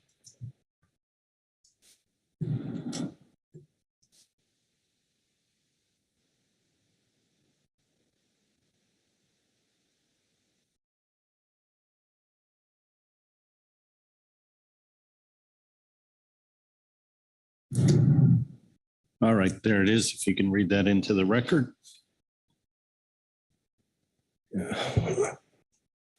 I move that the council adopt, I move that the council adopt the update to the 2019 Washington Cabazon catch-only model as described in agenda item F2, supplemental revised attachment to April 2024, and the related recommendations made in SSC report F2A, supplemental SSC report 1. All right. That language appears accurate and complete. You agree? Yes. All right. Is there a second? Seconded by Phil Anderson. Please speak to your motion. Thanks, Mr. Vice Chair, and thanks to Heather for pulling this together. We were, again, it was, as we said earlier, this is late in the process and somewhat unusual, so we weren't sure exactly what to adopt. If this was an assessment, we would have adopted the assessment first, the model update first, and then the OFL, et cetera, but hopefully this gets to the intent of we understand the rationale for bringing the update at this time, and where the intent is to endorse those changes recommended by the SSC. And again, yeah, this is coming late in the process, and we're not thrilled by the timing by any means. But even as John Field in the SSC report explained it, I understood it even better after his explanation of this is the model from 2019 predicted the stock to be well above B40. And so there was a fishing down to B40, which means your OFLs were higher because of that surplus and will be, coming down towards what the model would think is your MSY level. So that we understand the rationale better and so endorse the science, and we'll talk about management response under F5. Again, as we said in the WDFW report, there's a lot more complex issues potentially coming with this, and including how we react to these data limited assessments in state versus federal waters. Thank you. Any questions to the maker of the motion for clarification? Not seeing any questions. Discussion on the motion. Seeing no discussion, I'll call a question. All those in favor, say aye. Aye. Opposed? Abstentions? Motion passes unanimously. Thank you, Corey. With that, I don't have a good checklist, so I will turn to Marlene and see what else needs to be done here. Thank you, Vice Chair Hasmer. I believe all the council action items that we had listed on the situation summary have been addressed. I will just look to anyone else, but I think you've accomplished all of the tasks that we had listed for this item. Thank you. All right, Executive Director Burden. Yeah, thank you, Mr. Vice Chairman. And like Marlene indicated, I think we are done here, but I did just want to acknowledge the report that Mr. Niles spoke to. And I think I agree with just about everything in that report about how we can do things better. And I think there's just the specs are always a messy process, and we find things here and there. And we've been exchanging emails as staff for the last couple of days and talking about this for a couple of days now. How are we going to do this better next time? And So that's what's on our mind. And I think, Ms. McKnight spoke to taking this up perhaps under, our planning for the next specifications agenda item or something similar to that. And so that would be our intention. We do want to continue to make improvements. And so I just want to recognize what Mr. Niles has brought to the floor here. And I think I share his perspective about doing things better. So. Phil Anderson. I think what bothers me the most about this is that we put something out there and voted in favor of something that we know is wrong. And whether it has a practical effect on the fishery or not, I almost voted no against the previous motion that included Dover in it, just because of that principle. So I think I understand that we're in a situation where we can't rectify it without causing undue hardship on the staff, I think is where we are, and plus where we are in our process in terms of the specs process. But it's not. I hope we don't just pass this off as, oh well, because it puts us in a really bad spot to approve something that we know is wrong.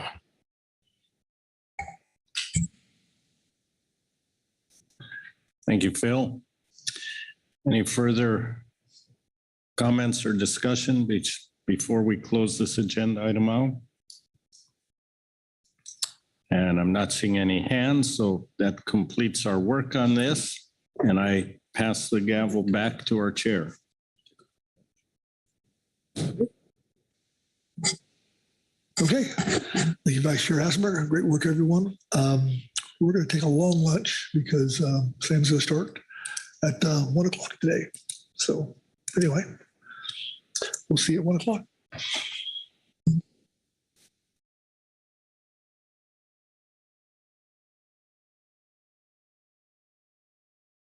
Recording stopped.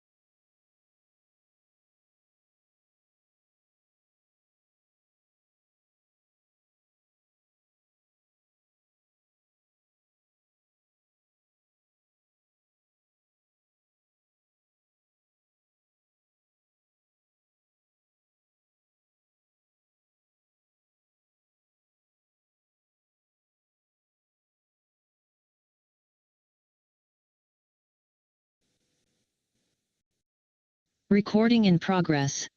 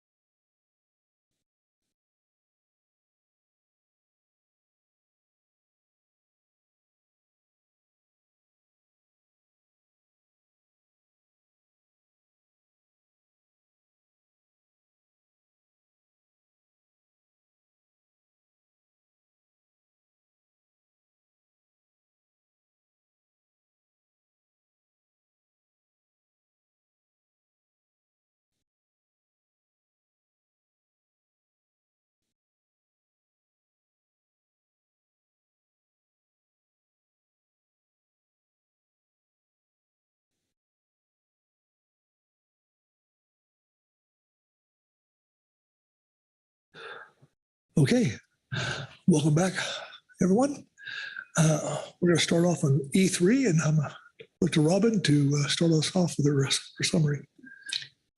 Thank you, Mr. Chair. This is Agenda Item E3. We're looking to the council to clarify their direction on the 2024 management measures. As you recall, yesterday, the council tentatively adopted the options provided by the SAS, and the STT has run that analysis and provided you a report in the supplemental STT report 1 under this agenda item. E3A is where you'll find the technical STT's report.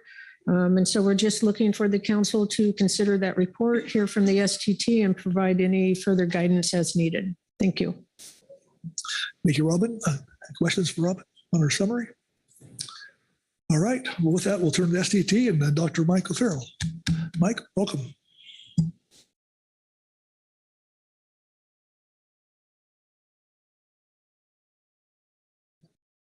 Thank you, Mr. Chair. Council members, I will be referring to Agenda Item E3A, Supplemental STT Report 1, STT Coalition of Preliminary Salmon Management Alternatives. I will start by skipping to page 15 at the beginning of Table 5 for Chinook.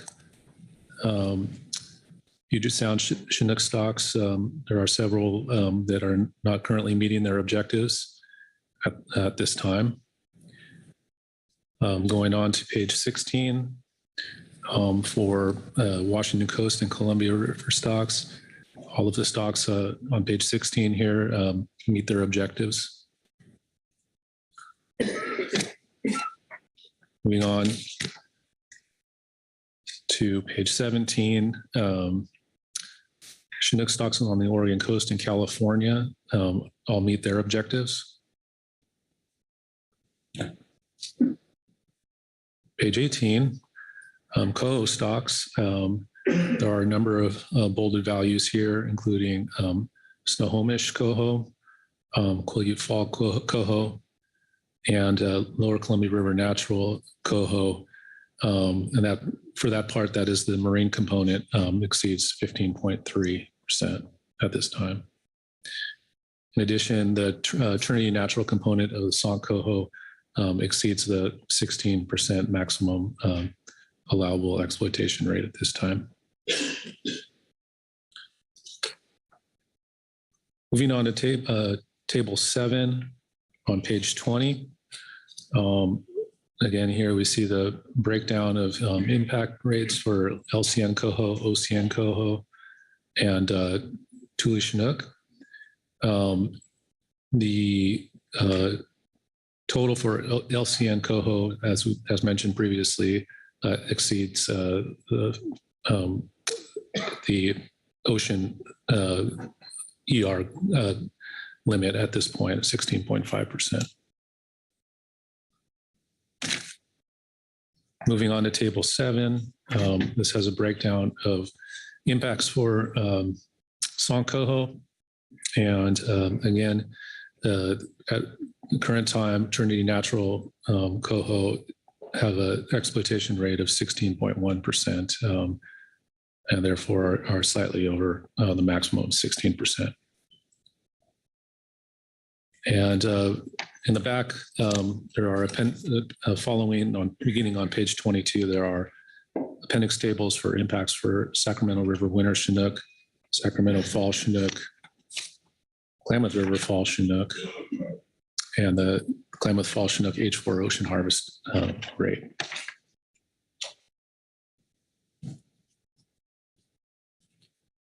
Okay, thanks, Mike. Questions on the STT report?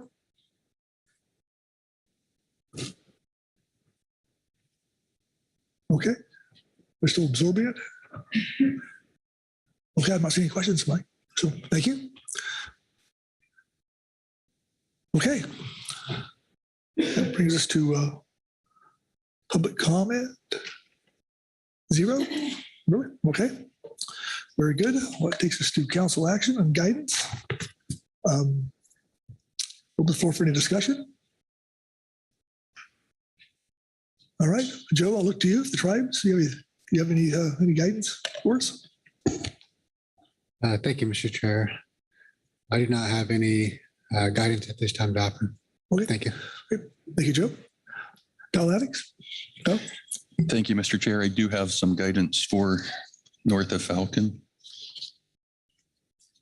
So speaking to agenda item E3A supplemental STT report 1 dated April 7th, 2024, implement the following changes. On table 1 on page 1 for the commercial troll management measures north of Falcon, for the spring season between the U.S.-Canada border and Cape Falcon, changed 27,300 Chinook to 24,600 Chinook. And for the summer season, changed 13,700 Chinook to 16,400 Chinook. This is the same total quota. It's moving some fish from the spring season into the summer season to try to lower impact on Puget Sound Chinook stocks in particular. Don't have anything else today. We're continuing meeting with co-managers. May have some inside fishery changes for the team to model as they go to work later, but we'll be back later this week with more. Okay, thank you, Kyle. Look to Oregon and John. Thank you, Mr. Chair. Yes, Oregon does have a little bit of guidance today relative to the recreational salmon fishery south of Humbug Mountain. Specifically, our guidance refers to supplemental STT report 1 dated today, April 7th. Please implement on changes on table 2 for the ODFW recreational management alternative beginning on page 9, Cape Falcon, Oregon, California border. On the mark selective coho fishery, please replace June 15th to the earlier of August 18th or 50,000 mark coho quota with 2 sub areas, Cape Falcon, Humbug Mountain, June 15th to the earlier of August 18th, or the Cape Falcon, Oregon, California border quota of 50,000 mark coho. And then a second subsection, Humbug Mountain to Oregon, California border, June 15th to the earlier of August 4, or the Cape Falcon to Oregon, California border quota of 50,000 mark coho. And then in the Humbug Mountain to Oregon, California border section, Oregon KMZ, replace the dates referencing the mark selective coho fishery of June 15th through August 18th with June 15th through August 4. And our modification here today should hopefully further reduce the impacts to Son coho by just shortening that mark selective fishery south of Humbug by 2 weeks in August. Okay, thank you, John. All right. From south of California, another's changed. Okay, all right. Guys, any discussion to be had here? Look to anyone?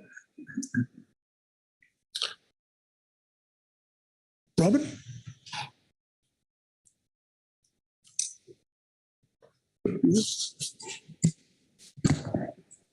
Thank you, Mr. Chair.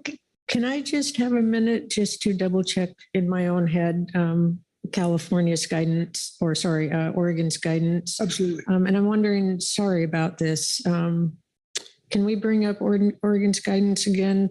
And I'm sure it's just me, but I want to be clear before we walk out, and maybe even just acknowledging that it's okay with the STT, that the guidance looks clear. When scrolling down, when we talk about the Oregon KMZ,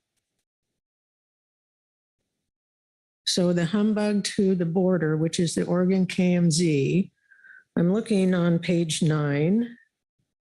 It's the very last cell. And it says May 16. Oh, okay, I see it. It says May 16 to August 31, but in that paragraph below, we have those dates of June 15. Okay, sorry, you're fine, Oregon. I just wanted to clarify my own, making sure I had it straight in my head. So I do see where that August 18th date is now. And so thank you for that time. Oh, well, it better to be to get it right. Absolutely. Okay. I appreciate that. Thank you. So, all right. Well, I turned to you, Robin. Are we good? Now that it's all straight in my head, yes, we're good. Thank you very much for the guidance. The STT will work on that information and bring another report out probably tomorrow. We don't have salmon scheduled on your agenda for tomorrow, but we'll have a report and give folks some times to develop some additional guidance so that we can get to final in a couple of days still to come. Okay. All right. Thank you. All right. Thank you, Robin. All right. Okay, well, that takes care of E3 and on E4. Good afternoon again. This is agenda item E4, the methodology review. We have preliminary topic selection. So each year the SSC completes a methodology review to help make sure that any new or significantly modified methodologies that estimate the impacts in our council's salmon management use the best science available. The process usually involves first developing a list of potential topics for review at the April council meeting, then developing the analytical materials to be reviewed during the April through September timeframe, and then 3, returning in September with a final selection for review topics. Then we would take those topics and have a methodology review in October with between the SSC Salmon Subcommittee and the STT. And then the last step of this process is to come back in November with the full SSC review and provide that information to the council at their November meeting.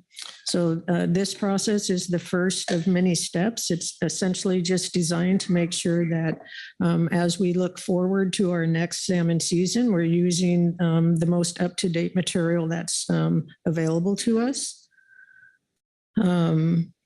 I think that's kind of explained in the situation summary, that we want all of this information in place before we get to our March meeting and start our salmon process, and that the SSC will receive input from the STT and provide recommendations that could be reviewed in 2024.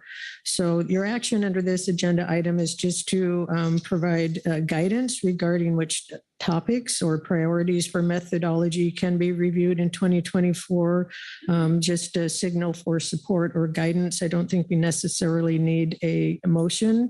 And then if there are items that do need review, potential candidate items, to then request that the relevant agencies develop and provide the needed material for that and have it be available to the SSC as needed.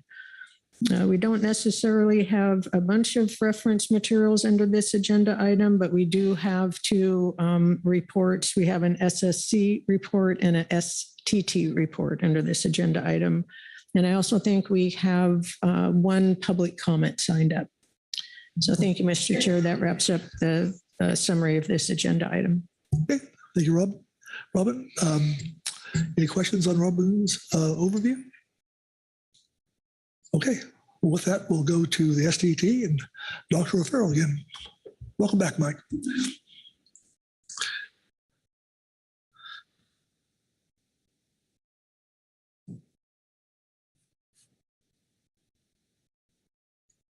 Thank you, Mr. Chair, council members. I'll be referring to agenda E4A, supplemental STT report 1, Salmon technical team report on methodology review, preliminary topic selection. The STT discussed potential topics for methodology review in 2024. While there were a few potential topics discussed, the STT concluded those topics were either not ready at this time or did not meet the criteria for a full methodology review. For example, one topic was associated with assessment inputs and did not represent a change in methodology. Another topic required more discussion between co-managers in the National Marine Fisheries Service before it could be considered for methodology review. The STT met with the SSC and gave an overview of the STT discussions. If sufficient progress is made in projects that would be appropriate for methodology review, the STT and SSC could inform the Pacific Fishery Management Council of this at their September 2024 meeting. This is permitted under Council Operating Procedures 15, which says at the September meeting, the SSC will inform the council of the methodologies ready for review and recommend a review schedule. The SSC also will notify the council of assistance needed from management entities and the model evaluation work group to accomplish the review. And that concludes our statement. Okay. Questions for Dr. O'Farrell on the STT report? Oh, Marcy Remco. Thank you, Mr. Chair. Thank you, Dr. O'Farrell.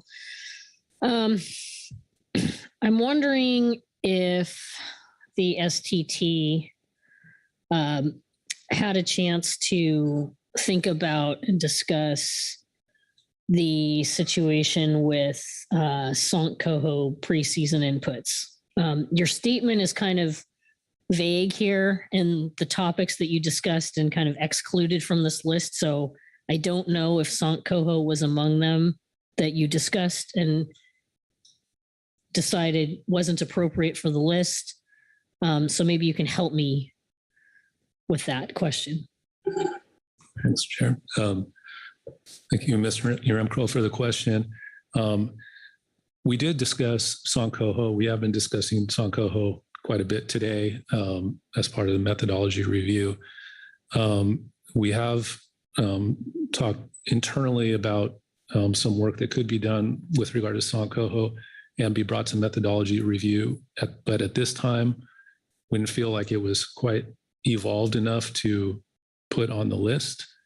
But it's something that we have intentions to work on between now and September. Thank you, Mr. Chair. Thank you, Dr. O'Farrell. That's wonderful news. Okay. Anyone else? All right. Thanks, Mike. All right. Next will be SSC and Dr. Jason Schaffler or Dr. Galen Johnson if she's here. So, Jason, welcome. Thank you, Mr. Chair. I am here to read Agenda Item E4A, Supplemental SSC Report 1, dated April 2024, into the record. The Scientific and Statistical Committee met to discuss potential topics to be reviewed by the SSC Salmon Subcommittee in fall 2024. The Salmon technical team was present for the discussion, but did not propose any methodology review topics to the SSC. The SSC notes that many possible topics for salmon methodology review have come up in other discussions in the council process over the past year, including but not limited to: first, forecast evaluation metrics. In its November 2023 statement on salmon methodology review, the SSC recommended reducing redundant metrics, for evaluating forecast performance. Several metrics have been used, and work could identify which metrics should be emphasized for various contexts. The second, integration of salmon stoplight indicators into the preseason salmon process. Currently, the salmon stoplight indicators are presented in the California Current Integrated Ecosystem Assessment Team's Ecosystem Status Report each March. This type of ecosystem information may be valuable to the preseason salmon management process, preseason salmon management analyses and actions. Third, incorporation of uncertainty into salmon management. Forecasts and abundance estimates should include uncertainty bounds. 4, application of risk tables to the salmon fishery management plan. Council actions in March 2024 tasked the ecosystem work group to work with National Marine Fisheries Service and the appropriate advisory bodies to broaden the application of risk tables to the salmon FMP, as described in agenda item H2A supplemental HC report 1. Number 5, comprehensive review of salmon forecast reference points. The SSC reiterates its suggestion to establish a formal process that outlines how and when salmon reference points and conservation objectives are reviewed and updated. And the SSC report appended to agenda item C10A supplemental SSC report 1, June 2021. Conservation objectives and reference points for Sacramento River fall chinook and multiple Washington coastal fall chinook were derived from publications produced in 1984 and do not incorporate any information on run sizes, productivity, or other valuable biological parameters from the last 40 years.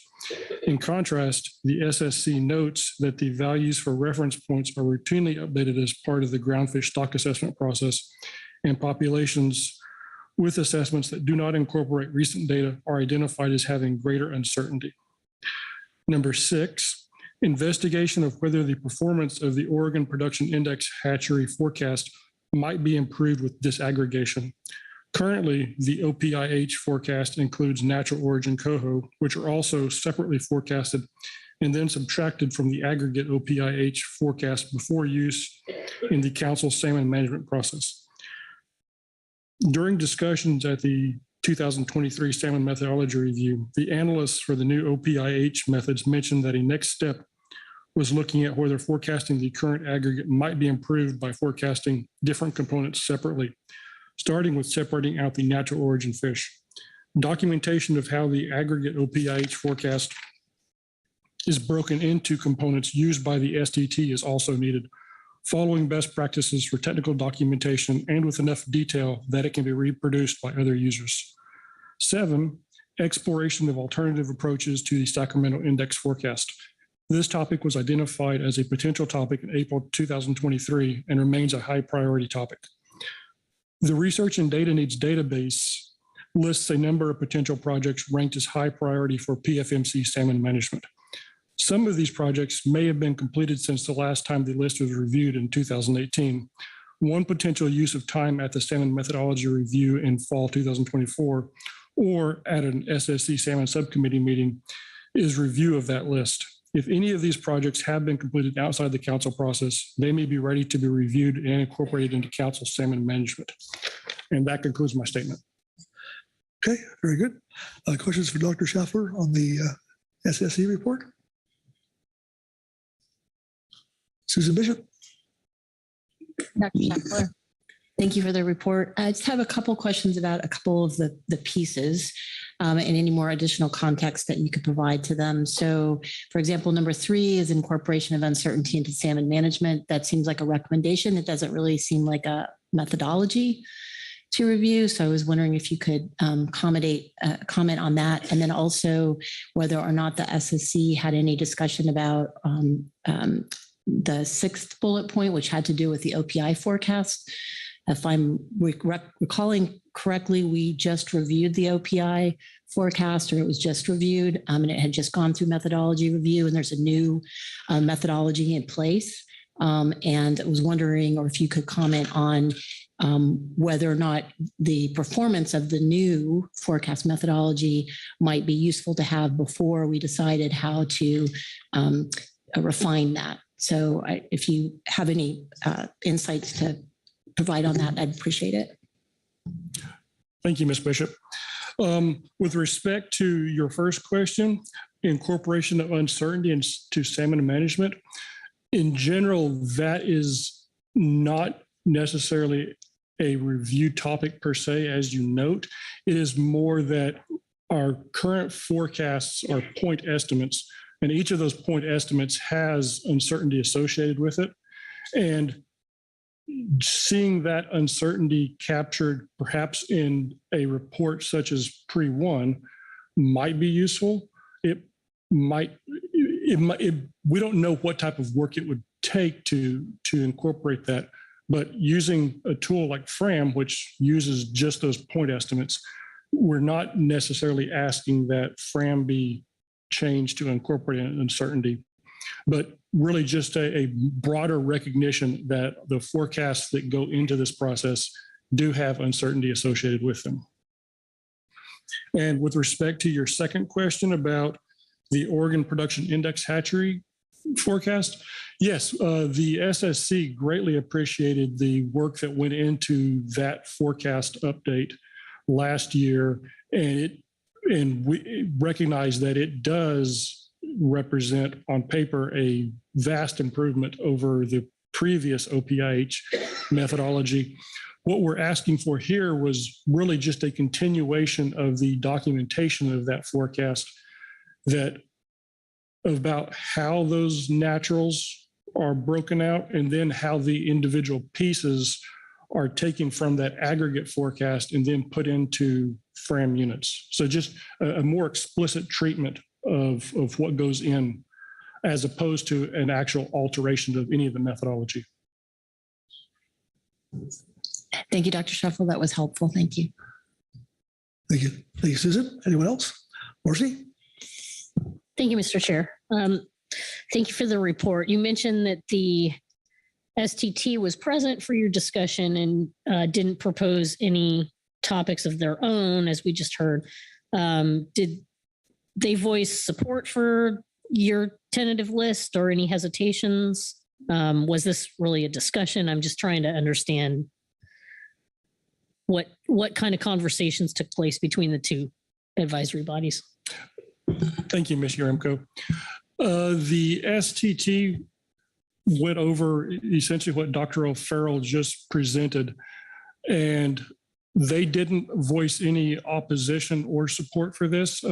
This was recognized as a very preliminary look at what might be proposed or sent to the council during the June meeting, where we had to, I guess, choose some topics that might be worked on over the course of the summer. So there was, I wouldn't characterize it as any support or opposition to any of these. And we would recognize that this does include many agencies or many groups outside of the council process that would actually have to bring this work to review by the September, or that work would have to be completed by the September meeting so that we could put that on the list of actually adopted methodology reviews. Thank you. Thank you. I understand. Thanks so much. Marcy? Phil Anderson. Thanks, Mr. Chair. Thanks. I guess I'm maybe going down the same track a little bit that Marcy was. This is a list of, as it says, possible topics. I mean, obviously, we couldn't possibly do all of these. So you're just, the SSC's putting these things out here as potential ideas. We'll think about them, talking about them some more, and potentially select one or more of them in June. I'm just struck that a number of these, at least from my perspective, for Washington origin stocks, these forecasts are done by the co-managers, and in my mind, there would need to be a discussion amongst the co-managers relative to most of these topics as to whether or not, one, they'd be supportive of moving it forward, and number two, whether they had the capacity to bring the information forward so that the SAC could in fact review the topic areas. So to me, a number of these, there's quite a bit more work to do in terms of communication and discussion as it relates to the Washington origin stocks and within the co-management arena. Thank you, Mr. Anderson.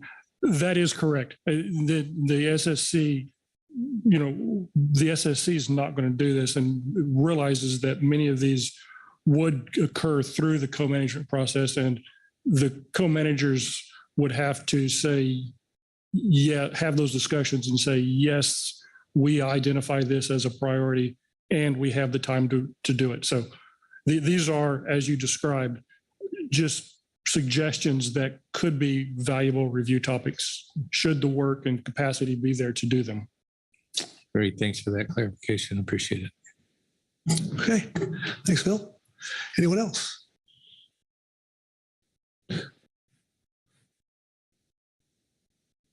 Okay. Thank you, Dr. Schaffer. Okay. I think that takes care of our manager or advisory bodies. It takes us to public comment. We have 2, I believe. Right? And that looks like Brad Cavallo here. Welcome, Brad.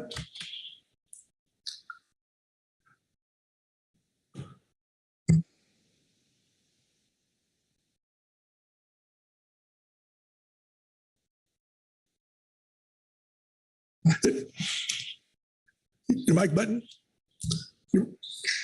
Your mic button. Oh, there you go. There we Perfect. Thank you. Well, good afternoon. My name is Brad Cavallo. I'm a fisheries biologist that's been working on Central Valley salmon issues for about 25 years. Work with a lot of different folks. I've been sort of tracking, in my spare time, what's going on in the ocean fishery for quite a while. I don't think there's too many people in the Central Valley that do that. But there's increasing interest in the ocean fishery for a variety of reasons. We have a number of efforts underway to increase the production of natural origin Chinook salmon from the Central Valley by augmenting flows and improving habitat. So there is a lot of interest in looking at ways to make sure we have the best data we can to account for what's going on. So the topic I'm requesting today is a review of California's recreational ocean salmon fishing survey to see if there's ways that we might improve it so that it provides better data. Next slide. So I suspect everybody here knows, but recreational salmon fishing off the coast of California, particularly south of the KMZ, is a big deal. It's popular. There's a lot of fish that are harvested. According to the data that I looked at, about 8 times more total recreational salmon harvest relative to Oregon, and about 4 times more than Washington. Talking about Chinook here, not coho. So obviously having a survey to accurately estimate that harvest is critical for a variety of reasons. And I think one thing that has sort of been a point of confusion on this issue is that there was a review, I understand, of recreational fish surveys generally on the West Coast, I think in 2003 or at that time, which led to the RecFin. There's kind of a standardized system that's in place. California has a version of that called the California Recreational Fisheries Survey. However, the California Recreational Fisheries Survey does not include salmon. That is, when salmon are encountered incidentally in the surveys of that program, data on those salmon is collected, but effort of recreational salmon fishing is not estimated by the CRFS. There is a separate program called the Ocean Salmon Project that is out there trying to collect data on salmon recreational harvest. And they have their hands full. As I said, this is a big fishery. There's a lot to cover. And I think they're doing the best they can. I think it's very difficult. Just for reference, in 2022, the last year we had the open salmon fishery in California, just the folks working in the San Francisco Bay region handled more than 15,000 Chinook salmon. So they're dealing with a lot of fish. Next slide. So just a little bit of background. I think everybody here knows this about sort of the principles of monitoring a fishery, that we need to have good estimates of catch, what's being caught, and we need to have good estimates of effort in order to make a good estimate of total harvest. And typically, in my experience, in my reading, is that typically you would have a separate design to estimate catch and a separate design to estimate effort, unless there was some special circumstance that allowed you to do both simultaneously. Next slide. So I think the key issue that I see with the California Recreational Salmon Fishing Survey, and again, I do not claim to have a perfect understanding of this. I've done as much as I can in the last year in reading and talking to folks with the respective agencies. But the main challenge that I see is that the current sampling design, and again, the most current report or documentation that's available is from 2003, requires or assumes that the field staff that are going out to sample for salmon are at the same time estimating fishing effort. And I have a quote up here on the screen where that is directly stated. So we're sending people out, they're sampling fish, which is a huge job, collecting heads, talking to anglers, and at the same time there's another boat. Now they have a process for dealing with this in a way, and I'll get to that in a second. Let's go to the next slide. Ooh, it's a little dark. So this is Pillar Point Marina, Half Moon Bay. So if you can see, there's a red star there. So that's the boat launch area.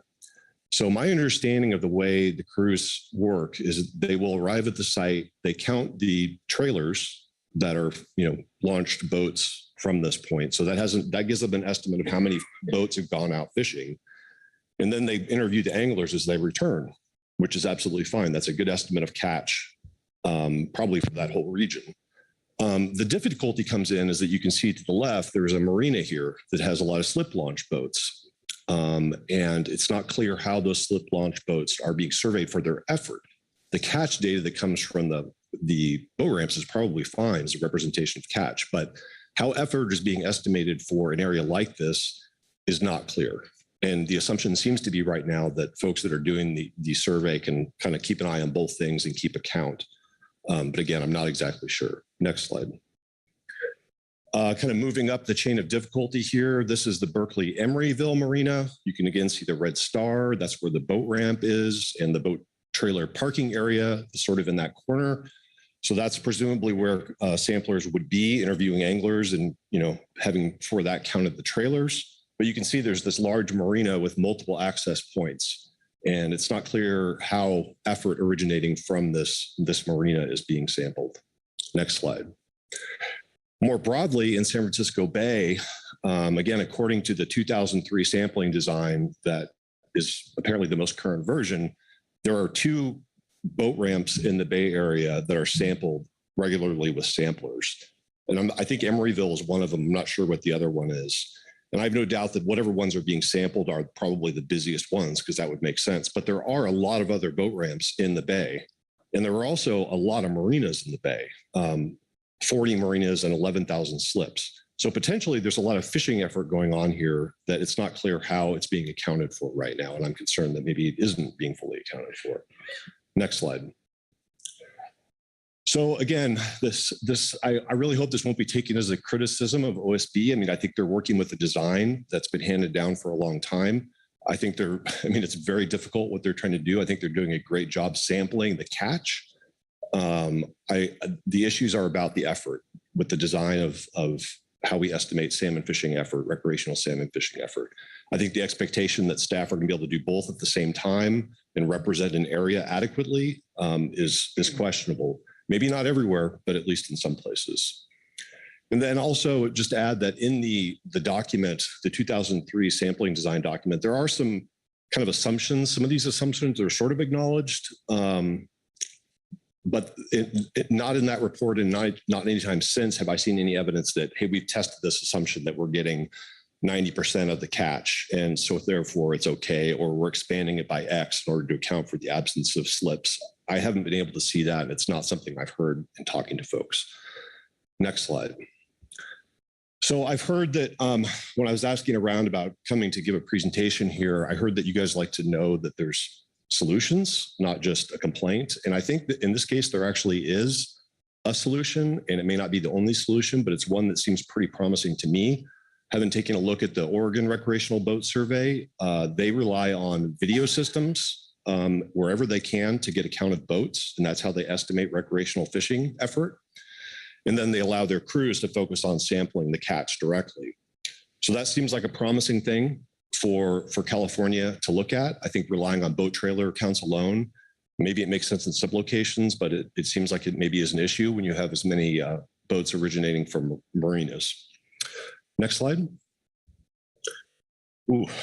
So these are 5 of kind of the major coastal marina boat launches in California. And I took the liberty of, pulling down these graphics and kind of putting, so the stars on this, the yellow stars indicate where camera or cameras could be placed, and the yellow ellipses indicate the area that could be surveyed with those cameras if you wanted to try to develop a boat count system. Next slide. So again, that seems like it's something that's been pretty effective for Oregon. Have some familiarity with this technology. It's readily available. And frankly, the processing of it is pretty easily automated now with artificial intelligence. So this seems like it would be an add-on that would be pretty effective. And I'm not sure any changes really would be required to the existing surveys of catch. It would just give us another way of looking at what the total effort is. Next slide. So again, just to reiterate my request that we have a review of the OSB's Salmon Recreational Fisheries Survey. If it's possible to accept this review, either now or later, just a couple of thoughts that I would really encourage that we think about it from the beginning is what are the information needs? What do we need to get from this survey to make better management decisions? And then go from there rather than letting kind of perceived constraints of funding restrict things. Secondly, there's a lot of people that are interested in this, and getting other people involved will help to bring resources and support together into the table to hopefully get something like this done. Thank you. Thank you, Brad. Questions for Mr. Carvello on his testimony? Marcy Repko. Thank you, Mr. Vice Chair. Thank you for joining us here in Seattle to talk about California's recreational monitoring of its fisheries. I guess with regard to the suggestion that we model our programs after Oregon's, I noticed the pictures that you've provided for us. You show some nice images of a number of California marinas. Looks like awfully sunny weather. I'm just wondering if you've had a chance to converse with Oregon about some challenges that they may have faced with actually getting information from cameras and inclement conditions like fog and rain.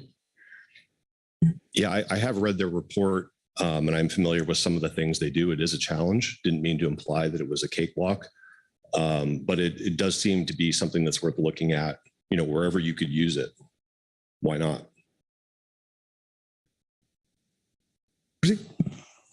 Thank you, Mr. Chair.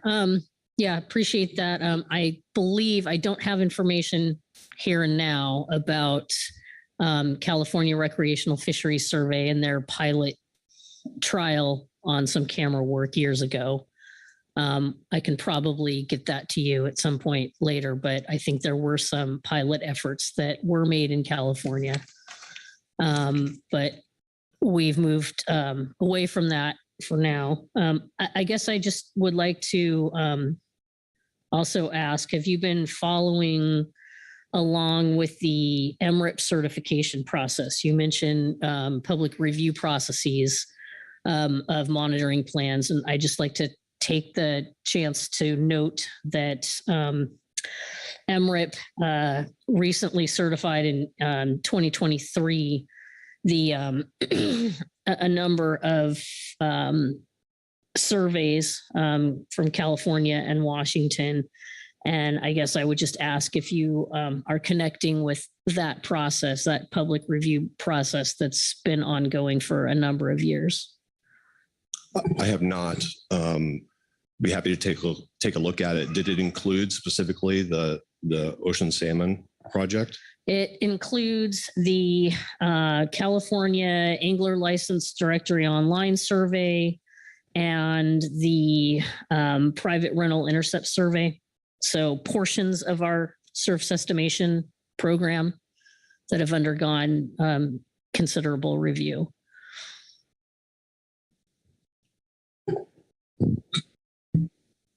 Okay. Any other questions? Brad, thank you. Thank you. Appreciate it. All right. And we have one more. Sarah Bates. Sarah?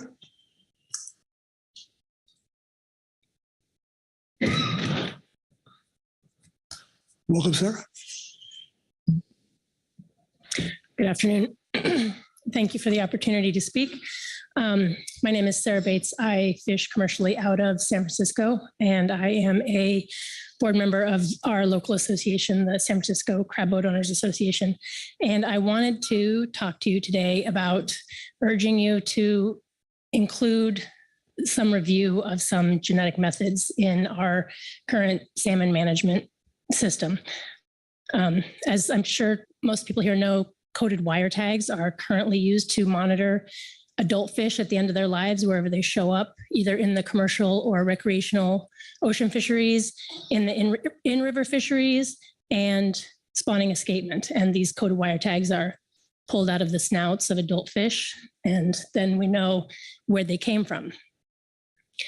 In order to get a coated wire tag out of a fish, of course, you have to put a coated wire tag into a fish. And 25% of the smolts that come out of our hatcheries in California are inserted with a coated wire tag as they're leaving the hatchery. And these are important components of our salmon populations, but they're not the only fish that we're interested in understanding. They're not the only contribution to our fisheries, either ocean or inland, California, Oregon, or Washington. And they're not the only fish that constrain our fisheries, because we have constraints from all kinds of fisheries, or all kinds of fish populations for which we don't have coated wire tag information. We don't have any ability to monitor the natural spawning California coastal Chinooks, which are currently ESA listed as threatened. We don't have any ability to monitor fish that are released from our hatchery as fry when they're too small to have a coated wire tag inserted. And we can answer all kinds of questions with coated wire tags, of course. You know, what is the fishery composition or fishery contribution? What are stray rates for different kinds of hatchery releases, for different kinds of hatchery practices? What are the maturation rates of fish that come out of different hatcheries?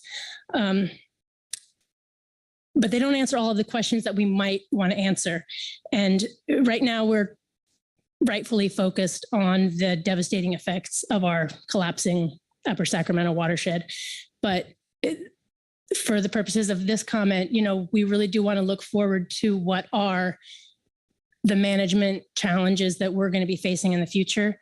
And there's a couple examples where I think some genetic methods would be really helpful in helping all of us understand what's happening in our oceans and in our hatcheries and in our rivers. And one is the Klamath dams. And the removal of all the dams this summer is proving to be very messy, but I ultimately think is going to be a huge win for that ecosystem.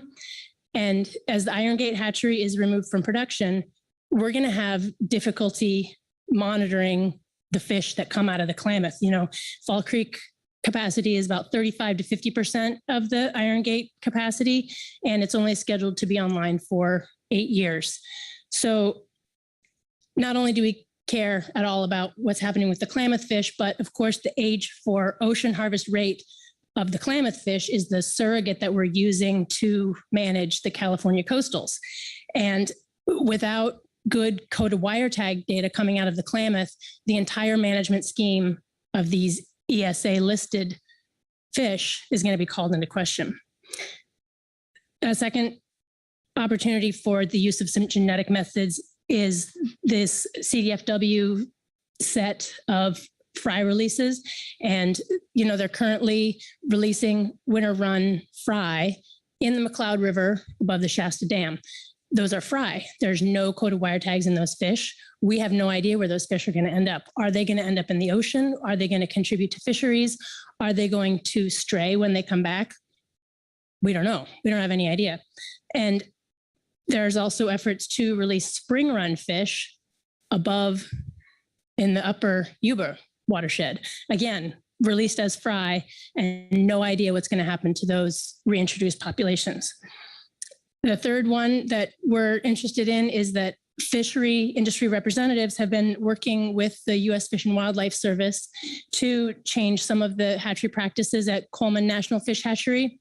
And that includes increased production and diversified release strategies, including some fry releases and including some releases into floodplains.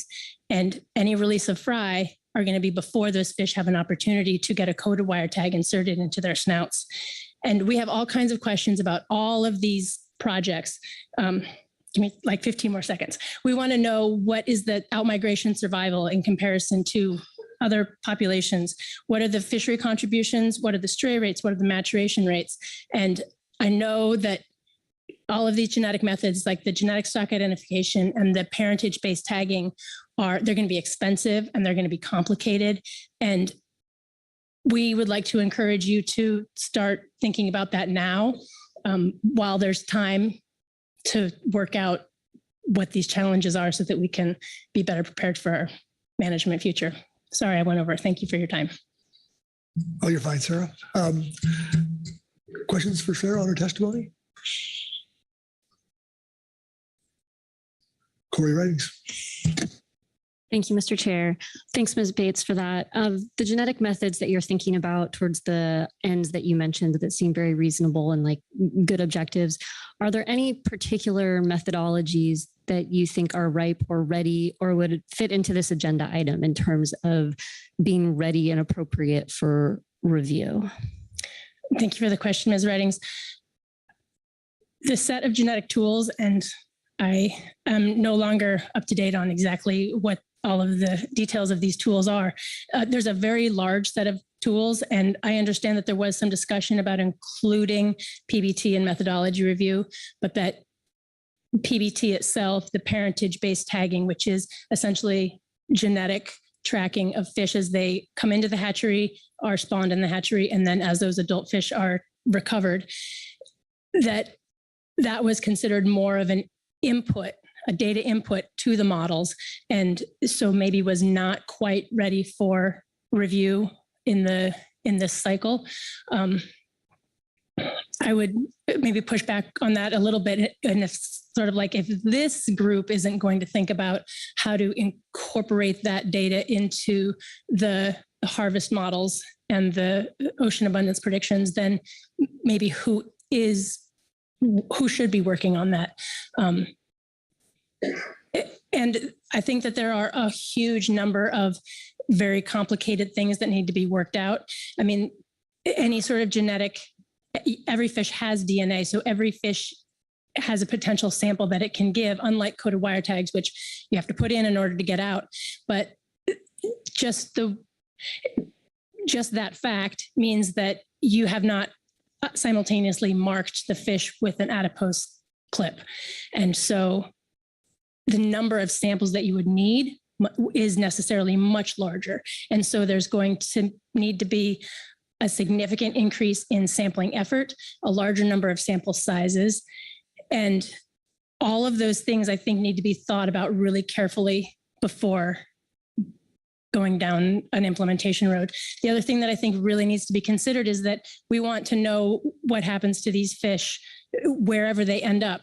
And they could end up in a large number of places. You know, they can end up in different watersheds. If you want to look at questions of straying, they could end up we know that especially Sacramento fish end up in Oregon ocean fisheries. And so recovering samples from those fish is going to take a considerable amount of effort. So no, I don't think anything's ready to go. And I guess that's my point. We know things are a long way from being ready to go. Thank you, Corey. Marcia Rimko. Thank you, Mr. Chair. Thank you, Sarah, for your testimony. You've brought up some things that are very near and dear and equally of interest and perhaps concern to CDFW. And so I appreciate you coming to the council and raising the awareness of some of these needs as we consider moving ahead with plans to expand fry releases.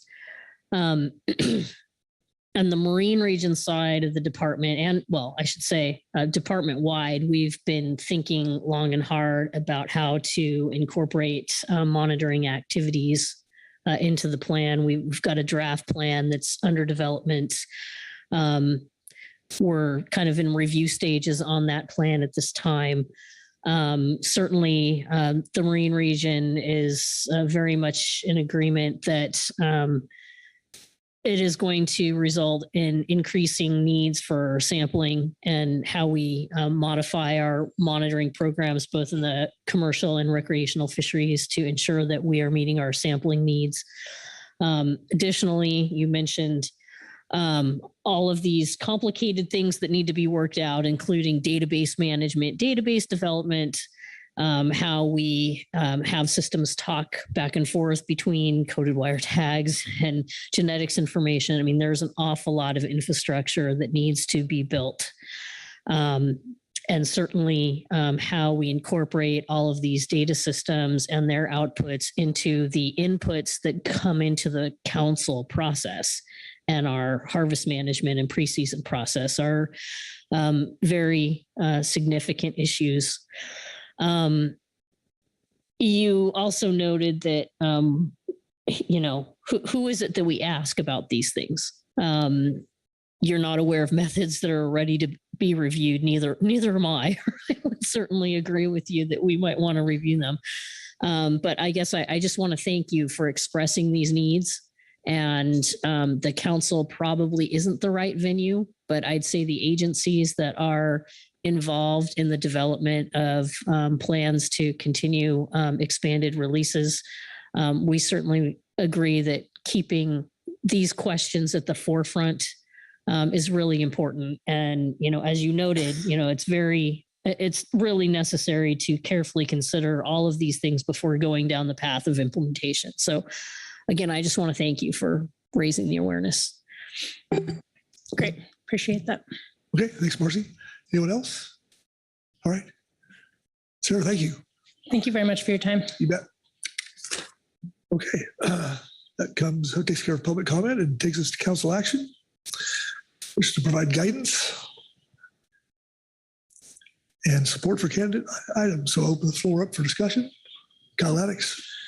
Thank you, Mr. Chair. I just wanted to flag a couple of topics that the Washington co-managers have been discussing. One was referenced in the STT report as a topic that required more discussion between co-managers and the National Marine Fisheries Service. That discussion's about methods for analyzing in-season actions, things like quota rollovers between seasons or conversions of mark-selected fisheries to non-selective fisheries. So those discussions will continue. I don't know that anything that comes out of those will be something that needs to go through methodology review, but it's going to be an ongoing discussion into the summer. The other is the OPI forecast that the SSC flagged as number 6 in their report. As that report says, and as Ms. Bishop mentioned, we did a lot of work last summer to come up with a new method that went through methodology review. I don't know if we have the staff time to commit to another review this summer to further refine that. We can certainly take a stab at it. I just, sitting here today, I can't commit to that. It was a lot of work for Washington and Oregon staff to get there. Certainly supportive of documenting how that forecast gets put into the models. Again, that wouldn't be something that needed methodology review. That would just be documenting what we're doing. But so just wanted to flag those two issues. I don't have any formal recommendations, but we have been discussing those things. Thank you, Kyle. What else? Marcy Ripko. Yeah, thank you, Mr. Chair. I just want to flag the earlier exchange between Phil Anderson and Dr. Schaffler on the preliminary list that was identified by the SSC, and acknowledge that I think all of the co-managers that might be involved in any of those items would need to have some discussions and agreement that there's capability to move forward with any of them. And then just noting the STT didn't have anything on their list. I think that their involvement in any work over winter, summer is very important. So I guess these things proceed organically, and I'm comfortable with that. But I would just like to thank Dr. O'Farrell for the discussion that the STT did have surrounding Sant Coho, and certainly would encourage the STT and co-managers to consider the potential for improving the Sant Coho preseason inputs, which is consistent with past requests that the council has made coming out of the Sant Coho work group process. Exactly what all that entails, I'm not sure at this time. It could be including the revisiting the feasibility of developing an abundance forecast, or adjustments to inputs in Coho Fram, et cetera. But I just want to, I think, highlight the situation that we found ourselves here in April with the change to a preseason input here at the April meeting.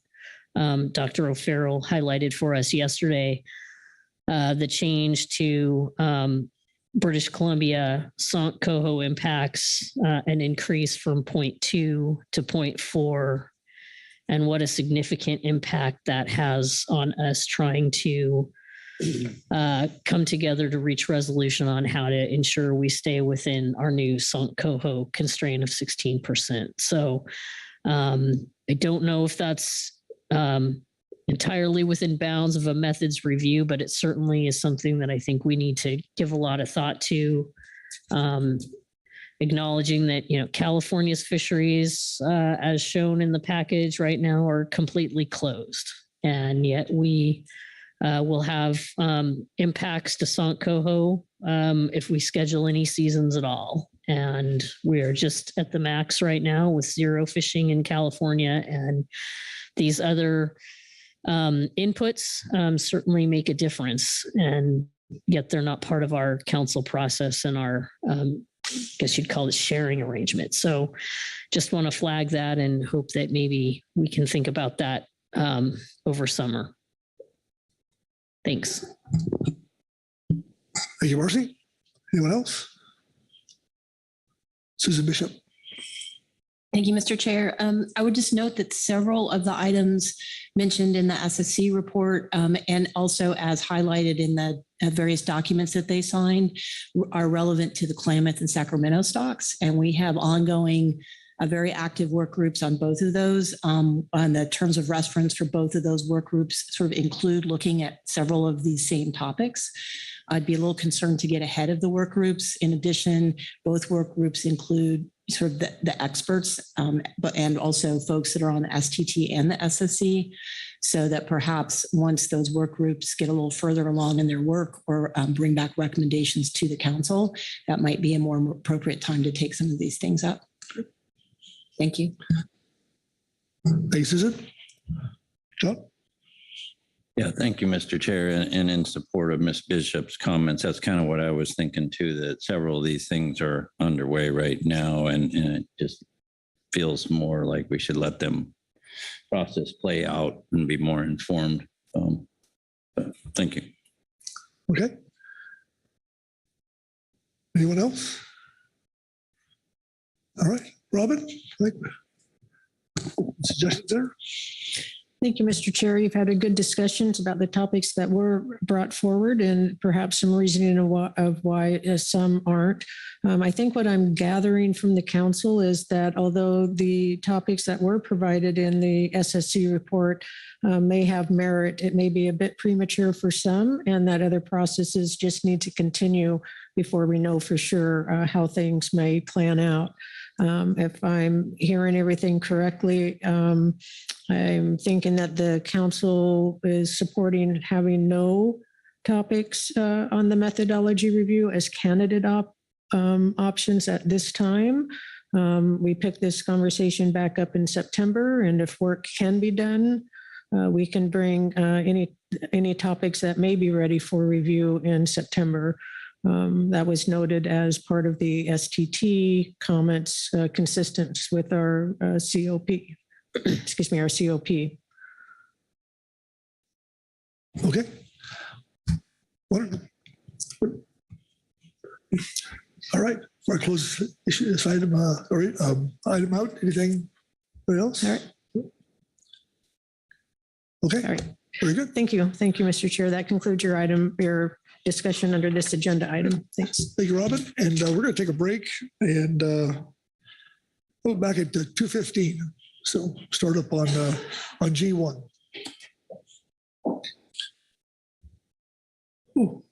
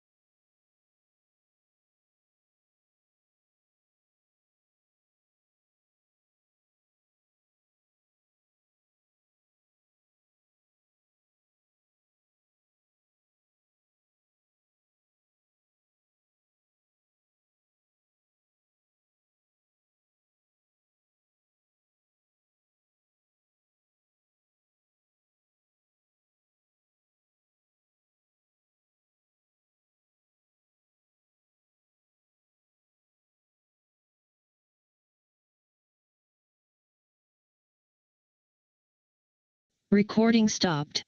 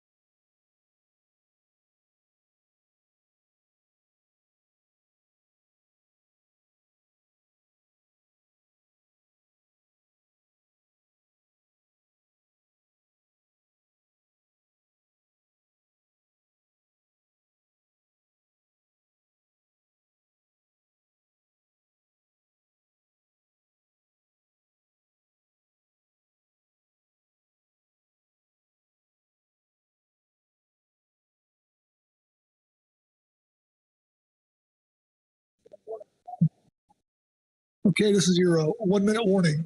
We get started here. 1 minute.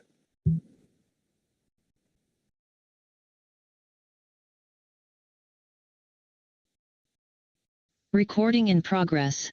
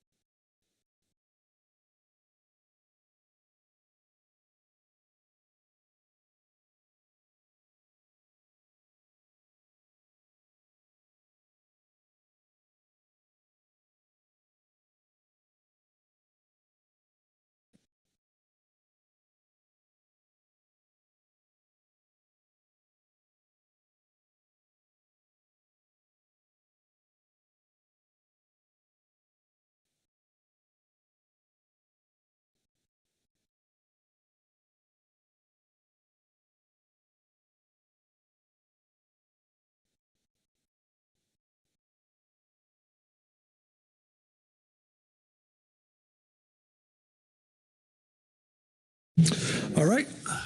Welcome back from our break here. And starting off on the G1 fiscal matters, I turn to Patricia Herring for the overview. Patricia.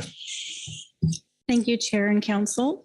The Budget Committee met on April 5th to hear the report of the Executive Director, NIMS, and others about our fiscal matters. You have two attachments for this agenda item. Attachment 1 is the agenda, and supplemental attachment 2 is the Executive Director's report. Okay.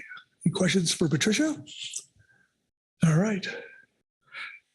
Okay. With that, I'll turn to Vice Chair Hasselmer. Where's your report? Thank you, Mr. Chair. You're turning the microphone to me for the report, so I'll ask Patricia to read that into the record. Thank you. Agenda item G1A, Supplemental Budget Committee Report 1, April 2024. The Pacific Fishery Management Council's Budget Committee met on Friday, April 5th, 2024 to receive information regarding the Council's 2025-2029 grant application process and the no-cost extension timeline process and initial proposed use of funds. National Marine Fisheries Service, West Coast Region, Sustainable Fisheries Division Budget Update. Mr. Ryan Wolf noted that the fiscal year 2024 appropriations have been passed and indicated that NIMS funding remains steady compared to prior years. He noted there was continued support, as in past years, for West Coast groundfish surveys and electronic monitoring video review. The fiscal year 2025 President's budget request was released on March 11th and is currently under consideration by Congress. Mr. Wolf indicated that headquarters is still reviewing the Council's Inflation Reduction Act proposals, but anticipates decisions should be made soon. Executive Director's report. Mr. Burden reviewed the process and timeline for developing the 2025-2029 grant application. This grant, in comparison to prior years or prior grants, would be planned as a 4-year grant with a 1 year built in as an extension year to align with the Department of Commerce requirements. NIMS leadership recommended that the Council plan for year 1 grant budget of 2025 that is consistent with the 2024 funding. Future years should include an increase of 5 to 10% to allow for funding flexibility if appropriations allow for such an increase. The grant application package is due to NIMS mid-August. Mr. Burden discussed initial staff proposed use of extension funds with staff priorities being strategic investments in technology and equipment, 2024 projects that continue into 2025, and funding of staff liability accounts. The initial budget and projects are anticipated to be brought to the BC at the September meeting, as a no-cost extension request deadline is November 1st. Budget Committee discussion on activities. The BC discussed the grant process and supported the timeline proposed by staff that would bring the grant application back to the committee in June 2024 for review. This review would be in addition to the calendar year 2024 operational budget adoption. The BC discussed the likelihood of a no-cost extension to the Council's current grant being in place in 2025. The BC agreed with the staff proposal to consider the no-cost extension proposal and related materials during the September Council meeting. and some further information forward in June if possible. The BC also recommended that staff provide more details regarding investments, including the benefits of purchase in 2024 and the details of extension projects for evaluation. The BC discussed public comment regarding the Nature Conservancy's planned workshops and offered to assist the council. Mr. Burns suggested evaluating the budget implications of any co-sponsored project at the June BC meeting when the full suite of council expenditures will be considered, and additional information regarding the status of Inflation Reduction Act funds will likely be provided. Budget Committee recommendations. Hold a June 2024 BC meeting to review the 25-29 grant application and calendar year 2024 operational budget. Hold a September 2024 meeting to review no cost extension list of projects and proposed staff budget. And that completes the report. Okay, thank you, Patricia. All right, any questions on the budget report?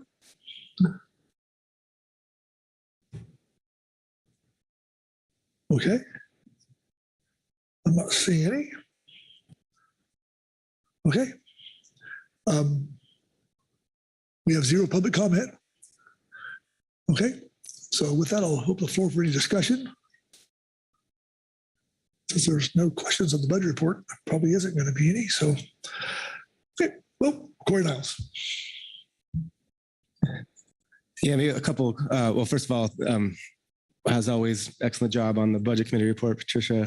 I think I said before they should have you do some more reports. But I will, as a point of just being a member of the budget committee and being part of the discussion, and one thing that's been, I'm no longer new to the budget committee, but still somewhat confused on how it all works. And this 5-year grant process, the thing that is a bit frustrating, it's maybe not the right word, frustrating, is that it's not like an agency budget request process that those of us who work for state or federal agencies are familiar with, where it doesn't seem to be that, I should say. So there's a NIMS, for example, gives that guidance to, you can plan for 5% above your current levels like that, but it's not where you use various techniques to show what the impacts of decreased or increased funding would be. And so I was just a long way of prompting Merrick, if he's willing to talk about the plans at the CCC, which after a couple of rounds of back and forth of just stating my confusion, understood that that's kind of where the executive directors are going to get together and kind of try to do more of that. How do the councils work within NIMSs in the federal budget process to do what we can at agencies to communicate with our governors, legislatures, Congress, et cetera. So if Merrick would be willing to just talk about those plans. Executive Director Burton. I'm happy to riff about money. I don't get a chance to do it very often anymore. I have degrees in it. So let's see, I guess where I'll start is, well, basically along the lines of where you started, Mr. Niles, which is we do have this grant process that we go through, but it is not a typical grant process. In this case, Congress appropriates money to the councils and the commissions, and there's a line in each of the budgets that Congress passes that is specific for councils and commissions. The grant is really the vehicle that NOAA uses to get us the money. And so like you rightly pointed out, we don't go and apply for money in response to an RFP from NOAA. We develop a grant because that's the vehicle that is used to get the money that Congress appropriates through NOAA to the councils. And that's necessary for a variety of reasons, one of which is we are quasi-government, not technically a government agency. So there's some hoops to jump through there. So our grant process is, it's important to go through that budgeting exercise. It's important to organize our thoughts about how we're going to structure ourselves, how we're going to spend our money. But it's doesn't have the typical constraints and procedures that you would usually take with a normal grant process. So what really matters then is what Congress appropriates to the councils.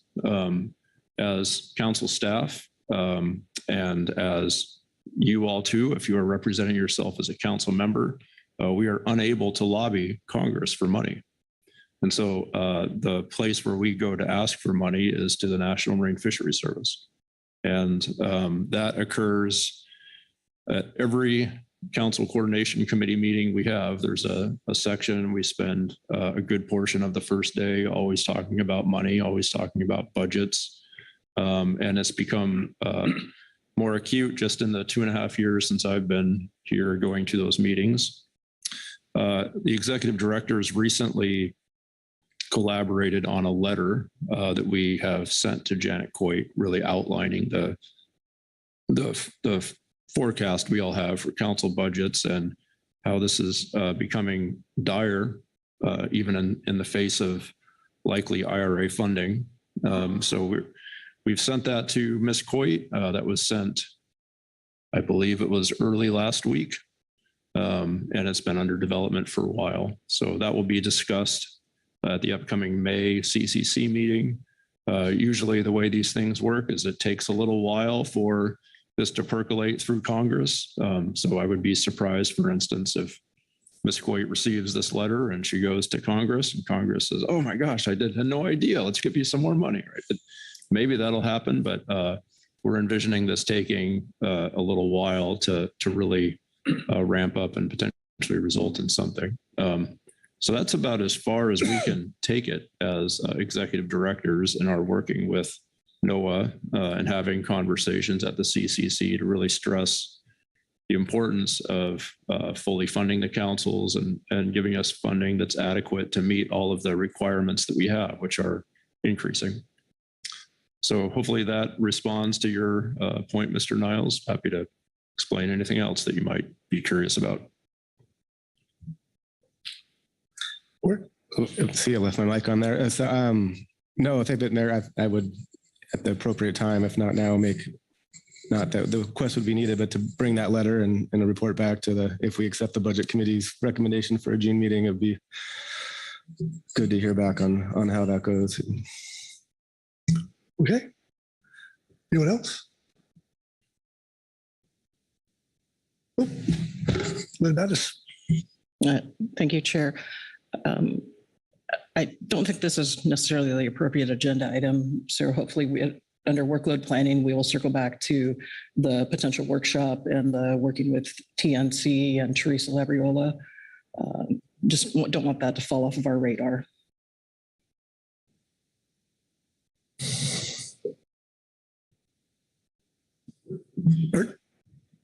Just in response to that comment, there are a couple of factors to consider here as we consider partnering with Nature Conservancy. One is budget, but we're not making any budget decisions here. We do have several balls in the air that are going to come down to earth in time for June. At that point, I think it'd be appropriate to continue with our usual process of adopting our operating budget and then consider any funding that we might have available to partner with the Nature Conservancy if that's necessary, and to do that at that time when we have the full context of the budget.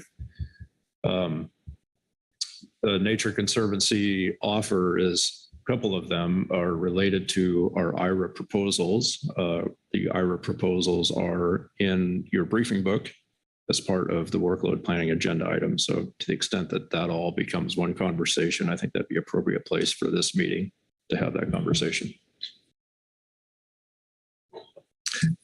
Okay.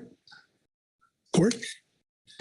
Yeah, excuse me, keep leaving the mic on. Yeah, I think that was another comment. Thanks, Lena.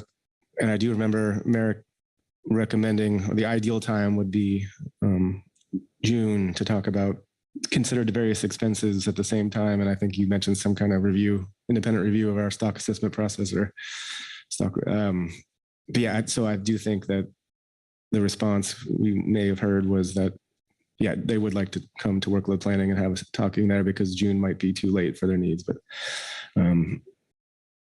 so I do, yeah, just agreeing that at least some of it, if not all, would be relevant at the end of this meeting. Okay. Okay, about seeing the hands. Patricia? Oop, Pete, I'm sorry. So thank you, Mr. Chair. I'd like to make a motion that I move we adopt the report and recommendations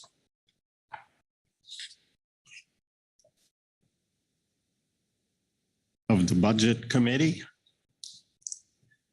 as described in agenda item G1A,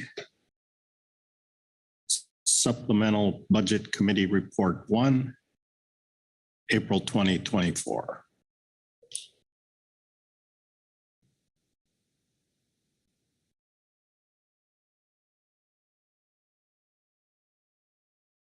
Okay, Pete, that language accurate on the screen? Yes, it is. Looking for a second. Second by Mark Rolnick. Thank you, Mark. Please speak to your motion. Thank you. Just very quickly, I think it's good to do this by motion for this, even though the recommendations are very simple, a June and September meeting.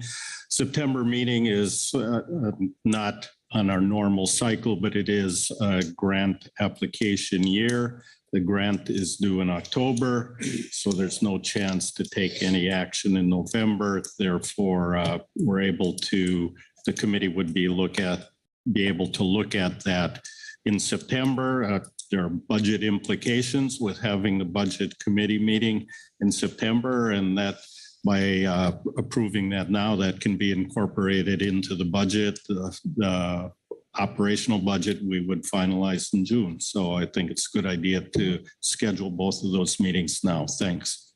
Okay. Okay. Thank you. Questions for the motion maker? Discussions on the motion? Okay, I'll call for the question then. All those in favor signify by saying aye.